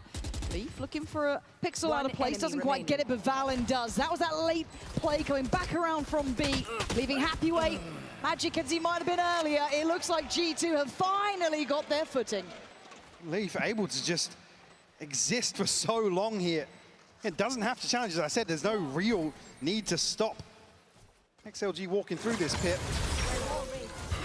Fortunately, again, yeah, sure, missed slow ward, but it's Trent's kill here that really makes things difficult. Unfortunately, Raga just, I mean, there's no way he can spam back onto this. Just a sitting duck on top of the wall. Great round from G2. Very composed. on our side now. We got this shit. The only way for them to really convert this position is to actually go into the backside of the pit and challenge Leaf. And now look what it's done to the money, though. Obviously, XLG on the receiving end of these 3 rounds has completely trashed their finances. Down to Sheriffs. Looking for win cons that may not exist here. Valen spraying and Leo's got to be praying. careful. Yeah, but he's trying to catch someone on that back pedal, but he doesn't get what he wanted. Oh, looking like a... Oh, should have been an easy target, but Raga making a little bit trickier there for Baby Bay, but he's still confident enough to hold this. And Viper utility, keeping him at the advantage. Nobody over towards C, though, for G2. Again, a chance for XLG to find another post plant on this side of the map. Yeah, but they're not getting the same opening picks anymore. No. You're not at a player advantage. It feels like G2 have figured out the approach that was working well for XLG, and what felt like it could have been a considerable problem, showing some of that caliber by being able to adjust on the fly. So not really falling foul for any of this. Yes, going to give up the plant, but by all accounts, G2 still happy. Valen back in the same position, able to dismantle this post-plant hole previously. Yeah. Lysor has to go huge here to bail him out. Valen's going to find another one. Traded off, but the numbers just favouring G2. The weaponry alongside that, and just Lysor left now. Shut down Jorgamo. Find the final kill, and G2 will tie things up. Yeah, they're back in business now. Felt like a shaky start, felt like a very confidence-based start from XLG. I mean, you heard Baby Bay saying exactly that. It's like, guys, yeah, sure, they were hot for the first few rounds. The only reason they won them. G2 now certainly feeling more comfortable in terms of what's going on across the map. So now XLG were asking to make some big changes. They're having fun. Seems like levity has kind of been added to the mix here. And I guess we look towards XLG under the lens of, do they have someone to reignite what was working at the start for them? Can they rebuild on some confidence? Because the timeout didn't seem to really find what they needed. But buyback in hand here, but operator out for Jorgamo. So a new added twist here for them to try and find those next couple of steps from. We're going to be able to hold down the fort here. Operator in hand now for him. Is he happy way on the other side here? Still a gap for him to confirm. Nobody slipping through. Valen elsewhere. He's found the opener. Oh, a single point of damage being traded onto that. I think XLG just looking a little one-dimensional now in terms of where they're looking to pressure. The res will come through. Chance to punish, but that will stand for the time being. Okay, they have got Valen. Does Leaf leave him to die at this point? I think he does. I mean, yeah, Valen's screwed. No saving here, so Leaf, you better be able to deliver. You gave him up. I know exactly. The sacrificial lamb to hold position, but he's going to see it all coming now. With 30 seconds, limited options of pivoting, XLG need to once again go into the C site, at least this time with a player on their side, but ult for Baby Bay. It was certainly more than even out the odds, and 20 seconds, still no plant in sight. Mike, this is getting incredibly late, and G2, you've got the site back. Issue being there's a pain shell and everything to consider here. Tons of util. XLG have to go forwards. Leaves out for vengeance! All three, baby! Make it 4! It was a worthy sacrifice to get that round in the bag. Another clear example for me of hesitation on the side of XLG. I mean, you roll this back 10, 15 seconds and you'd expect one or two people from XLG to be going forwards, but they're just so hesitant. I think G2 are feeling that as well. When nobody's swinging past second pillar, it's like, I okay, guess we're going. Yeah. Except that same window of opportunity we saw where the plant didn't come through previously. Very concerning to see after XLG had themselves a very comfortable start. Certainly in charge of momentum. The confidence certainly favouring them. Sort of rounds that you don't want to give G2. They are now around to the good. Round 12 broken by here. Valen's TP on one side, nothing. Maybe. Fall. Bay out here of the wall. Maybe Bay will relay that information. G2 has 3 walking out mid. They've really got their finger on the pulse, it feels like, but Baby Bay has to be careful to not get caught here, but he's already backed away from sight. The back line now pressured. Happy Way waiting! That's an advantage that they haven't had in a minute's time, so this is good for them. A follow-up would be lovely, not going to get it. Back line now broken, they've got issues, once again surrounded. Jorgamo, one more for a showstopper. That could be... Oh, it could be wraps. Huge here for G2. And Leaf waiting. Needs the rest of his team to kind of build up a bit further, but you can see that XOG want him dead. They want to pry him out of that CT side. Leo trying to fight him back, but he falls. Just Lysor to try and hold back the flood from G2. Already takes away Leaf. Needs Trent dead, needs Baby Bay gone. And Baby Bay ain't dying today. G2 bouncing back after what was a really dreary start. Resurgence here to find 7-5. Massive respect to G2. And the resilience here. So we're being dictated to these early rounds. XLG, sure you could argue maybe a couple of these passing them by, but certainly want to see that cleaned up for the second half, Lauren. I'm with you on that. And again, for me, average was never the plan for G2. High expectations on this team, showing some of that pedigree in their ability to turn it around.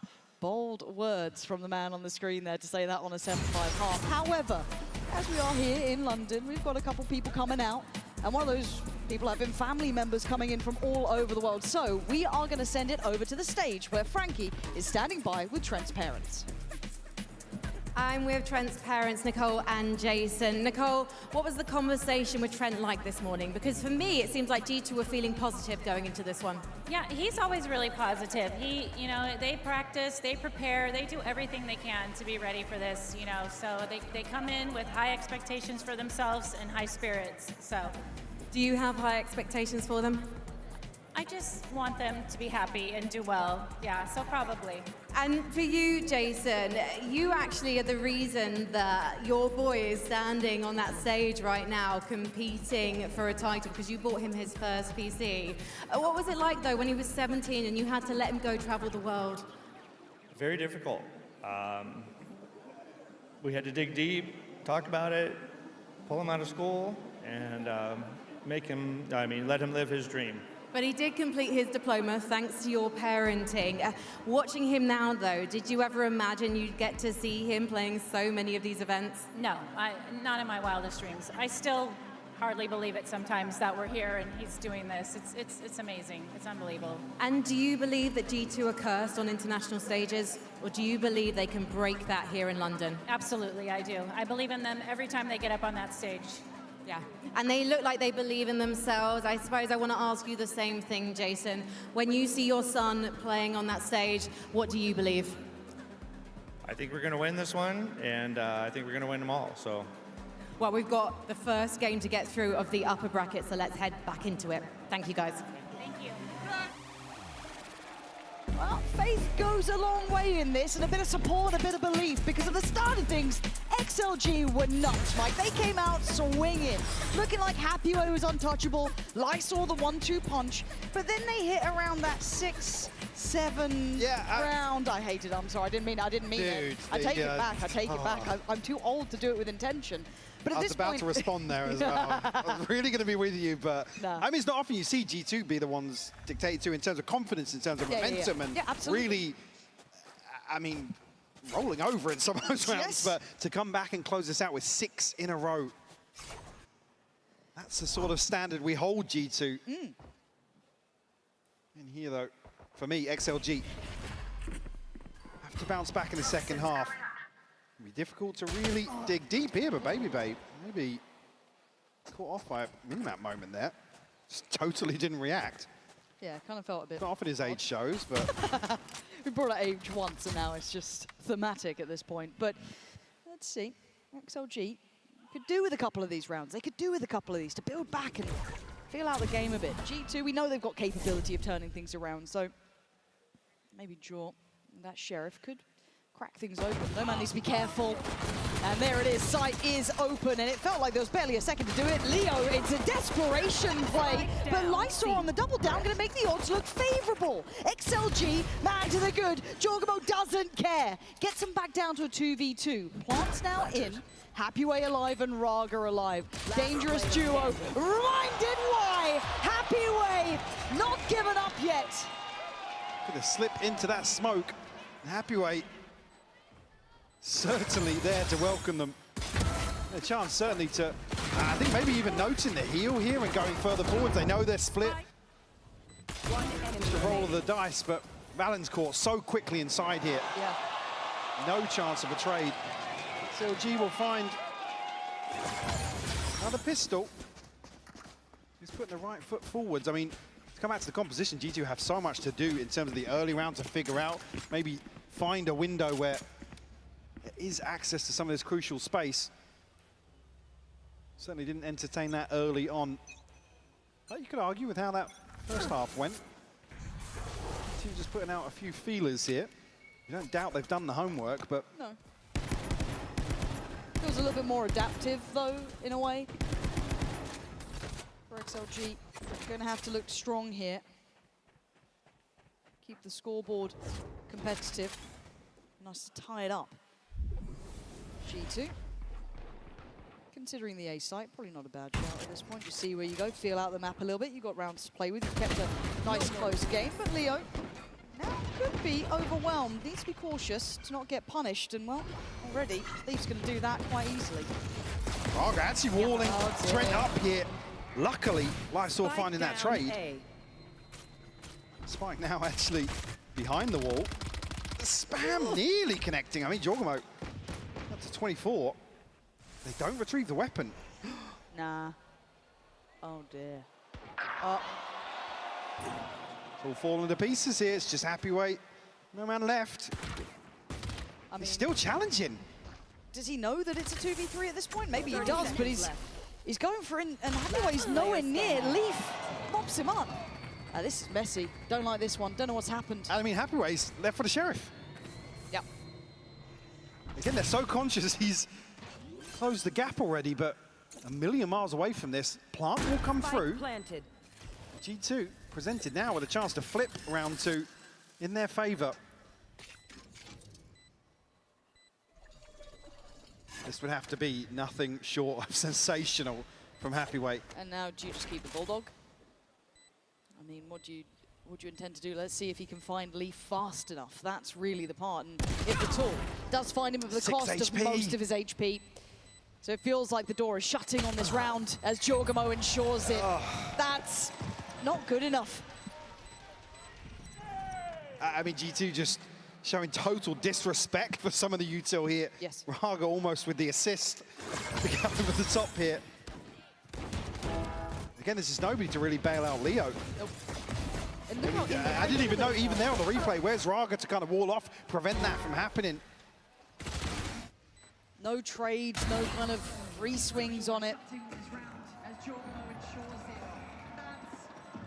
And again, when you're looking across the stage and you fumble something like that and you already see them up on their feet, they're starting to get a bit more lively. It does compound that sort of pressure. The scoreline now starting to sit a little more comfortably with G2 at 8-6. XLG going to be herded down on a very light investment. Just happy weight on a Guardian. Now for him, I wouldn't say it's a welcome challenge, but he's got options more than the others. I mean, he is certainly the one to welcome this sort of round for sure. Roll trick. Early indicators, at least. Here. Well, there's the Guardian gone. Yeah, that's rough. And it feels like Leaf might go farming here. Let's see if he gets checked on. Is that caught? It has caught. Yeah, it has. I think it'll go unchecked to an extent, but it's still a problem. And they're still finding individual fights in a three-play stack. Lysol just gets pushed over. XLG look lost here. I know this is still going to be a very light invested round, but still, G2, comfort under all this pressure. I mean, if it's flawless, it's about the best thing you'd want flipping round two for G2. Just one left to find here. Only really Jorgamo that's taken any damage. I mean, Showstopper available already as well. 9-6 on the board. Very tough situation now for XLG to recover from. Yeah. Don't have an ult to throw in here early on. One enemy remaining. I mean, they're going to be able to ride out this bye as well, G2. Oh, it's pretty well rounded. Everybody's sitting comfortably. Yeah, Jaws ult does concern me as well. They can now go with a bit more tempo if they want to be a little bit more direct. If they really want to make that issue even worse, get under the skin with an early start towards Rubble. Gathering a great deal of control. Leo and Raga really need to be on the same page now.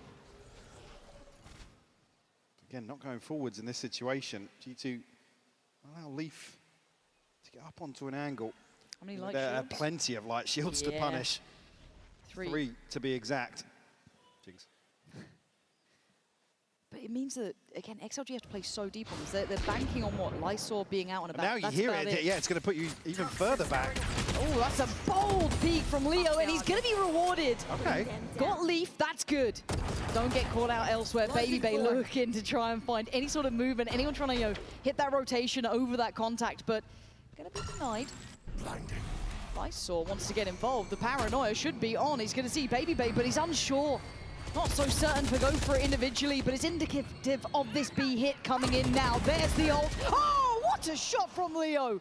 Beautiful, but a trade there for Valen means it's not out of the woods just yet. The 3v4 numbers up for XLG, and G2 kind of ping-ponging between the sites.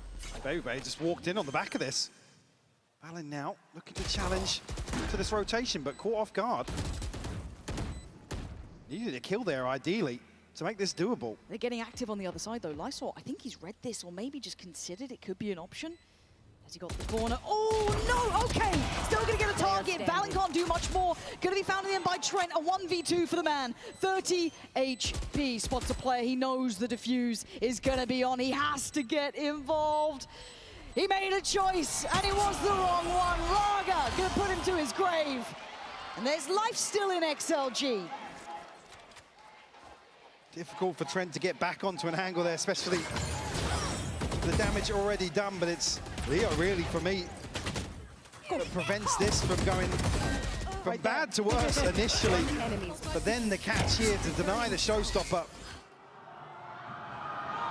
Even then, when you think Baby Bay able to slip the net on the back of all that pressure, G2 just can't solidify that hold. Here. Fine margins for sure, but as you said, XLG still clinging to life, keeping their head above water. But G2 back in with very comfortable buys, we'd already noted, flipping round 2. This could be the next step here for Caught one. XLG. I found my wire. Don't expect them to be going forwards. Alan desperately looking for a camera here. Now, still not dealt with here. Happyway maybe just relying on that very, very late into this round. Doesn't want to show his hand just yet. Toxins going up.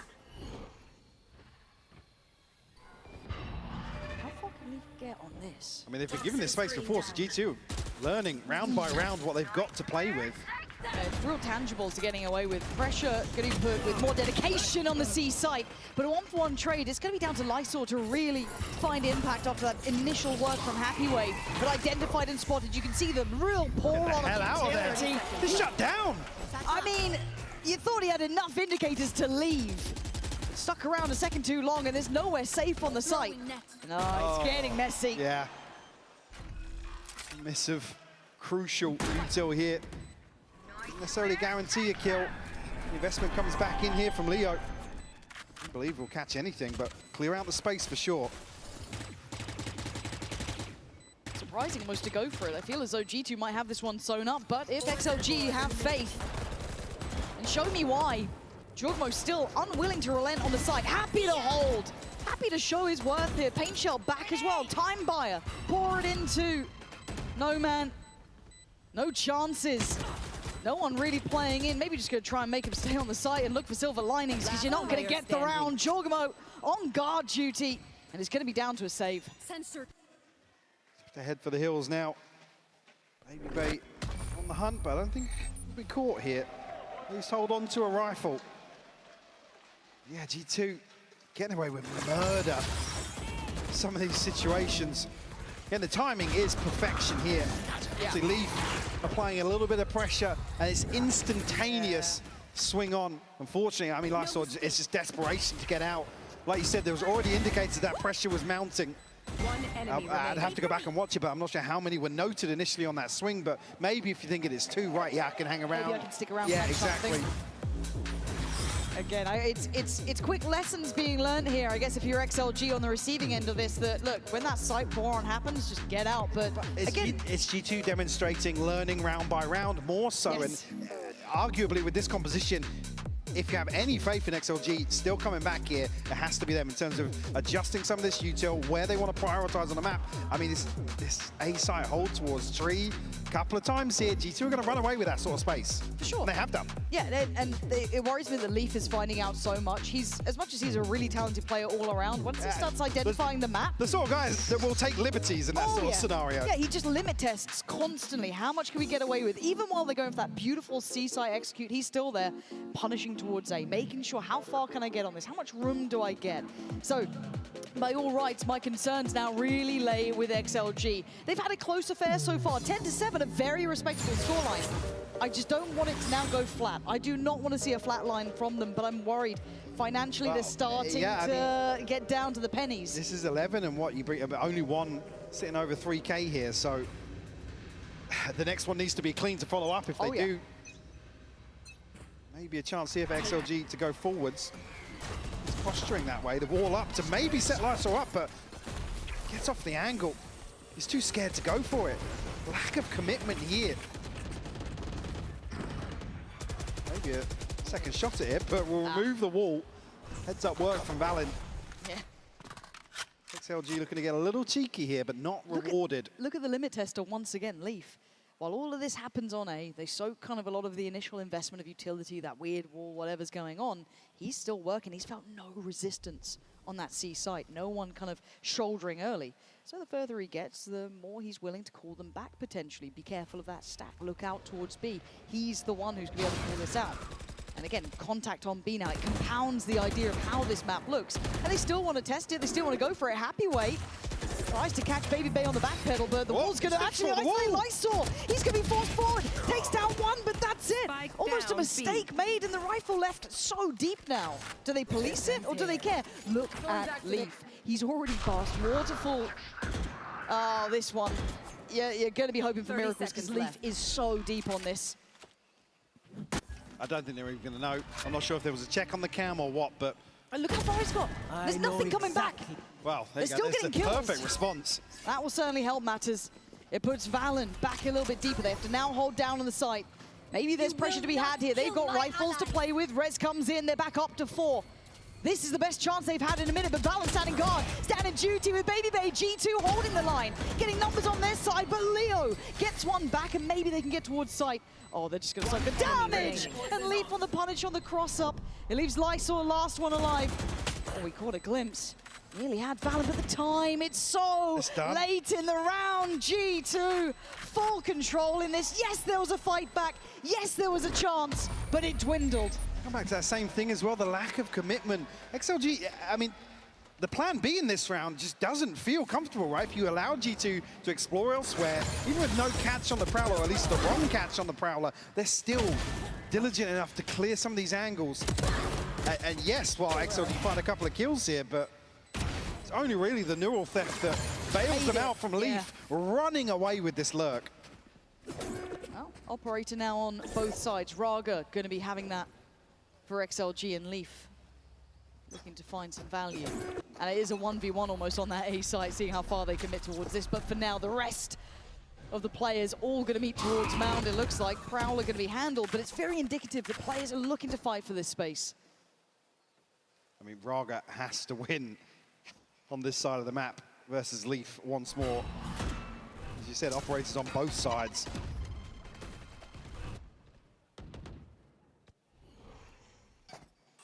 That's certainly one way to address it. God, they're putting so much faith. It feels so mirrored in this moment, doesn't it? Kind of that 4-1 almost from both sides. Yeah, but I mean, if G2 get a bite on contact here, there's no way they commit to this. With see how they've actually managed to obtain this C site previously. I think they have the read of the map.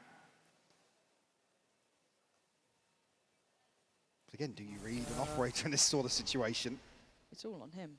Raga has to hold this down. And the Prowler could completely crash it. They spams him! Oh, dearie me, that might be all she wrote. Baby Bay looking like he's walking on water. Happyway dead. I don't know how this man's doing it. You talk about read of the map. That is absolutely insane. A sixth sense. Oh, it's just too much to witness at times. Leo with no options. The door's shut on this round. It is gonna be 12. G2 getting up to map point. Certainly looking way more stable now. The opening of this map. Again, a very one-sided affair in the second half. That's just, I mean, the intuition, crazy. After that, G2 able to just overwhelm the rest of XLG. Like I said before this, the purchase already in question for me. Hemi coming in here, yeah, sure, rifles, but look at what's behind it. Lacking shields. XLG could all be done here in round 20 for them. Rip and tear. No more thought. Trying to deny the aggression, but Jorgamo in the meantime, they're reading this map once again to perfection. As much as G2 have a lot of flash when it comes to their players as well, their approach, their understanding of the game is looking very, very good here today. And for XLG, on the receiving end, sight's already gone. What are you meant to do now? Scrambling now in terms of this retake. G2 going to feel very comfortable, able to dig their heels in. A pit to complement that, the worst possible thing. All right, it's all on this. Trend gonna find one. Raga, desperate to do some damage, but Baby Bay again, just lighting up the kill feed, leaving Lysor and Raga with it all to do in very little time. And Jorgamo wants in on the action. It is G2 actualizing that potential in map 1. fantastic display from G2. XLG certainly had a chance. This one a full one-sided affair, but G2 to close out. Do not go anywhere. We'll be right back with a center after this.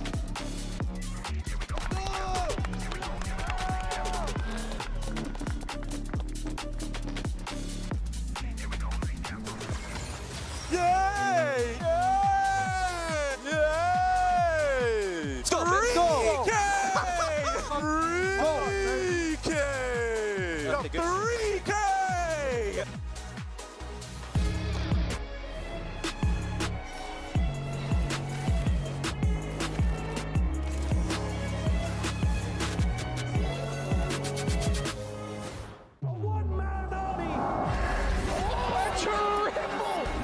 He's hunting down that title!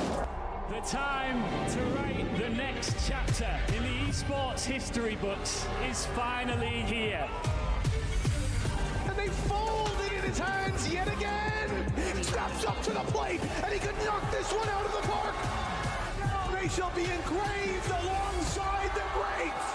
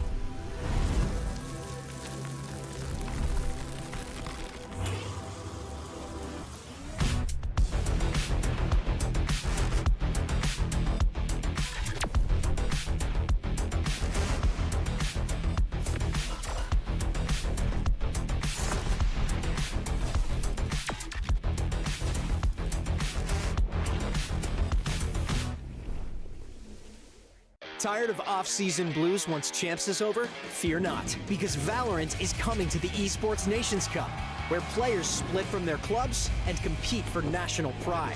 Will EMEA turn every round into a chess match?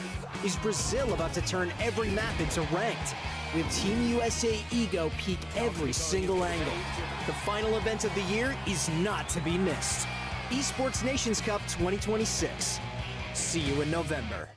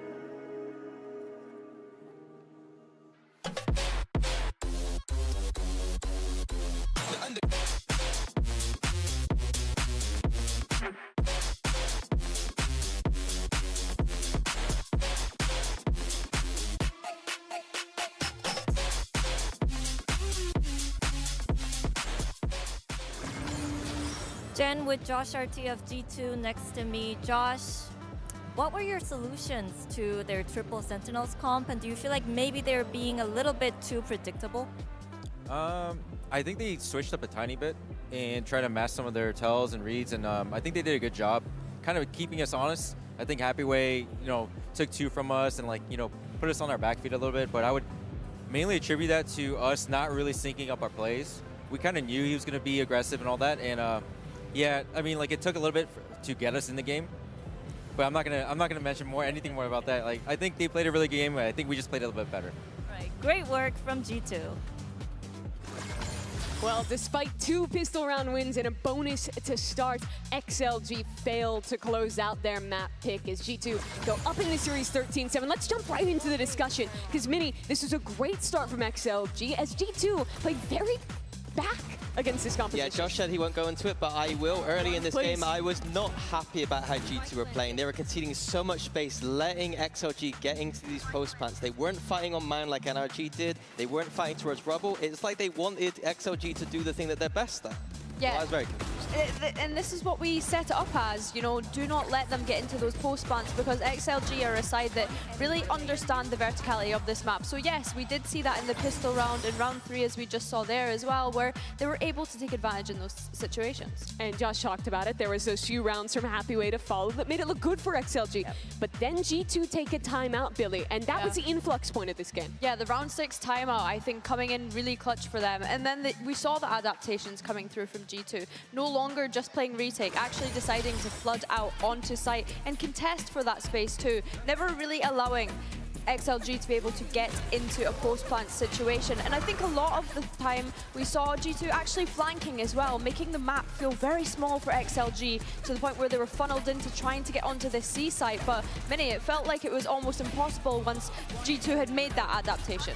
Yeah, I still had some questions about the way G2 adapted, but I think the flood style worked very well for them. We saw there a few instances as XLG as well, whiffing on some of that micro and some of those lineups. And I think that was also a key thing on some of these XX as well. But yeah, you can see here, Vice ult to flood in. They're very happy to just play this delay style and just fight them once they're going into the site. And if I see another stage slow outside of Viper Pay, I think I'm going to lose my mind. As you mentioned, Minnie, some of those micro moments with the utility, I think kind of let XLG down a little bit, almost that mental block that we spoke about at the very start of this matchup. And you tie up the bow, Minnie, with Baby Bay as well, having an excellent game. He was the guy we were looking at. He delivers here.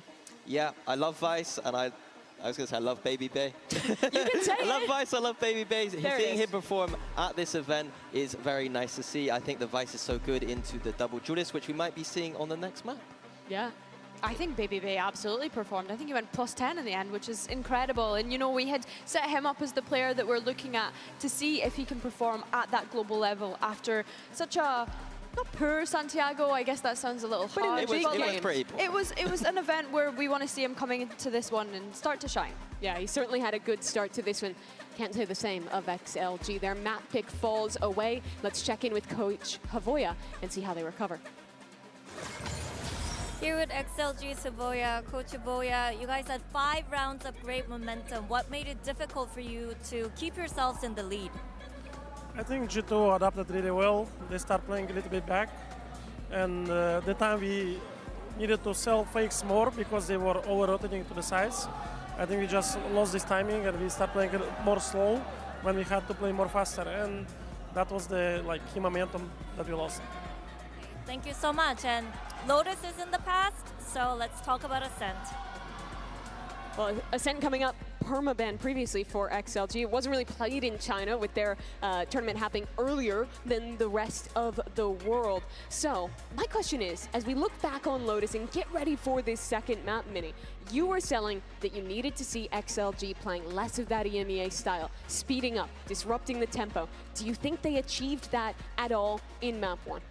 I don't think so, but I don't think that is where their strengths are on Lotus necessarily. And on Ascent, I think what I'm looking for here is not necessarily a tempo switch, but just something new. We haven't seen them play this this map this year, and so anything they bring out here is got to be a surprise element. They got to have some gimmicks, some cheese stuff going on. So let's theorycraft. What do we want to see from an XLG comp on Ascent? Well, we just enjoyed the triple Sentinel, but I almost wish that they would have flipped the map at moments when they got into those post-plant situations. I don't think double Sentinel is completely off the cards. We know that something like the old Deadlock Cypher. Yeah, Deadlock Cypher, the Vise Sage, obviously being a great composition when we think back to Champs last year as well.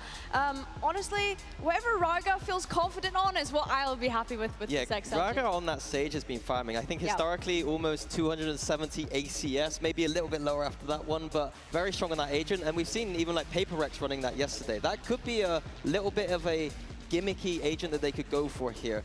I don't want to see them play completely standard. If they're playing standard, then it is about speeding up the tempo, like you're saying. If they're not going to play standard, I want them to play full gimmicks.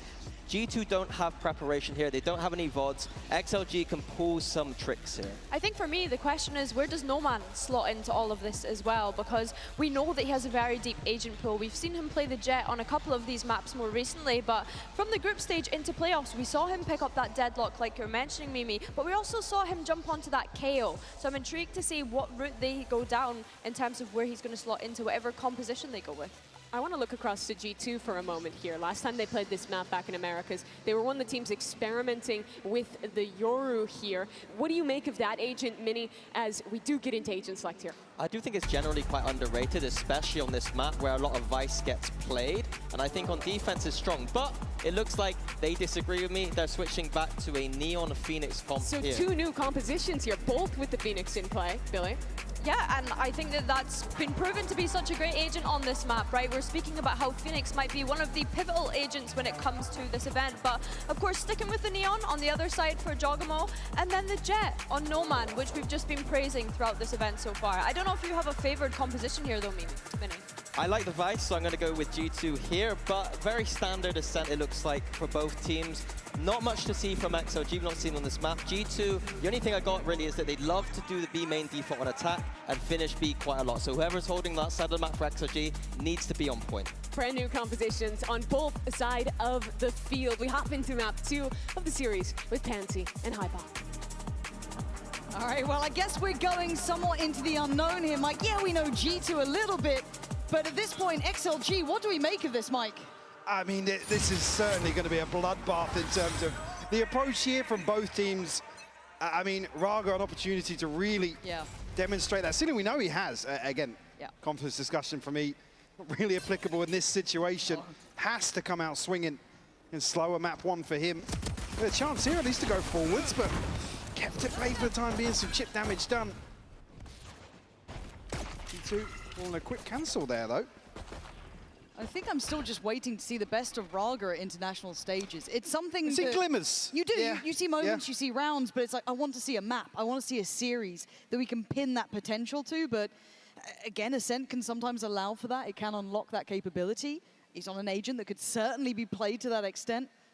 I'd love to see it. Now, G2 not completely changing their end goal of approach, looking like they still want to finish towards the A side.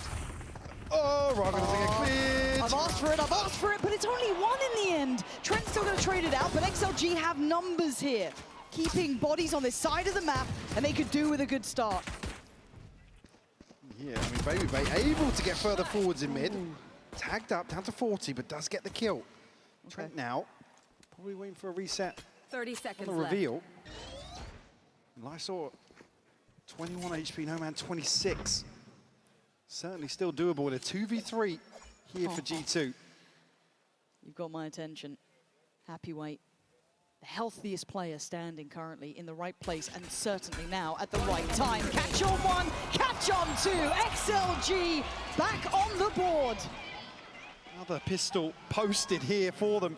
They're certainly not able to springboard off that in map 1, but certainly what you want to see to kick off Ascent here.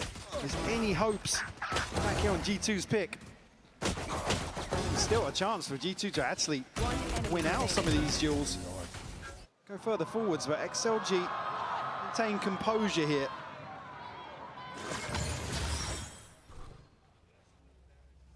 Two towards mid. If they start round 2, again, you're hoping this round 2 is kept clean, considering what we just saw. Oh, it becomes, you know, a necessity rather than just a want. Raga, good stuff. It needs to stay present in a lot of these engagements. Build towards that. Again, one of those things, you're playing Phoenix, it has to be done. Already respect enough given that you don't want to take a brawl towards Tree, so they sit a little bit deeper, but it does give up some access towards the site. Already, OMEN not really allowing too much play here. Jogamo, Valen starting to build up a case. No man again, still going to find Valorant, and they want to shut it down. It got very dangerous there. Another body dropping, I wouldn't be happy.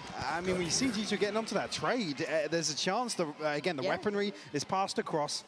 It was a once more, quite further pressure, but... Careful now. Again, I mean, bonus conversion in map 1, certainly. XLG are aiming for here. Fairly well invested, but... It's going to be Happyweight and Leo down on just pistols. No benefit of an early ultimate. Raga just at halfway. Could be a turn of pace, actually, for G2 on the way in. Jorgamo will catch the tag, though. Going to receive a little bit of attention over towards that deeper A push out. I quite like seeing this from XLG getting a bit active, right? Especially in this sort of round in a bonus. Already going to put Jorgamo on red alert, right? 10 HP, he's got to work with this now. They're playing deep on the B site. There's no man still looking for an opportunity. Utility still in play as well. See the temptation beckoning. Gorgeous from Leo, but right back at you from Jorgamo. 10 HP, apparently not a problem. So now do they pivot? Do they feel audacious enough to do it? 2 kills from Leo, absolutely beautiful. And this is a bizarre battle, isn't it? Valen at this point finding Lysor over toward Tiles. Trying to get active to see if he can get out of this one. He's going to get pinched though. See already. Jorgamo looking back towards mid. 10 HP though, do you take that risk? He certainly does with a Spectre on the other side, but it's just one bullet that needs to connect. Jorgamo will stay put for the time being. XLG a million miles away from this. Yeah, so far. Yeah. By the time they get back towards this side of the map, it feels like the time's going to be near on gone. Not able to kind of clear the corners diligently, have to take risks and gambles. And Babyface pretty much your insurance policy towards this. He doesn't need to do too much. He's already got the time ticking faster. He's happy enough with this. It's got to be all in from XLG. And it has to be pixel perfect. Down to the second, down to the wire. Jorgamo's still down on 10 HP. Gonna fall. I said it has to be perfect. What in God's name is that? They walk back in with barely a second left. I mean, they could not stop there in terms of the retake, and there's just nobody to cut any angle off here. I mean, the smoke almost benefiting here when it's Babybay left in a position where he can't swing out of this. Oh. Bit of a blunder here. Massive blunder. One enemy remaining. So Babybay the one to stay on side, but look what he has to do to get back onto the spike. Round 3 converted once more. They had no right to that, but I love that they still went for it. I thought they might have just cancelled. I thought they were going to keep them interested, make sure everybody dies. Yep. Force out a full repurchase, but coming back in hungry. But we know that G2 can learn. They can adapt, they can adjust. That was the story of map 1. They started off not looking great. We already heard the desk kind of alluding to it. They weren't happy with that initial look. This time around, XLG, I think they've earned this one. They've earned this start. As G2 onto the Stingers and Sheriffs. Cover going out. Vested behind it though, still going to have some shields to play with too, so it's not just without any bite. yeah, and the other thing is Leaf's ult as well. Certainly a chance to throw an extra body on the front lines.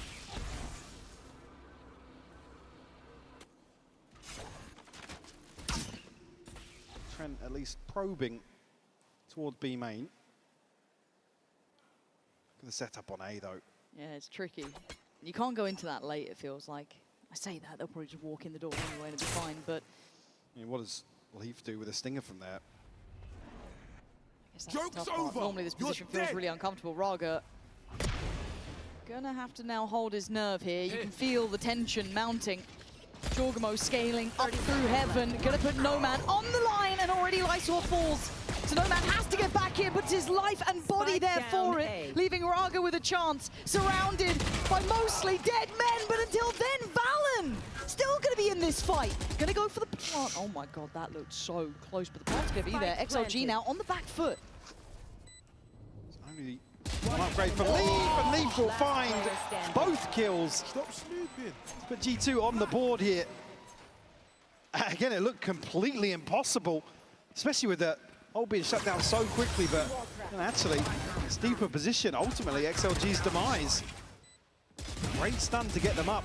Not even sure where that came from. Trent to find the headshot. Shouldn't really doubt America's teams when they have singers, though, should I? I think the age-old tale. Yeah, especially G2, the way they work this. Incredibly diligent, but the buy still very much in hand for XLG. Operator coming in. Raga's still got that ult. Not really knocked off the ladder yet at all. So G2 need to double down now. Show me they got more of that. Yeah, more of that, please. Forwards with a drone here. Natural connect, at least, Baby Bait. Doesn't catch a glimpse of the operator, though. But look out. Diligent, the clear is a miss! Oh, and it is a huge miss. Baby's going to punish that all day long. Nomad is going to be kicking himself. But Leo's still on the case.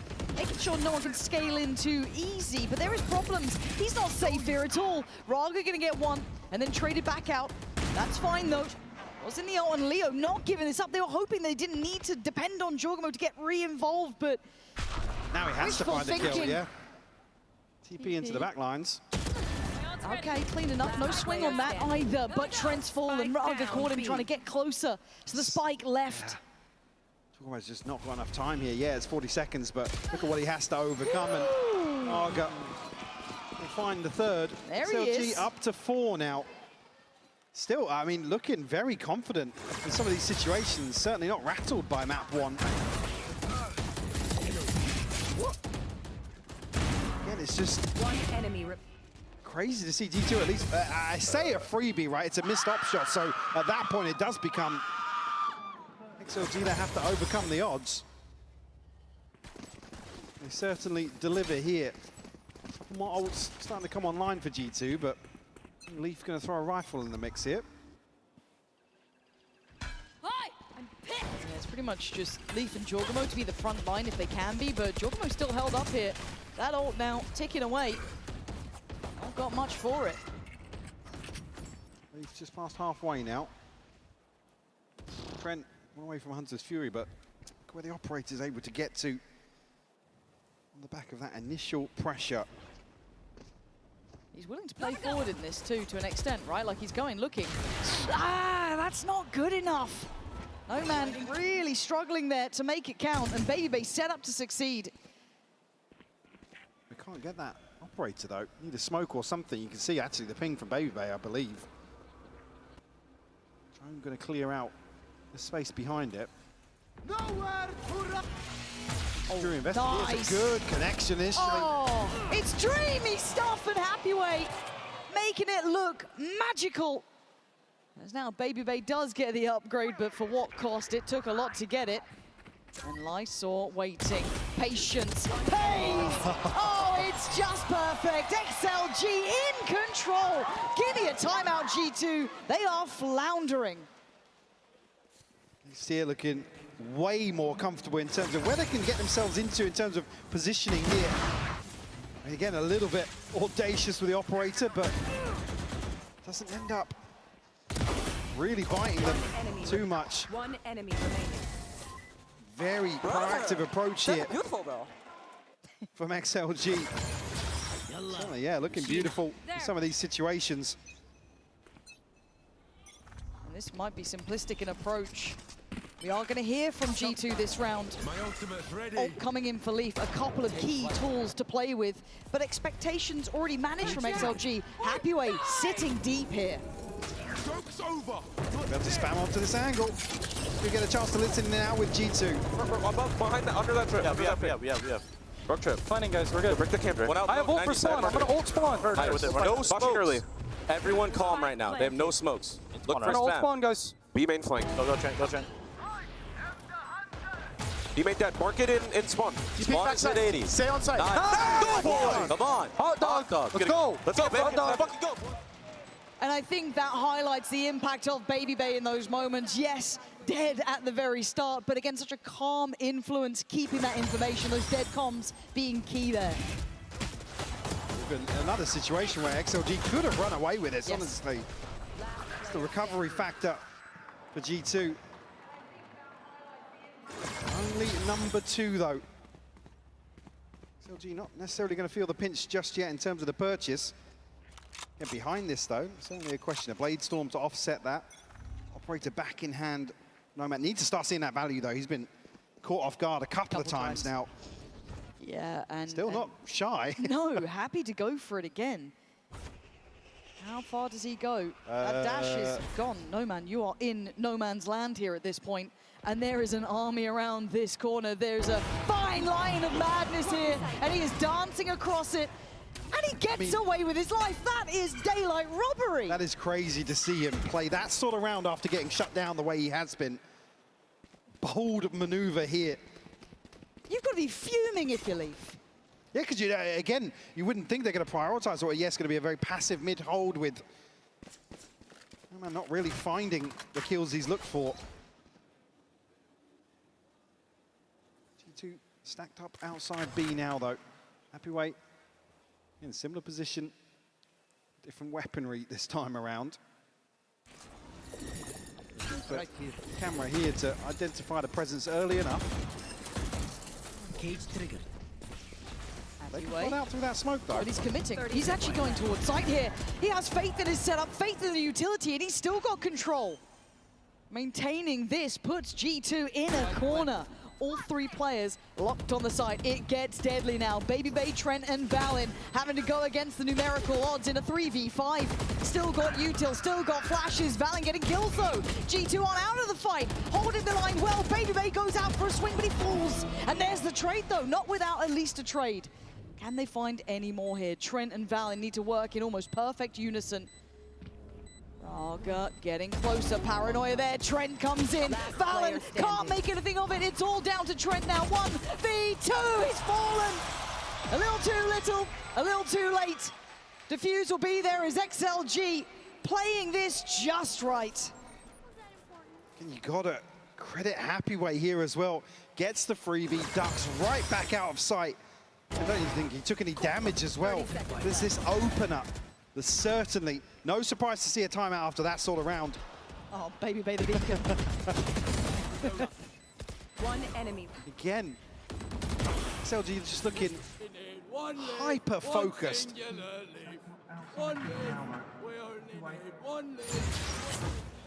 Whoever you are, you're my favorite fan member so far. Were you like a paid viewer from Yinzu at that point? Like, I'm just saying, she's been bigging up the chance the whole time. But at 6-2, we take a moment here. The Coinbase win condition, because G2's got to find some. Maybe banking on the coaching here. It flipped map 1 for them. They need something similar now. I mean, similar sort of start as well to this map. Scoreline not too different in that regard, but G2 certainly the ones that are under pressure now. Again, the finances in total disarray. They get the benefit of one back, but can't springboard off that at all. And ults certainly to be considered, but certainly not in this round. Leaf unable to really find the value just yet, other than, well, that split towards A, but yeah, again, borderline miracle that they're able to get that one across the line.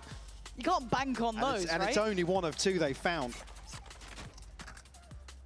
This one for me is XLG's opportunity to really twist the knife, stabilize here, get themselves a huge advantage. Oh, it looks the last pacey. 3 rounds, yeah. No Man, another chance, and we said he was audacious before, but this is a really tough one if they continued at the pace, but they don't.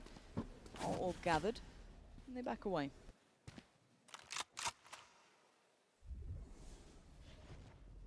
Yes, if slowing things down, it's, well, still a chance for the operators to find value, but tucked into A site this time around. It's just a bit of misdirection. Maybe XLG wanting these rounds to slow down a little bit, force G2 to explore the map. Well, that's the thing. You look how deep contact's going to be. If they explore towards A, it's going to be once you kind of commit towards it. You're looking at B again, maybe off the cam, but first time you meet a player is going to be pretty fast. Still got that trip towards middle. Who's going to have to handle that one, or someone does, as they do decide to kind of pressure this B approach through mid, taking the pathway through market. Going to put XLG to the back of the site. Played by Boathouse. Slow and steady. They're at the door here, G2, but they've got to stick the land in, and Happyway's having none of it again. Too individual. A little too sporadic in approach, and Happyway making light work of the lot of them. Leaf, last one standing. I've heard something about a singular Leaf, Mike. Let's see if it's true. A 1v3 now needed. With 23 seconds, the man is surrounded. He's got problems left. He's got problems right. and they ain't biting on that tap. Second time for asking. Paranoia here, dips away, 12 seconds. The time, his biggest enemy now, but the guns are at the door. And Leaf knows it, trying to get a fair fight, and they're giving him nothing. They're giving him no quarter. It's beautiful from XLG. And further demonstration of composure here. Able to forget map 1 comfortably. Up to 7 now. Again, it's just, they can't pin down HyperX or whoever it is towards B side to find that opener. Yeah. And there'd be a little bit of freedom behind it. Just remaining so active around this map. G2 really put to task. Trailing by 5. Leaf ultimate here, but again, we just haven't seen the value just yet. So be the round you want to. Try and recover the scoreline at the end of this. Quite a shallow ult really coming in, trying to be really making as much noise as possible towards this B side of the map, but sees nothing. Again, they're playing so deep, they're not falling for these early attempts here, but now Raga on the case. Bye-bye, Jorgamo, bye-bye, baby! He's dropping body after body. Raga now spins on a diamond, looks towards main, surrounded, but certainly not outgunned. Raga's got 3. He is holding the line. No man waiting if needed. But for now, it is the Raga show. Gonna be smoked off, another chance. Oh, he's playing with it now. And okay, now he's actually called upon. Raga still going! 4 kills! Are you there fast enough, Trent? You are! Maybe, just maybe, you can recover this round. But Leo unnoted. Trent with a guess. And that guess is right. He's found Leo now, but with 30 seconds. 30 seconds Sova on Sova. Who's got the chops for it here? Trent gonna opt for the plant. My ult is ready. Has to try and avoid this Owl drone if he can. Does get tagged. Now the option's getting tough. Swing! And Leo absolutely pins him down. Trent just trying to bait out here off the tag, but super sharp. That was quick. Yeah, to find the headshot. But Raga, man, what a round. What a turnaround here for him. Again, gets another flash off this, so he can just keep going. Yeah. It just snowballs. And it felt like he was really close to getting the time to fight Trent. Like, it felt really close on that, but still. Yeah, sigh of relief. Again, it's I keep coming back to the same thing. Looking so calm in the clutch in terms of some of these rounds that favor G2 in terms of probability. Actually, XLG to take him. God, no man's taking some really I like wild it, chances. But again, G2 shut it down. But that's not your kind of bread and butter sort of Valorant, is it? Going wild and kind of making these mad choices. You see him swinging out anti-flash here. Again, though, Baby copping a boatload of damage there. Down to 33, right off rip. Not quite going to even things up, but it's certainly going to put him back on notice. And they are trying to really clear towards main. Going to trip the wall on that, but does it then play in HyperX? Is he up for the challenge now?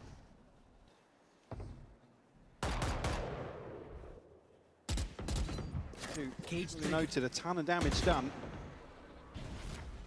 Notably, Jorgamo and Baby. They're being slippery though, Mike. Showing a little presence towards short, still holding some cards towards B. They're not overly kind of giving away the end game. Ooh. Great catch onto Raga though. Puts Leo in a very, very tough spot now. Has to go forwards with the op. Baby to shut that down. TP to come through. HyperX now. Has to complement this. Nice back of sight. You got me a 1v5. They are a little lower. Jorgamo going to pop the ult here. 89 HP. Lights all being chipped up. Tagged down and dealt with. G2 had to work that though. It felt that they took an entire tour of the map. I mean, it would feel like nothing short of a miracle though to close this out 8-4. Wouldn't it? I mean, the way this has gone, this is just crazy. It's the flash going in anti. That's crazy. Heads up work from Leaf.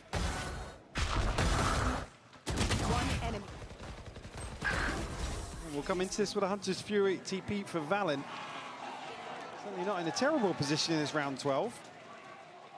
Operator in hand for Baby as well. as contractual obligations take effect. Yeah.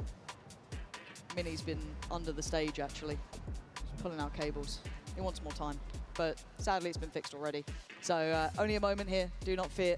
We'll be diving back in, and you're right, 8-4 would feel like I mean, with how this has gone, like, yeah, it's, again, expectations for Ascent, sure, thrown out of the window with how some of these rounds have gone.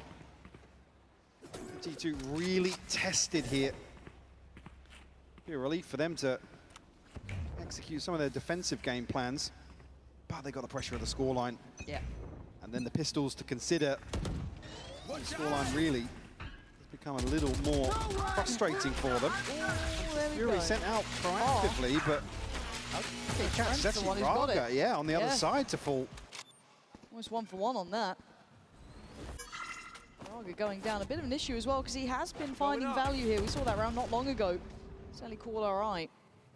Leaf, one more for an ult as well. That would be a blessing in round 12. Now, Valor might have noted a little bit of a fact finder invested towards A main there. It might kind of indicate they were looking to get active on the A side as well. So let's see if G2 can, I guess, adjust in time. Speaking of adjustment, Baby with a quick attempt and a quick death after that. No man going to get him. We're back down to 4v4, and they are going to pressure at this point. They're going in. TP towards site. We're going to have Leo on the case. They didn't even check. Valen, how have you done that? Right in between all of them. I know exactly where you are. Yeah, ult coming in, but what do they care? Leaf goes looking, doesn't quite get a target, but going to probably hear where they're adjusting. Information now free-flowing, but it's G2 with the time on their side. 3v4, also has to find a freebie, you'd argue. HyperX trying to make the operator work here. Can G2 hold on? Spam back, great spam back. Trent on the money with it. No man, yes, has made it out towards site, but these deeper angles might be the death of him. HyperX by his side. But 2 players on one side, 2 on the other. It's just insurmountable odds. And so does the scoreline feel at 8-4, G2 clawing back a reality, Mike. Yeah, I mean, it's a miracle to get back to this stage. G2 fighting tooth and nail for some of these rounds, Lauren. Great display from XLG, though. Can they convert that into the second half is my question. We'll find out right after this break.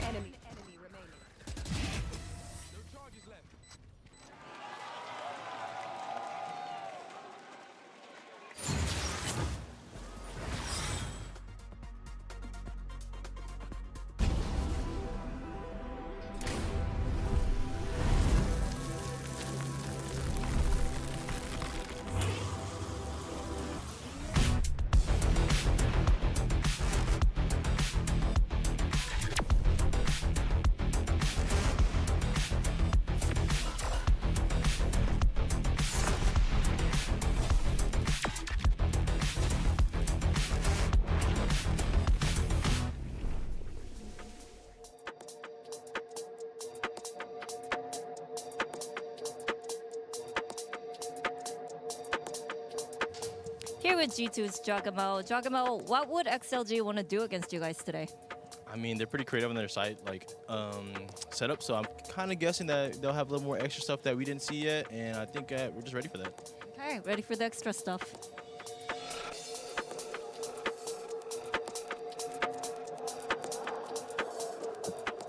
Here at XLG's Happy Way. Now, this is what Hiboya said. Toronto was a prank, Santiago was a warm-up. London is going to be the real deal for you guys. What's going to be different this time around? 我觉得霍雅说的这句话其实挺有道理的，因为我们圣地亚哥其实也是一个磨合嘛。我们Leo刚转指挥，然后第一次进大赛，然后在那边吸取了蛮多经验的，所以这次巴黎，这次伦敦，我们一定可以拿到很好的成绩。 Okay, he said something funny. What did he say? Yeah, he said, I definitely agree with Hoya since in Santiago, which is like we didn't practice for so long, and Leo just changed his role into the IGL. So yeah, definitely coming into London, I feel like we can get a nice result.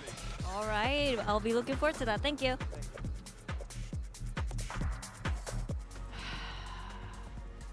Do we have faith, Mike? Do we believe this is going the distance, or the G2 once again can turn this back around? Brutal first half to come back into. Like I said, did all the hard work there, G2. Trading by 4, yes, you go to arguably favoured side. XLG certainly the ones, though, with the upper hand.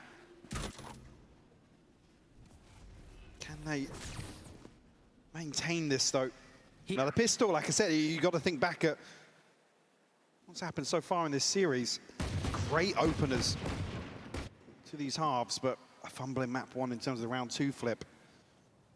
Got to clean that up here on Ascent. Yeah. The bar is there. XLG steady on approach. And G2 not really giving any early fights. The only one they could have had potentially was over towards A, but not fancying that. So eyeing up towards short. There's first contact. And No Man doesn't really want to go that way. So regathering, 3-2 approach towards the B site, it looks like. No catch through mid just yet. Torgamo looking for it, but is that worse for wears there? Yeah, Leaf is backside though with Trent, so this chip damage could be gorgeous. It is. Big reward there, but Leo's got some back. Leo's got more back, finding Trent as well. It's gonna be on Leaf just on the back of the site now. He's got problems left and right. Leo, all 3. As Fallon and Baby Bay probably left a little dazed after this. Again, nothing looking like it's landing. It could be all 5. Leo lights it up with an ace. Wow.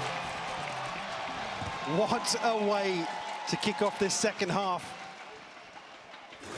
Beautiful conversion here. Leo doing all the heavy lifting. Torgamo, like I said, that damage early on converted. The shock dart. Able to just follow through here. Can they right their wrongs? I believe it's a similar sort of investment back into a round 2 here, but XLG need to keep their head on a swivel here. Yeah, you have to shut down any opportunities when you face G2. Look, we know they are a high caliber team. XLG need to stay buttoned up in this. Don't allow them to build back in. Keep players like Leaf kind of under the thumb a touch. And coming into this, the bye, reflective of the scenario for G2. Not given much quarter to play with. Torgamo will get a sound cue here, but has to respect it. So we want to challenge onto that angle. Raga very quickly onto it to try and convert. G2 effectively slowing things down, though. XLG have a little space to play into. Is all but screwed here if he gets pinched. It looks like that's about to happen, doesn't it? They seem very aware. Already Raga looking his way. No, no. Valen, you're not meant to be able to do this, but it's allowed Torgamo down, but he gets handled by Raga. That somewhat quelled that threat. Somewhat. Leaf already tagged up here. Baby Bay down to 68. I mean, now it would take a miracle for them to flip round 2. Raga ready to flash behind this smoke. Oh, that flash is foul, isn't it? And Happy Way, going to connect towards Baby Bay. Trent gives it up, and there we are, all standing. In the box here for XLG. I got a bit scared. I mean, bit scared. Valen gets inside that cloud burst. Again, even just another half second to reset, maybe steady his aim with an upgrade. Or if maybe someone else was able to dive down at the same time, get in. I mean, Jogger tried. Yeah, here it was. Able to find this. Raga finding 2 crucial kills. 10 rounds is double digits. We could be going 3, Michael. Michael, it could be 3. Look, all roads lead to split. Any good game is always determined on split, is all I'm saying. So, I'm all aboard. I guess this is it's the first test. It's not even the big test. This is a bonus for XLG. If they get this one. I mean, the big thing is, again, Raga's going to basically have his ult to carry through from this, regardless of outcome. Certainly upper hand here for G2 in terms of inventory, but XLG still not shying away from a little bold in approach. Baby Bay effectively confirms there's no member slipping through behind the wall. A bit of audacity on display here from Leaf. Maybe a paranoia to follow this up, though. Well, there's the paranoia. Oh, it's not going to note him. Huge. Leaf could be on for an absolute heater. Jorgamo as well. They're getting audacious, they're getting wild, they're feeling a little bit braver, a little bit bolder, but it's only a bonus. So don't get ahead of yourselves just yet. But Leaf is going to do what he can to make sure this stays in check. But Happyway is right back at him. It's down to a 2v2 now. They've got options on the site. They're going to get the plant. And it is game back on here. Suddenly, we are all even. Trent and Babybay left to try and recover once more. Both upgrades found, though. But no utility on G2 left. This is all going to be the gun in hand, door shut. First indicator of where they reside. Lysor, highly disconnected from this, but checking deep, wants to make sure that he can come back around and support. Happyway playing towards Hell. And the time now starting to dwindle. Babybay, though, with a quick kill on Lysor, leaving Happyway all alone. But Stan! Oh my God! All alone! Happyway with the Red Bull clutch, giving them everything they needed. A massive fumble from G2. Happyway gets away with daylight robbery on short here. Get the bait up from OMEN. And it just looks so easy for him. No! Pixel perfect to close as well. So calm with it. Look at him. 11 posted by XLG. G2 yet to have a say in this second half. Oh, lots to digest in this timeout. That will rattle the G2 camp. Of course it will. Of course it will. Again, at this point, I'm a little stunned. Don't get me wrong. I thought map one, okay, we're on for a real heater here. 7-13 in the end, you kind of get brought back down to reality, right? Like, okay, G2 meant for greatness, all of this, deep runs. That's where the issues normally would start, when you get deeper down in this. But okay, this is playoffs round one. I thought, okay, a good matchup for them, maybe competitive, but here at 11-4, they can't put it together. They're being outclassed by XLG today, here on Ascent. And who knows where Split goes after this? It's not over yet. Sure, there's a chance, but the way XLG are playing, oof. So the buy settles here. Not many opportunities, to be honest. G2 happy to at least concede here, but it creates a long pathway back into this map. Leaf, one away from the ult, a chance maybe to have a say. It looked like that short hold was going to favour them, especially with the drone, catching the near sight, not clearing that angle, but it's a Happyway just hand-delivering the opportunity for XLG to convert once more.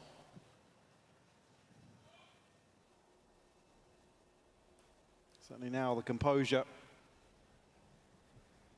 can be tested once more for XLG. Yeah. And the thing is, this hasn't just been like a cheesy look, right? They've been playing good Valorant. They've been diligent in approach. They've been great all G2 around. getting caught off guard a number of times. Completely. Rare. Don't get those opportunities. No, trying to get active in middle, but Raga then going to fight forward. Going to identify Trent and going to note at least one more in the form of Babybay. But by now, Leaf gets invested, gets involved. Happyway goes down. That's again that short presence. But does he even get out of this? No, he's surely dead. Takes a bit of a tag as well, going to at least try and do a bit of damage, but that's silver lining. He's gone down. Next corner. Are they just trying to punish them if they're not checking corners at this point? Jorgamo going to try and play him Valen? Yeah, okay, it's worked! It's ridiculous to get away with it, but Trent hot on their heels. Playing behind again, similar duo! But they've got a great shot on Raga. Down to a 2v2 again. We've been here before. This time the outcome feeling somewhat similar. Trent left with it all to do. I saw tagged up, but he's able to slip away. Do have a reveal, but again, XLG total control of this situation. So and actually posted up to greet Trent out of this smoke. Yeah, playing that kind of 1v2 situation for themselves with such confidence here. Lined up. It's a firing squad, and it is 12 for XLG, keeping G2 absolutely distraught in this. They have nothing. 4 rounds. And this has felt like a powerhouse performance from XLG here on Ascent. Again, for me, there's still an opportunity at least to go forwards and fight here alongside Leaf. I think they just give him up. Rely on that setup on Switch, really delivering, but... checked out. Tough now, Jorgamo will throw an op in the mix. Hunter's Fury and Neural Theft available for XLG. To convert here and take us to split, Lauren. And it's a scary thing if they can humanize G2 now. They have learnt the hard way in their previous times meeting. In Toronto and Santiago, they haven't been able to get the map from them. Suddenly they do it now. Could you imagine what that could do for Split? We wait and see if it can be done here and now. 1 minute 10 to figure it out. Leo clearing the corners. They've had to learn the hard way to do that, but they've learnt it. Raga again, taking a similar walk this time with his teammates by his side. Leaf put to test, eats the flash. Gonna have to fall off, this pops the ult. Leaf once in, gonna catch one. That's Lysol gone, follow up! Leaf, big round! No Man gonna send him back now, tries to get the spike back and maybe still give them a shot at this. Oh! Get back onto the angle, but Jorgamo will fall. But Leaf's still got another, he's on 3. Hell, he could ace this, but Leo and No Man, can they shut it down now? No Man on 3 himself. And again, it's Trent and Babybay to potentially face the music. XLG could be breaking the curse here. Finally getting a map away from G2. And Trent is all that stands in their way. Leo and No Man want this map done. With 7 bullets and a prayer, Trent moves forward. Time ticking! XLG! Taking the map from G2, pushing us to a 3rd, and finally breaking that trend.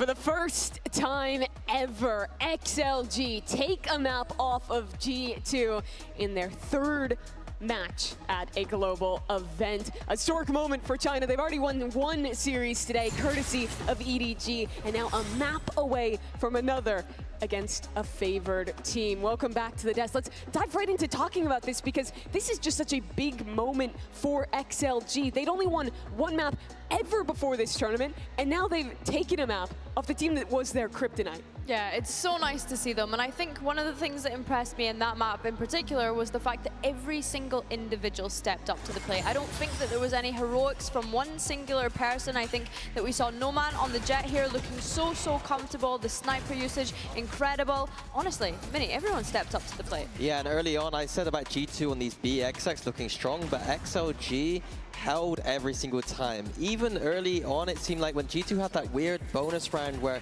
they got stalled on B and went to A and fumbled, that was all about this idea that XLG's just had a really good bunkering system. Here at Happyway, just by himself, able to get a couple of frags here. Beautiful to see on that weak side. It just felt like there's just a lot more confidence coming in overall, and it set the tone for later in the game, because G2 started exploring towards A, faked towards B, and XLG called the bluff every time. They were like, well, you haven't finished B and won yet, we're just going to stack towards A. So huge implications early on some of these B holds. Happyway in particular shined for me. Yeah, for sure. I think starting on this defense, it really allowed them to get off to a good start. And then Happyway, as you mentioned, has always been that kind of consistent performer for this squad when it gets to the global event. However, I think when it got over to that second half, that's when we really saw the highlight of each individuals having heroic moments throughout that second half. Yeah, what I was just impressed with was the overall confidence from XLG. My impression of the team has always been that in China, they have good macro reads, they play a more structured style than other teams, but when they show up to the big games, the players often don't deliver. But that was so different in this second half, Minnie.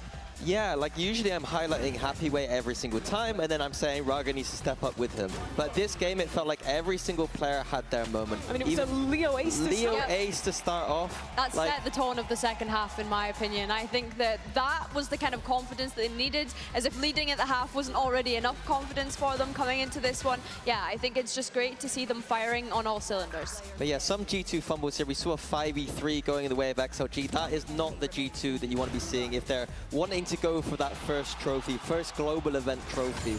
Some fundamental mistakes being made there for sure. Yeah, it certainly was. And let's talk about that a little bit, because there is a real risk of G2 losing this now. I don't think anyone would have expected that going into this match.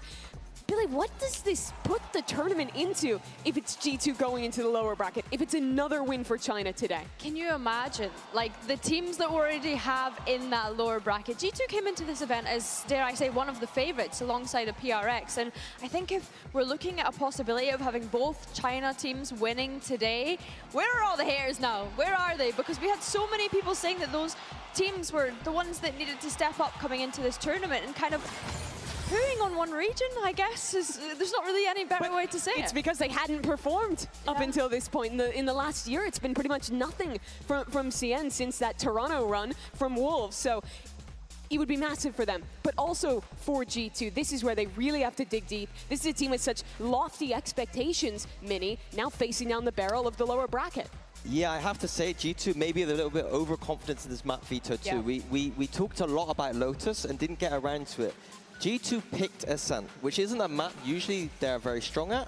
I'd say they're the best pro team in the world. That was ready to be picked there, decided to not do it. Sometimes Josh does these things, I feel like, in map vetoes, where he feels like the team, it's an easy game for them, they think, and then leave weird maps in sometimes. I think that Pro was an obvious pick today. It's not the first time that we've seen this from an America's team either. They come out onto that global stage and maybe they ego the map veto a little bit, thinking that they could get a rep in against a team that they would maybe see as a weaker opponent, as you're mentioning, Minnie.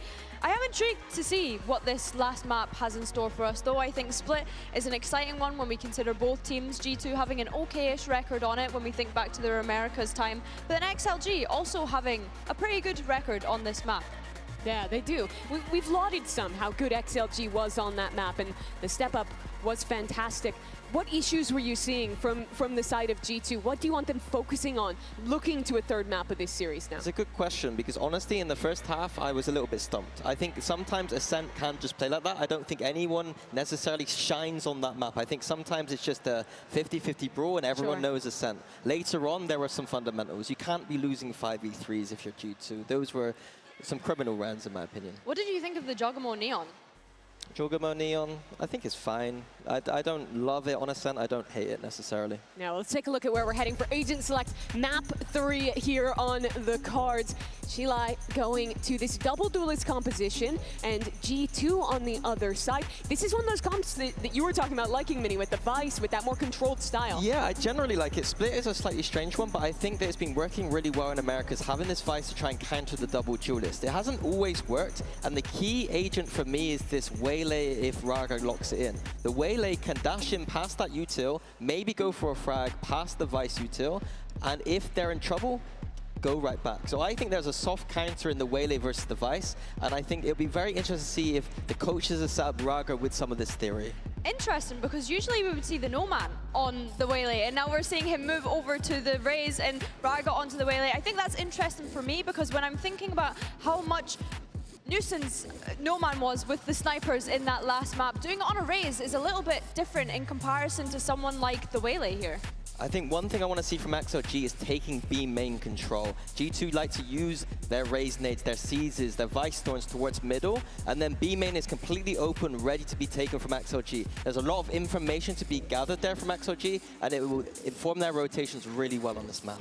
XLG got their first map win just now against G2. Ahead of this tournament, they'd only ever won a single map globally. But now the task to do one more, try and upset this G2 squad. We find out if the second Chinese team can do it into split with Pansy and HyperX. Oh, could you imagine? Twice in one day, the Chinese region having two teams to back like this. And again, G2, by all accounts to this point, as highlighted by the desk, have had the upper hand every time they've met. And I think as well, this is just a display of complacency in certain parts. I mean, Minnie kind of touching on some of the things I was talking about. I mean, he was harsh, which I'm glad to hear. But that's the struggle with G2. It's like if that cockiness becomes their demise, now they're under pressure. And again, we always talk about the resilience of this roster, but you've not got those rounds where G2 can get on their feet and really get behind themselves. I'm worried. Very worried. You and me both, but I'm kind of all for it, I guess. Ever the optimist. Look, I'm always down for an upset. Like, I like G2. I think they're a great team, but they have such a curse on their capability to do deep runs. I just didn't think it would start now. But it's only been one map, but it's what we saw on Ascent. It was those initial issues on Lotus. When you put all of that together, it paints a condemning picture. However, they can clean the canvas in my mind. XLG, the question is, can they do it again? Is there repetition? Can they maintain? Yes. You always want to be the one to force a third, but in that sort of fashion. G2, what he said, put to task once more. No bite initially here in the pistol, but it's been all XLG in terms of the opening few rounds so far in this series. Catch on the flash here will confirm presence. Right place for XLG to have the 3 players too. So they'll be happy enough with that. 35 seconds as well. G2 leaving this quite late. I'm telling you, the paranoia on contact.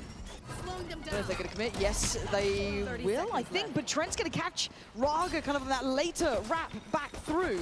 But there's still 2 players here. One of them being Leo. They should already expect it. That flash came out earlier from somewhere. They're going to know of one. They don't know about Lysor, but his name's in the feed, so they certainly know now. It's going to be another pistol round.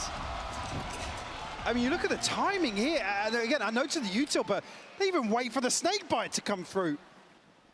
Talking about XLG being the ones to hesitate repeatedly. G2 find the opener. They are able to actually sidestep here. And immediately, XLG set the tone once more. My. And this is when it brings in that second map as well, because it feels like a continuation. It doesn't feel like you've stepped into a brand new map where you can rewrite the script a little bit. Here, it starts to feel all the same. I mean, if it's G2. a continuation, yeah. Said we're still asking for that adjustment. They're ahead of this. Oh, but he's still got the damage. Happy way with 3. Valen, it's going to be a formality at this point. Leaf is fantastic, not that good. XLG, they look locked in, Mike. They look confident. They've got a nice little approach to it, cool, calm, and collected. We're just happy to just hold down Mouse1 here. One enemy. I thought they beat it a little bit. Yeah, it looks like there is a chance to get ahead of it, but nothing to write home about in round 2. Dare I say it, poised for another bonus conversion. Could you imagine? That's got to be the first nail in the coffin, right? You get that? Looking here, you're going to maintain most of the bite.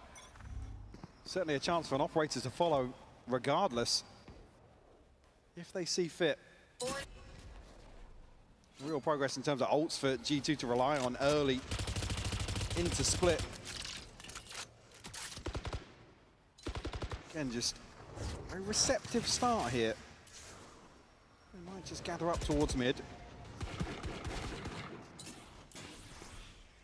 Still 3 members of XLG to command this space for the time being. This could be another late round. I mean, they are stacked up now towards middle. I guess you've still got Leaf off on the extremity. That's going to be no surprises. But 50 seconds, they haven't really started to build too much. The flash going to confirm that no one's there. You can't have full faith in it, but you can put a little bit of stock behind it. Still got 3 players present. Going late into bonuses. Again, this is, I'm getting concerned. We're battling in middle against ghosts here. Kept in check. Well, the Snakebite Raga going to be able to slow things down as well. Does back away off the Prowler. Okay, that's big. That's the first real win they've got. It's taken down this long, 30 seconds. They're walking blind into a site. No split through main just yet. Smoke gonna fade. Now it's a 3 fight on the pillar. Back in we go. Jorgamo and Trent in unison doing some work. Finally, they get some stability, but it felt shaky. Certainly doesn't instill confidence. You're no man. Chance to do damage here. Secondary objective. Catch here off the dog. Leaf is down low, so. Still looking this way. Just misses Leaf, though. I mean, it is Leaf. It's one of those players that you'll have to always keep present. Always elusive. Yeah. So for now, the timing fantastic from him. That internal clock absolutely perfect to the second. Feel like you could set your watch by him. Trying to box him in, though. Can remove some of these rifles. I mean, that's as lovely good. outcome. As good a start as converting this bonus. Last player standing. And there we go. Well, that's the first hurdle to at least keep the weaponry. Leaf awareness, but going to be beaten to the punch on this. And now No Man really wants to just buy time if he can. Can he keep him pinned and do anything further? No, but he does get the upgrade, so he won't be punished too harshly coming back in. Can they stabilize off 1? Yeah. And playing at a deficit has not suited them. Seen that same sort of bravado that usually bails them out in some of those situations. It's been all XLG coming out of Ascent. Talking about halfway, Valen and Trent alongside that. I'd say opportunity to get a scope in hand, and Raga certainly happy to do so.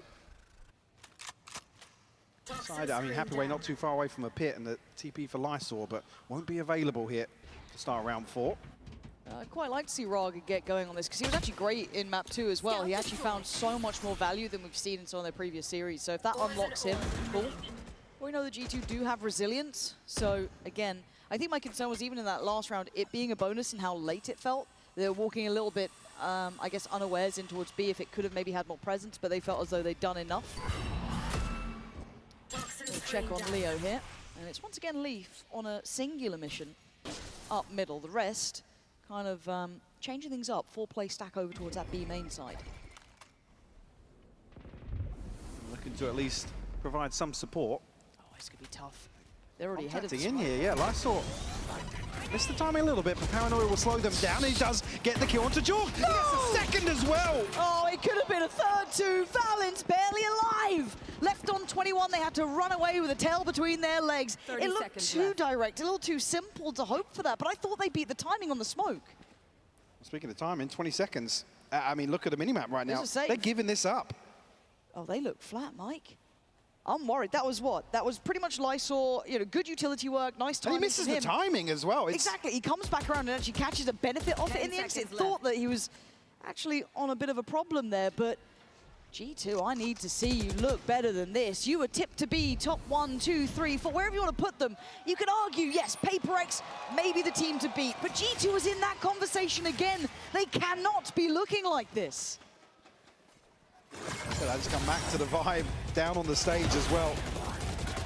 Beautiful control here from Lysor. There's nobody able to scale forwards off this.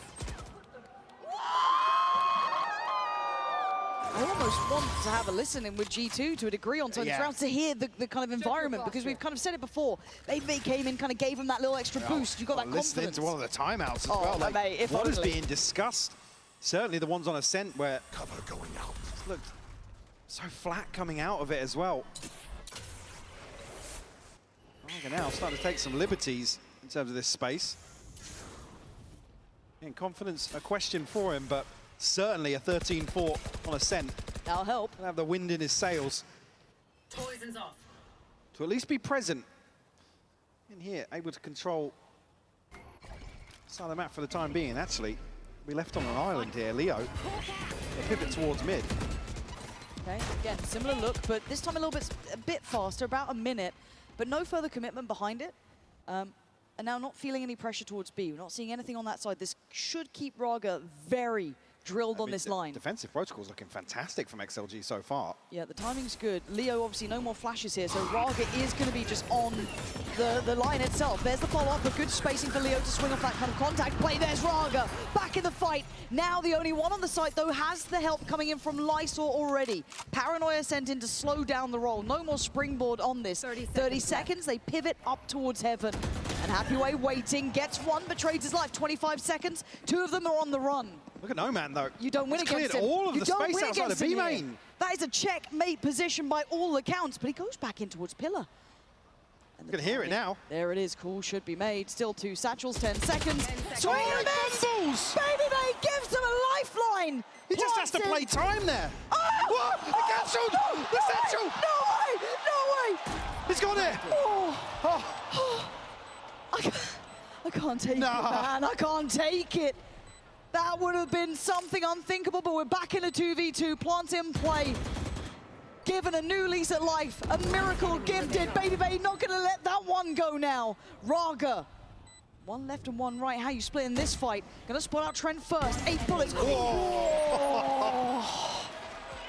I mean, when it's all said and done, those aren't the rounds you want to see from G2. That was so fortunate that satchel wasn't. I mean, it's less than a second away, it feels like. 10 seconds left. This is just... Look at it. One of the wildest situations. One enemy. Last player standing. Fair criticism. Can let this play out another couple of seconds, but so much at stake here. I'm not good yet. I'm not good yet. I still... I mean, I come back to it. You're not sold by a round like that. It's not like, yeah, cool. G2 back in control. They've been given a gift from the gods there to even get away with that. You could argue maybe no one could have played it differently. You could argue a whole lot of things, but as it stands, defined by a satchel and a second. And the scoreline at 3-2. A buy still in play. A couple of ults coming through now are getting much closer for G2. Raga needs to activate a little bit on these deeper lines if they want to kind of keep him as a determining factor. Is what you want to see him doing, though. I agree. Had the freedom in a few rounds. Maybe even close enough to hear a step or two there, but doesn't look like he's calling a rotation in. That's another miss, though. Nice and slow. Early indicator. But look at the gap on the minimap. G2 are going to expect a second player here for sure. Yeah, luckily they've been conditioned by this point to expect it, which is a fair call. Happyway's in a real predicament. Does he fight forward? He does! Oh my my god, and Leo's dived in as well. Hold on. But luckily, Babybase cleared Raga, so the site is actually open for business. Jorgamo going to deny Happyway any further chances. 30 seconds left. Snowman and Lysor have been traditionally the B players, but look who slipped through towards A site. I don't know if they know that Lysor is here. Showstopper popped here. Hold your breath, is all I'm saying here. Hold your breath. There was a chance. Slim as it may have been, he took down one, so he gives No Man a 1v2. Spike planted. Still got you two to play with. They've got no idea. He's seen Jaw. He's absolutely seen him. Oh, but what a swing! Brilliantly handled in the end. Bold, but G2, it is clutching at straws, but it's working. These aren't confidence builders, though. Such fine margins to find these conversions. I mean, it's just an absolute bloodbath for G2 to even get themselves towards the site. I need to see Raga activate, though. Yeah, because a couple of opportunities. Like I said, it's what you want to see from him, looking to really take control of this space and really command a heavier lean towards mid and towards B.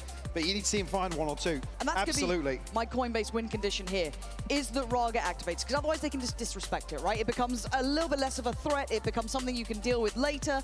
So it's not necessarily the numerical value, but he needs to be able to kind of go pound for pound at this point, because if they're starting to feel that there's room there to work, they will do. So again, I mean, G2 are the sort of team that if you're not finding these picks, they will disrespect that. Yes. They know a player's off.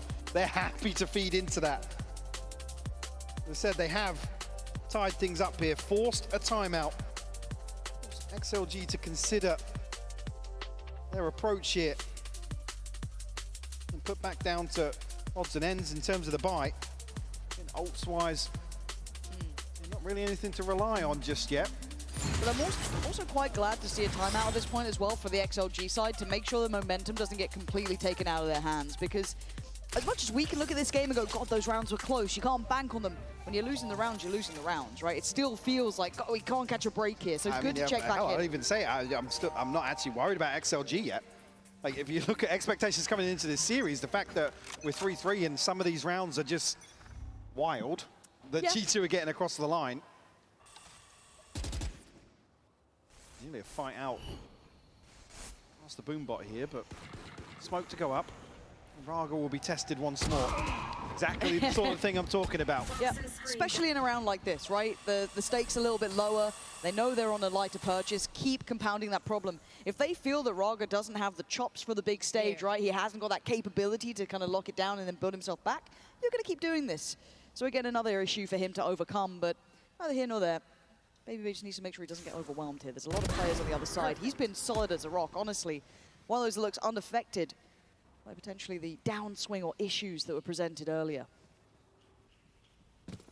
G2 not moving forward just yet. Happy to maybe find another. It's a trade here for Happyway.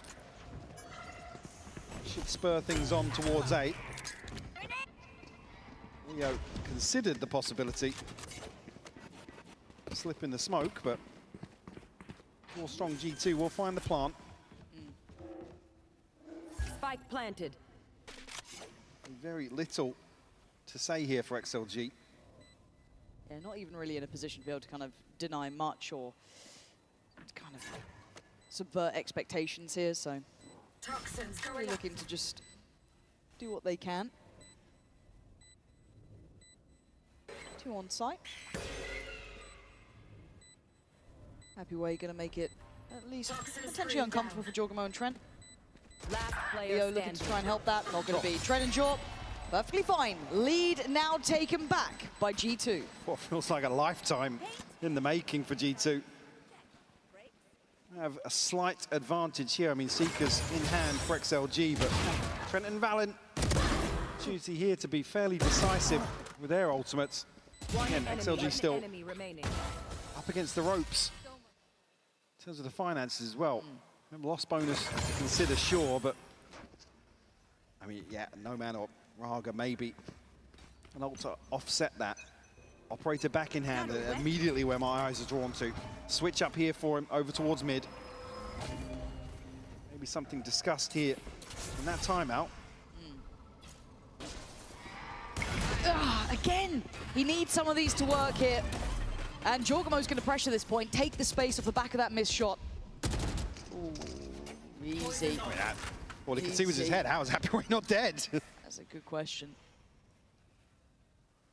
But a little bit of a pause now from G2, just freezing for a second. Going to see if there's an overpeak. Looks like a re-peak from Raga. He's just not felt threatening now. It's when you come back to some of those interviews and you think it's just going to be so tough for him to believe in himself in some of these situations. Absolutely. That's what XLG need. I feel he's just going to get timed on this. Sophie's choice. You look left. There we go. Already going to get the ball rolling, but he can't get away from it. Trying to help out the others and didn't fight forward. Looks like a panicked approach as Leaf on the punish. Great from HyperX though. Maybe just offsetting the scale up on the site, and Lysor again looks dominant. Valen's gonna need a miracle, and they ain't happening now. HyperX holds down the B site. Beautiful cleanup. And Raga show he can still be selfless here in this sort of situation. Wait. A crucial kill onto Leaf. This is one that really throws this B-side hold into question. He's dealt with so early that then, I mean, Lysor can just solidify this position. Let's go! So at least seeing confidence on one side of the stage. And that's great though, because it alleviates some of the pressure from maybe Raga if he's got the other guys kind of stepping up to the plate here. But you can see what G2 want to do. They want to abuse this point, but already a switch up. They've got a new man on the case, No Man, now controlling over towards ramp a little bit deeper, playing kind of towards heaven on that Rafters side. Leo sending a flash, confirm attendance, going to hear the Prowler. They know what's happening. Going to pull over rotation. HyperX won't be the first time he's towards events. It's time ahead of it. Got timing here on the wall as well. I'm going to respect it. Forced back. Yeah. I want to fall short here. Again, GT can't scale forwards off that initial pressure. No, but HyperX's got to be really careful to not fall in this, because that's what G2 want. They want an overfight. They want someone to peek into this, get a bit more play. But your back's starting to feel like it's against the wall for XLG. A little bit of a misread, though, with the rotation coming through from HyperX. I mean, look at Raga's position. He's been there for the last 30 seconds. And they're hearing these Prowlers go, man. They're hearing all of this. There's no way they get away with the same corner again. There is no way, right? There is no chance in hell. You get away with it again. Baby Bay too smart for that. Not going to fall for it again. So the plant's next up. And Valen going to punish any sort of trickery here. And a misread. I mean, they're playing towards a pivot into vents. Like I said, and this is one of those situations where it's like Raga doesn't need a kill, right? His position basically pieces together what XLG should be doing. Maybe another sign of hesitation. HyperX just like second-guessing himself almost. Yeah, it's strange to go for such a long rotation back around with no indicators. As you said, you had Raga there. What issues were you expecting? Do you think they were going to back away from this, maybe go back towards middle? I mean, it requires your site anchors to just go nuclear. Yeah, right. Because you know there's no mid lurk. It's not, at least it's not present yet. Raga's behind boxes. You know you've got no threat coming from vents, so it's like, a G2 going to be set 3-2 on like each extremity. Yeah. You've had no bite on B main whatsoever. Yeah, I think we can chalk that one up to misread. Yeah, a slight misread that just looks dominant for G2. Oh, it's lovely for G2. God, what a dreamy outcome to get them back up to 5, right? This is huge for them. And I do have to give credit to Baby Bay, because like Jordan, you saw it there. He even did kind of like pre-fire just to that cubby again. But Baby Bay really making sure. So at 5-4, buy still there for G2. XLG's looking a little bit lighter. We do see that there is a Bulldog for OMEN. Where does the operator head this time? Back over towards ramp.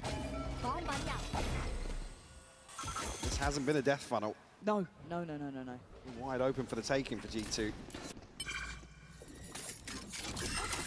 Showstopper at least a hand now for XLG. Pacey. G2 gonna shift gear here, looking to take over Mail, and they've done that. But then, where do we go from this point? We've seen kind of explosive hits through Heaven. Haven't really seen them pivot much through Vent, to be fair. That hasn't been something on the card, so actually gonna backpedal from this, gonna prop up Leaf, leave him to his own devices. I mean, usually you'd be talking about late round walking into an op, but G2 certainly not gonna be worried about that. Happy to do so once more. Confirmation here. don't know if he saw Leaf. He might have then. Yeah, well, it feels like he has. Stop it! Well, definitely didn't see him then. But Raga's got Jorgamo, so they're not having the same sort of ease towards the site itself, but Leaf's an issue. Babybay's fallen, but Leaf's still standing, still doing damage, still dropping bodies! 3 to his name! So Leo fights forward, and now they have to turn tail and run. Leaf looking to secure some more space, but he actually He's got stops. a pit as well, though. He's gonna invest the pit instead. That was his choice here, but look at Happyway hot on the, Raga hot on their heels. Oh, got him! Just goes wild for it. Leaf found, hops up, loses his life. A little overheat on that moment, didn't need it. And now Leo's dropped down.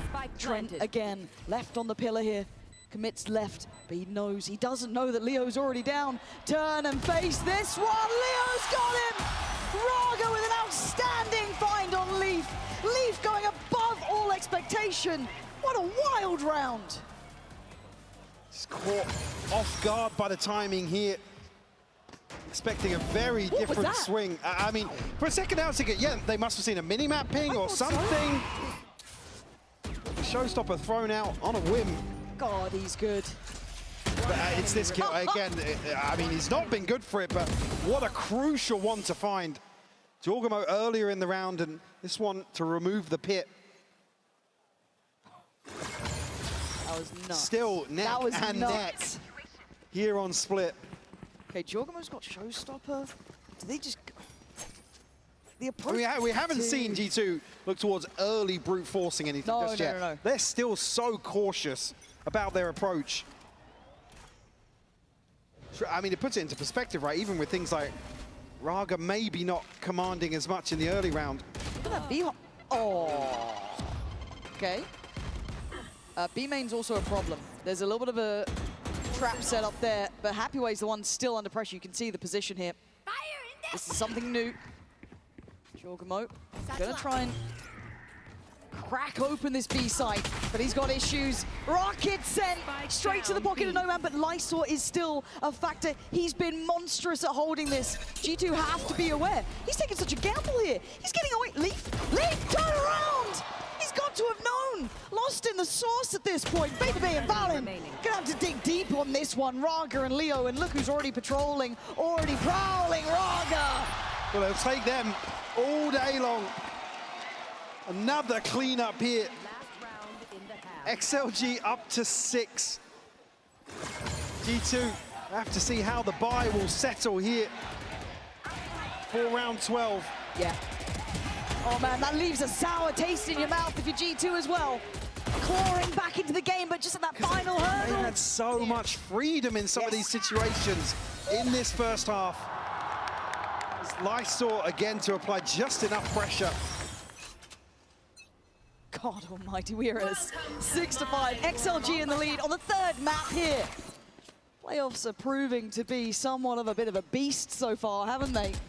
And it's a broken purchase for G2, but again, a capable team in these scenarios, able to make it work with much less. But certainly no easy task now. No challenge onto Raga here. Same situation again, kept probably in check towards ramp, considering those earlier rounds. And certainly here, I mean, a divide to play with for Valen. And a pivot much earlier for G2. Investment comes through. That's when they'll know. Leo playing ahead of this for the time being. Yeah, dipping in and out, not really wanting to back away. The confidence is sky high. And Raga's already repositioned, playing towards the site itself. Slices down Jorgamo. Happyway in on the action. It is magic for XLG. As Leaf and Babybay feel like they've got no options here. Lysor still controlling this space. You've still got no man on the other side. Babybay looking to give them something, a way in. Already seen, and they are dead and gone. 7-5, an unthinkable score at the start of the day in this third map, Mike. I can't believe what we're seeing. I mean, XLG is fighting with such resilience here, even with some of the negatives, to come out with an advantage here. Big win out for XLG. This is everything. The crowd believing it here in London. And there's a real chance we have an upset on our hands.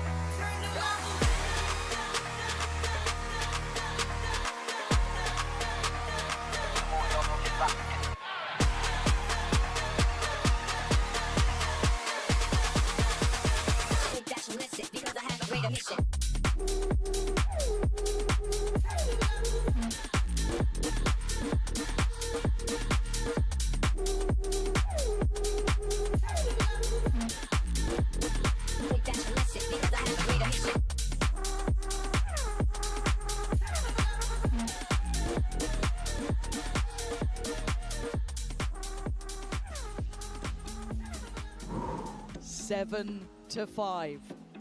Map 3. XLG coming in as the underdogs. We know their history against G2. They hadn't made it past 11 rounds. Sum total, the last times they met.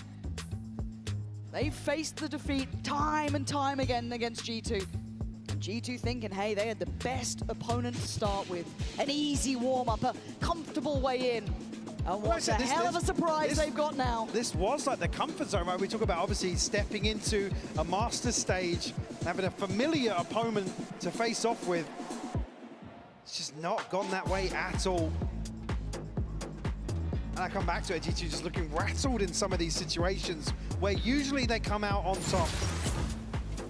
Sure, a few clutches going their way, but another advantage scoreline for XLG. And they've had fantastic starts for these halves. Exceptional starts. And if it goes that way, I think we're all paying attention. World is watching now as XLG have the chance to put G2 instantly on the back foot. Now, obviously on the attack, they have to prove they can best what G2 have done. Well, unfortunately, I mean, there's further scrutiny now on Raga to really deliver here.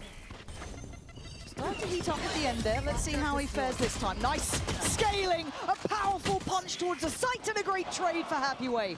Valen couldn't do much more. Gonna put under the pressure instantly. Jorgamo, Leaf and Trent trying to find ways back in. They've only got Heaven really available for now.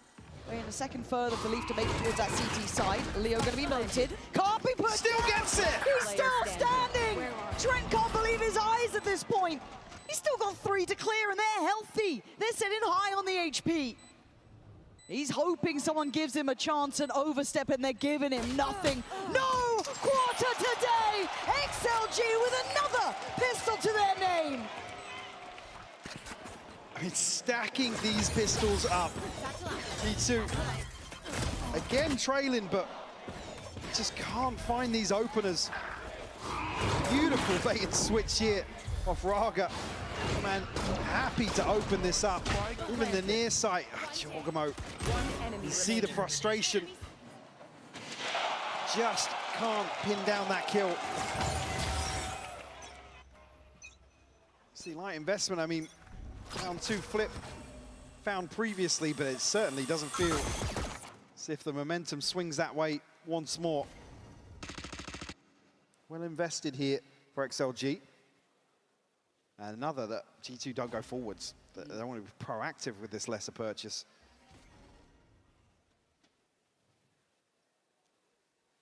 XLG looking to get lay of the land. Space to play into here in mid. Certainly behind the reveal as well.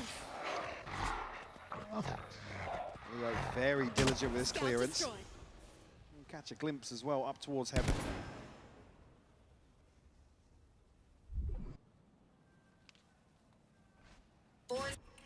Very tense here.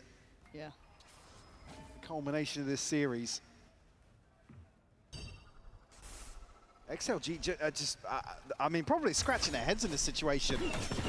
G2 are so passive here. Raga running away with this space. Okay. Finally. Okay. Baby finds that kill. 30 seconds. G2 with a chance in this. 30 seconds They can't let it slip. Don't get given many of these, as we note by the scoreline, but No Man wants to make sure that pathway is safe. He's done enough with 20 seconds. Plant should be up next. They need to make sure they don't get flooded on this, though. G2 readying themselves. The plant is in play. Another smoke for Lysor if needed. And there it goes. Keeps that Heaven space harder to work from, but Leaf has the upgrade here. Bulldog in hand. It's 2 Spectres to really shine in close quarters. Time to dig your heels in, G2. If you want this, this is the round that you try and make something happen now. Given a gift, given a chance, and given an opportunity! And left in tatters, Trent falls! XLG, round by round! Just when you think there's a chance. It was right there. Yeah, XLG clean up another. 8 found. G2 on the back foot once more. Put it in the highlight reel, hell. Buy will come back in for sure, but and the scoreline just beckoning. Team XLG very frugal in the follow-up purchase. Oh, they're pacey. They are quick to business. Pulling no punches here, keeping it simple. Sights wide open. It's the right read, a great call. Whether they know it or not, it was a stack up towards heaven, up towards ramp, but a catch from Leaf. Keeps Happyway in check, and the rest of XLG boxed in towards site. Saw in a tricky spot here to deal with. He could Nasty. farm. Really nasty. Unchecked, unnoted. Now certainly revealed, but how much can one man do? Not enough. Gonna fall in the end to Trent, who are keeping this. A man to the good. Again, this is the bonus. We'll catch them.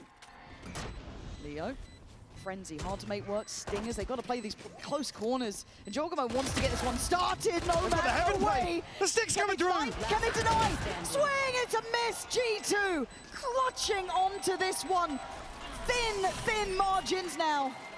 Only thing missing there is the play back into heaven for that plant. Just when they get it, G2 find the crucial kills on site. I mean, it's a real shame Lysol can't find another one here. It's certainly slowed things down. One enemy remaining. Trent still looking composed. There he is.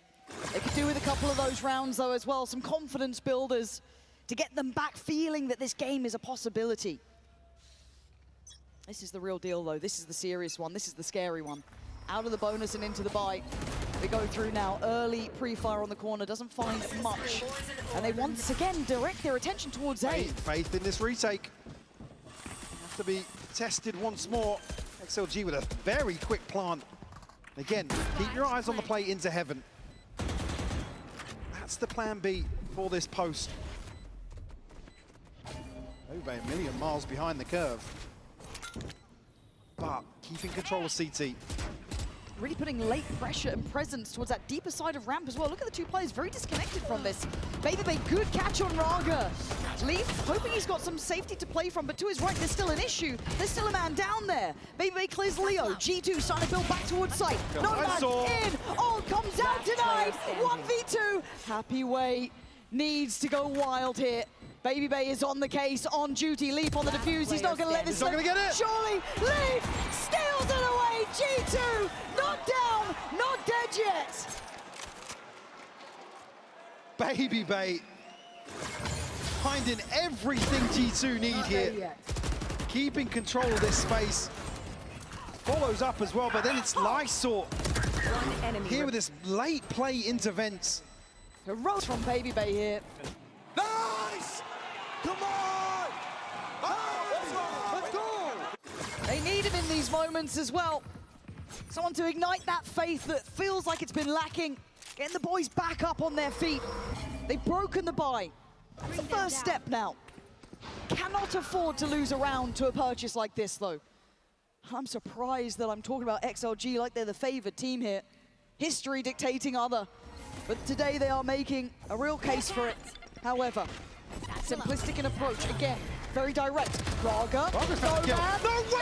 Not again! This is heartbreak in motion! Leaf and Jorgamo barely able to get into the round! Spike planted. And now a 2v5. What can they get done, if anything? Seekers to go out here. Happyway swings on.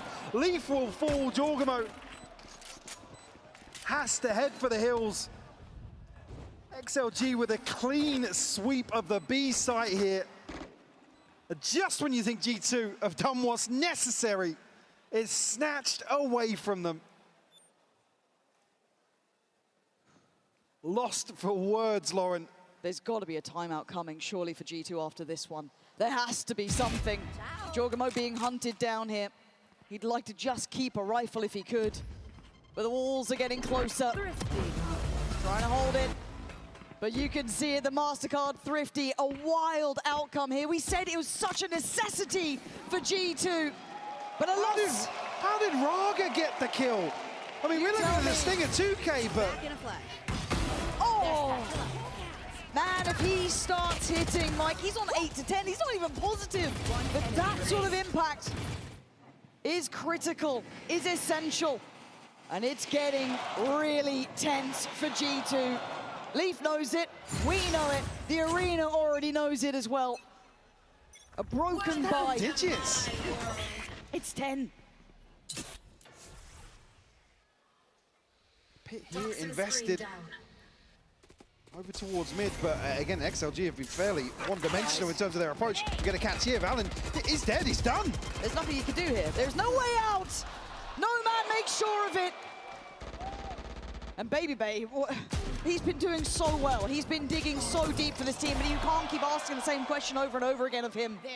You can't expect him to keep bailing them out. We need more. G2 needs more. And XLG, hell, they're kicking them while they're down. Make it hurt.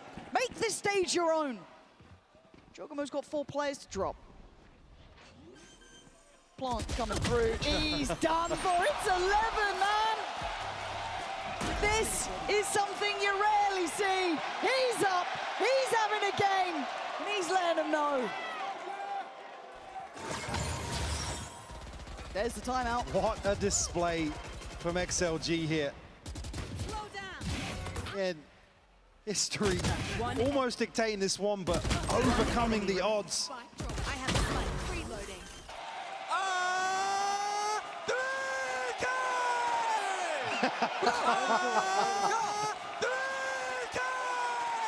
A taste of their own medicine here. This is what it's about, man. This is the stuff. G2, look, how many times do we say, look, they've got depth, they've got capability, they can bring it back, they've got that wherewithal. I come back to it. We've not seen any of that, though, in the last 2 maps. I said that usually the win conditions, you talk about the resilience, the pedigree, and all of those lovely words we use. It's just, it's lacking on so many fronts today. And I don't want that to take away from XLG and their performance here, but usually the things that get G2 back into maps, back into a series, just missing. It's a massive concern here. Trailing by 4. Olds to play with, sure. Baby Bay, Trent, Valen, Jorgamo missing one for a showstopper to boot. But there's been no pendulum swing. We've had an anomaly here and there, it feels like. Yeah. This has been all XLG in my book. I'm with you. I'm willing to see a turnaround from G2, the timeout of... More faith in this A-side retake. Like, I'm concerned already here. Yes, a switch up here for Baby Bay, but a real roll of the dice. But you got to try something. Right? Yeah. It's not been working how they've been playing. So a call to action from the coaches. But the site's theirs. Completely and utterly theirs. Interesting to not give that plant over to No Man there, but at this point, already invested the pit. The bar's been set, it ain't gonna be easy. The Nightfall gonna come down, at least identify 3. This is gonna get dangerous now. Raga, can you live? Leaf, can you get them on the board here? Trent's done his work. Now it's your turn. G2 turning up. Raga, the only one to fight back. That is the G2 we know. Clean and concise. They kill them all. Crazy retake here, executing. That's where the pit on top of what's already looked fairly comfortable for XLG. They find number 8, 4 left standing again. Maybe, just maybe a chance to stabilize. Trent, a great catch off the review, and Leaf pounces at the right time. And back to things we know Leaf can do. Great on that timing, the tempo when he engages, beautiful. That's more typical of G2. That sort of clinical execution. Run it again. Or at least imply Run it back, boys. Yeah. Imply we are. Look where the spike is this time, though. The only adjustment Well, do they now. catch the mid-exploration this time around? Well, that's going to be interesting. The awareness there with how that round panned out. Because they're playing so light on the site, they don't really know. They don't get this information, right? They don't know it's 1, 2, 3. They've seen the util and they've heard Raga maybe make him there. Here's the difference. The timing! There's the find! Leaf looks away for merely a second. And that's all it takes. But Baby Bay with a catch on Raga, over-exploring on A. Massive overstep from Raga, given the situation. Good re-clear from G2. Bold to do it at this point as well. Even there, you got to question the plan, really. XLG showing the awareness they're going to have the space on the other extremity, but don't proceed onto site. Okay, 3v4. This should be the bread and butter for G2. They know, oh my god, Lysor. You madman. And at the end of this, not ideal. But they've got the plant, and he doesn't get noticed on the Prowler. An opportunity for a new lease of life for Noman. And there he is, gonna get one, goes down on the second. Advantage still in the hands of G2. 3v2 by the time again, some spots, one on the site, sends it, doesn't get it. Lysor played in, hold on. Lysor in a 1v3. This would need something magical not to be. Baby bait, once again, the safe pair of hands here. Catching Raga on the overstep, then following up there. Comfortably and clinically, we are seeing G2 on the slow and steady march back into this.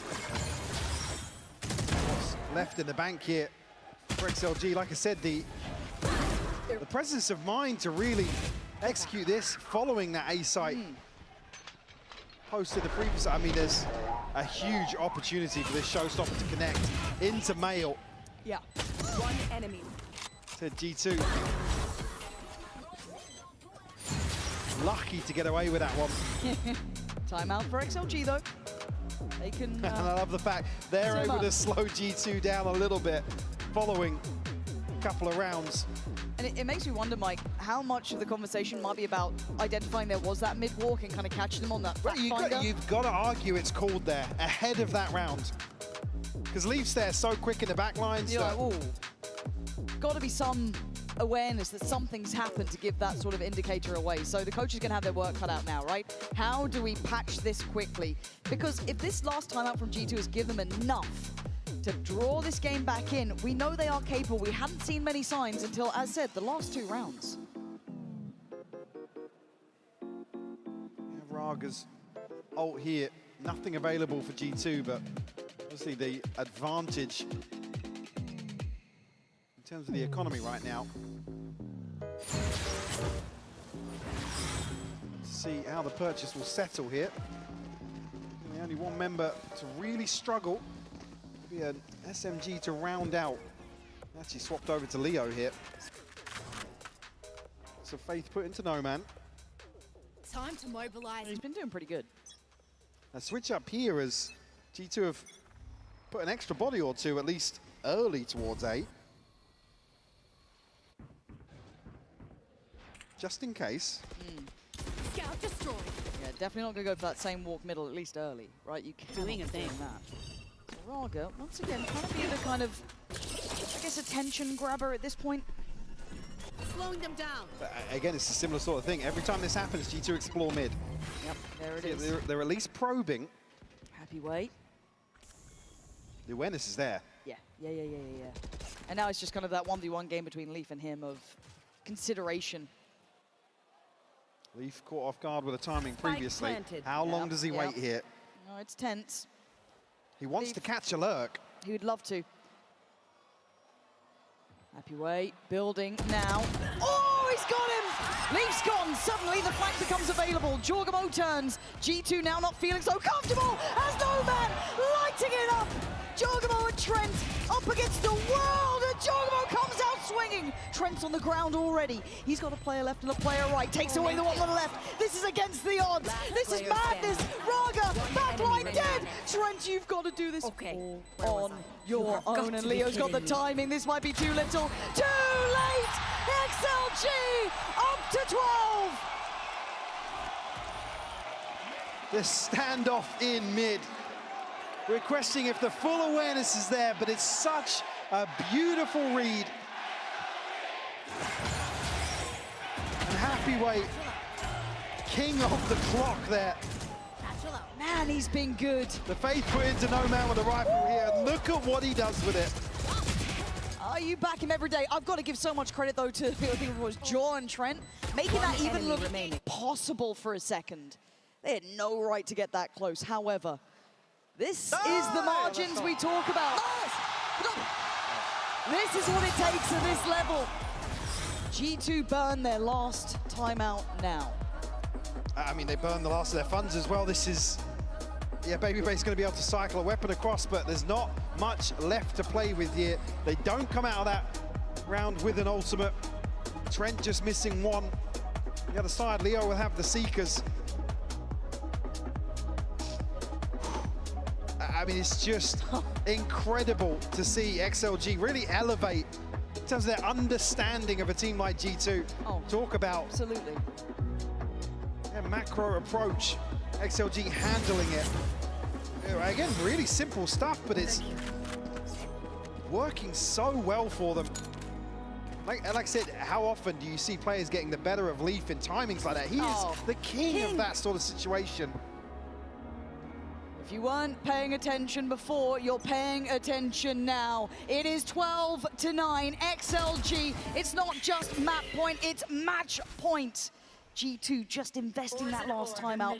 They need this bad. A probe sent out this time from G2. And we've seen them explore mid. XLG now sitting in wait. Only one over towards A. It's no man. Another adjustment in terms of this A site hold. Valin put to task. Trent won't catch anything here off the Prowler. It's no man. What's going to feign a bit of presence here? Crowd getting puff in riled the up chest. here. Look at this. Yep. Trying to summon them across the line. Jorgamo going to see the bulk of the approach. Back out. He has to back away, but Leaf and Babybay considered getting involved. They've paused for thought too. The site is XLG's. At least this time around, a long time we've seen a 5v5 in the post. And it's already Leo. It's Lysor!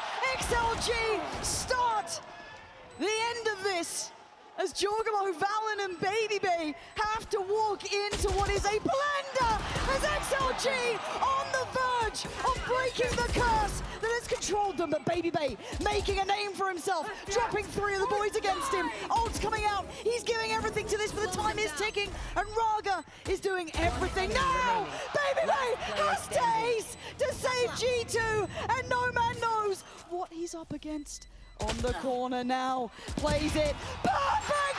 XLG break their curse, best their nemesis, and make London become a city of dreams today. 13-9. Can you believe it?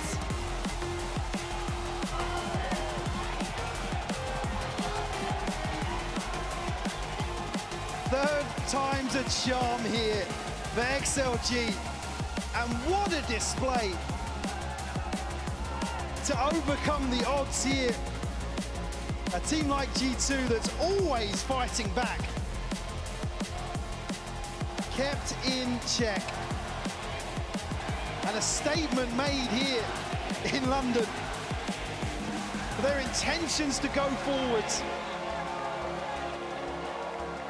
And G2, that is going to be a tough battle for them to take here. They know that their work is not done now.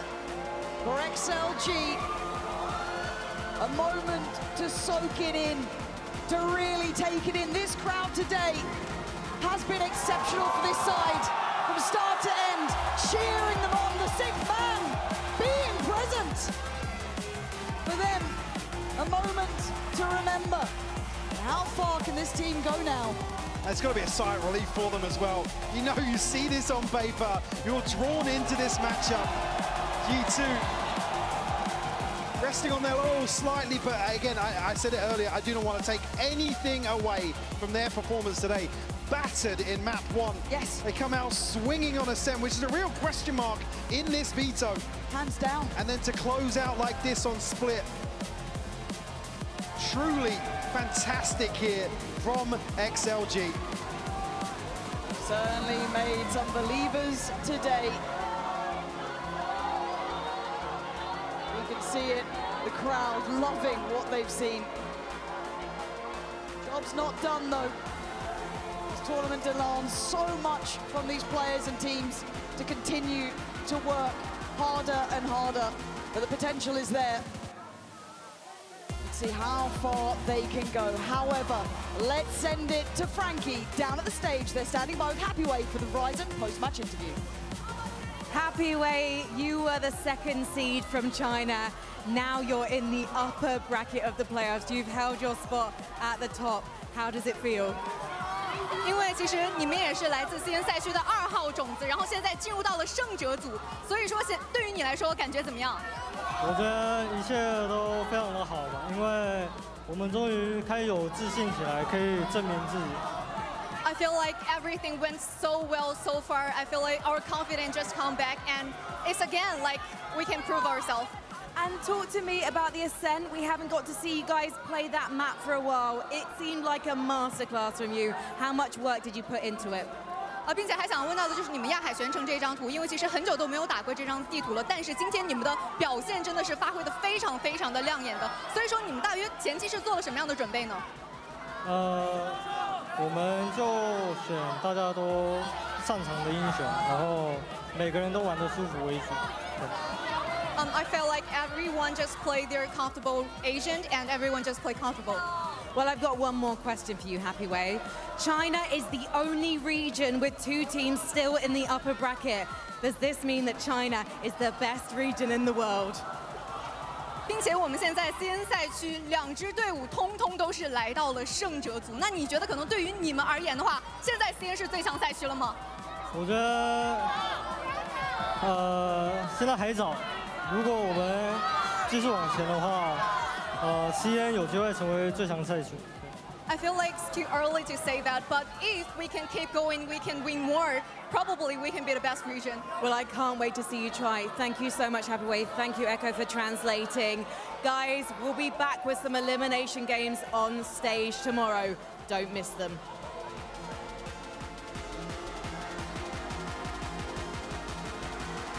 Two Chinese teams guaranteed in the top 6 here in Masters London. We're joined on the desk by OMEN after that incredible win. What is this moment like for you? You lose twice to this team, eliminated in 2 different events to G2. You finally beat them today. Yeah, I always say this in every interview, but like I'm lost for words. It's just the euphoria you get when you win a game like this in a crowd like this. It's unbelievable. How much does it mean to you that there's so many fans in London for your team? Yeah, I knew we would have a few, but my gosh, it's a different XLG like chant when it's going on. It really warms my heart, and to have my girlfriend and my beautiful friends here, it means so much to me. Did you hear how loud that chant was after you won? You can hear it even just in the game. You hear it like just a faint little and you're like, oh and you know my what gosh. they're saying. Yeah, I was like, I don't think G2 has 3 letters, so it's probably us.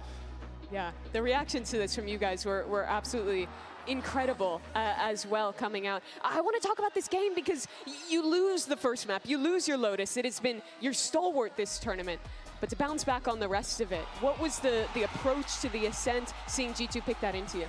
Yeah, I don't want to leak too much, but it was a lot more free, let's say, on Ascent and this map. We were kind of just basing a lot of the game on our individual ability, and I think that really shone today. And like, I'll say it every time, like these guys are world-class players. It's just, if on the day they shoot, it makes a big difference. Were you surprised they didn't go to maybe a Pearl? Yeah, I think the veto, I just leave that in the coach's hands. I don't really focus too much on that, but yeah, we were a little bit surprised. Well, I wanted to show you, did you see the clip of G2's reaction to when they drew you? Oh my gosh, I was waiting for it to pull up Twitter after this game. I want to pull this clip up for you and get your reactions to this after beating them, if we can take a look here.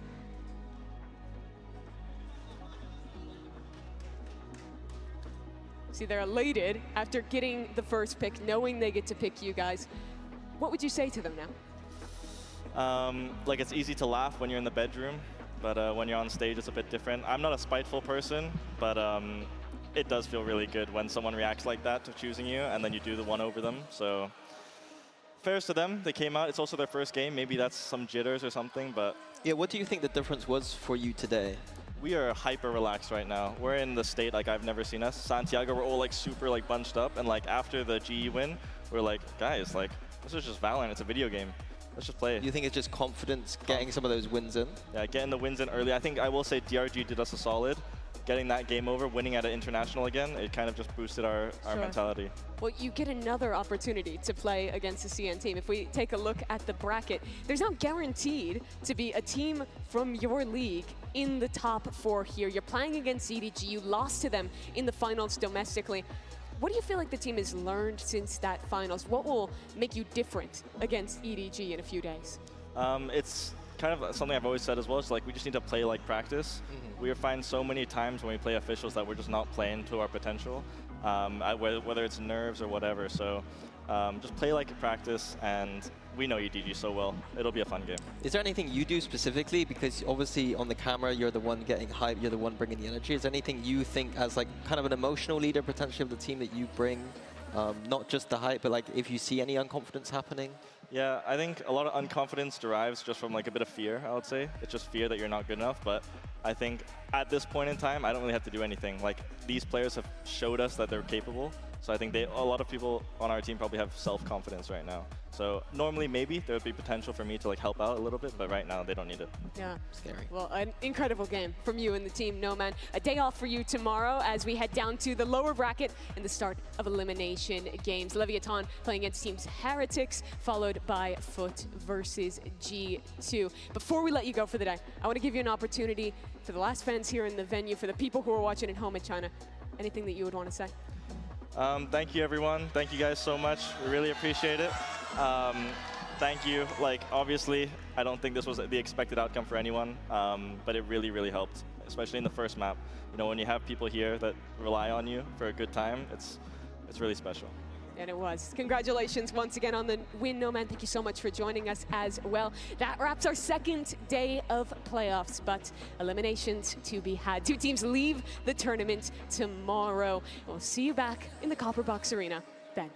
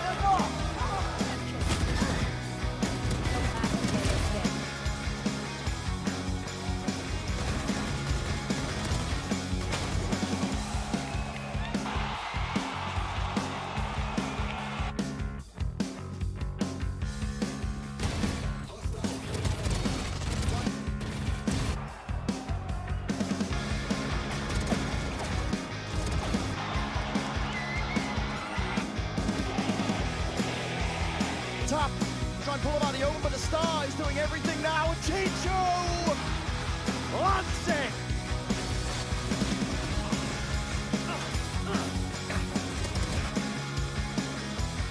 Sociable, there's no more choice but to stick this one.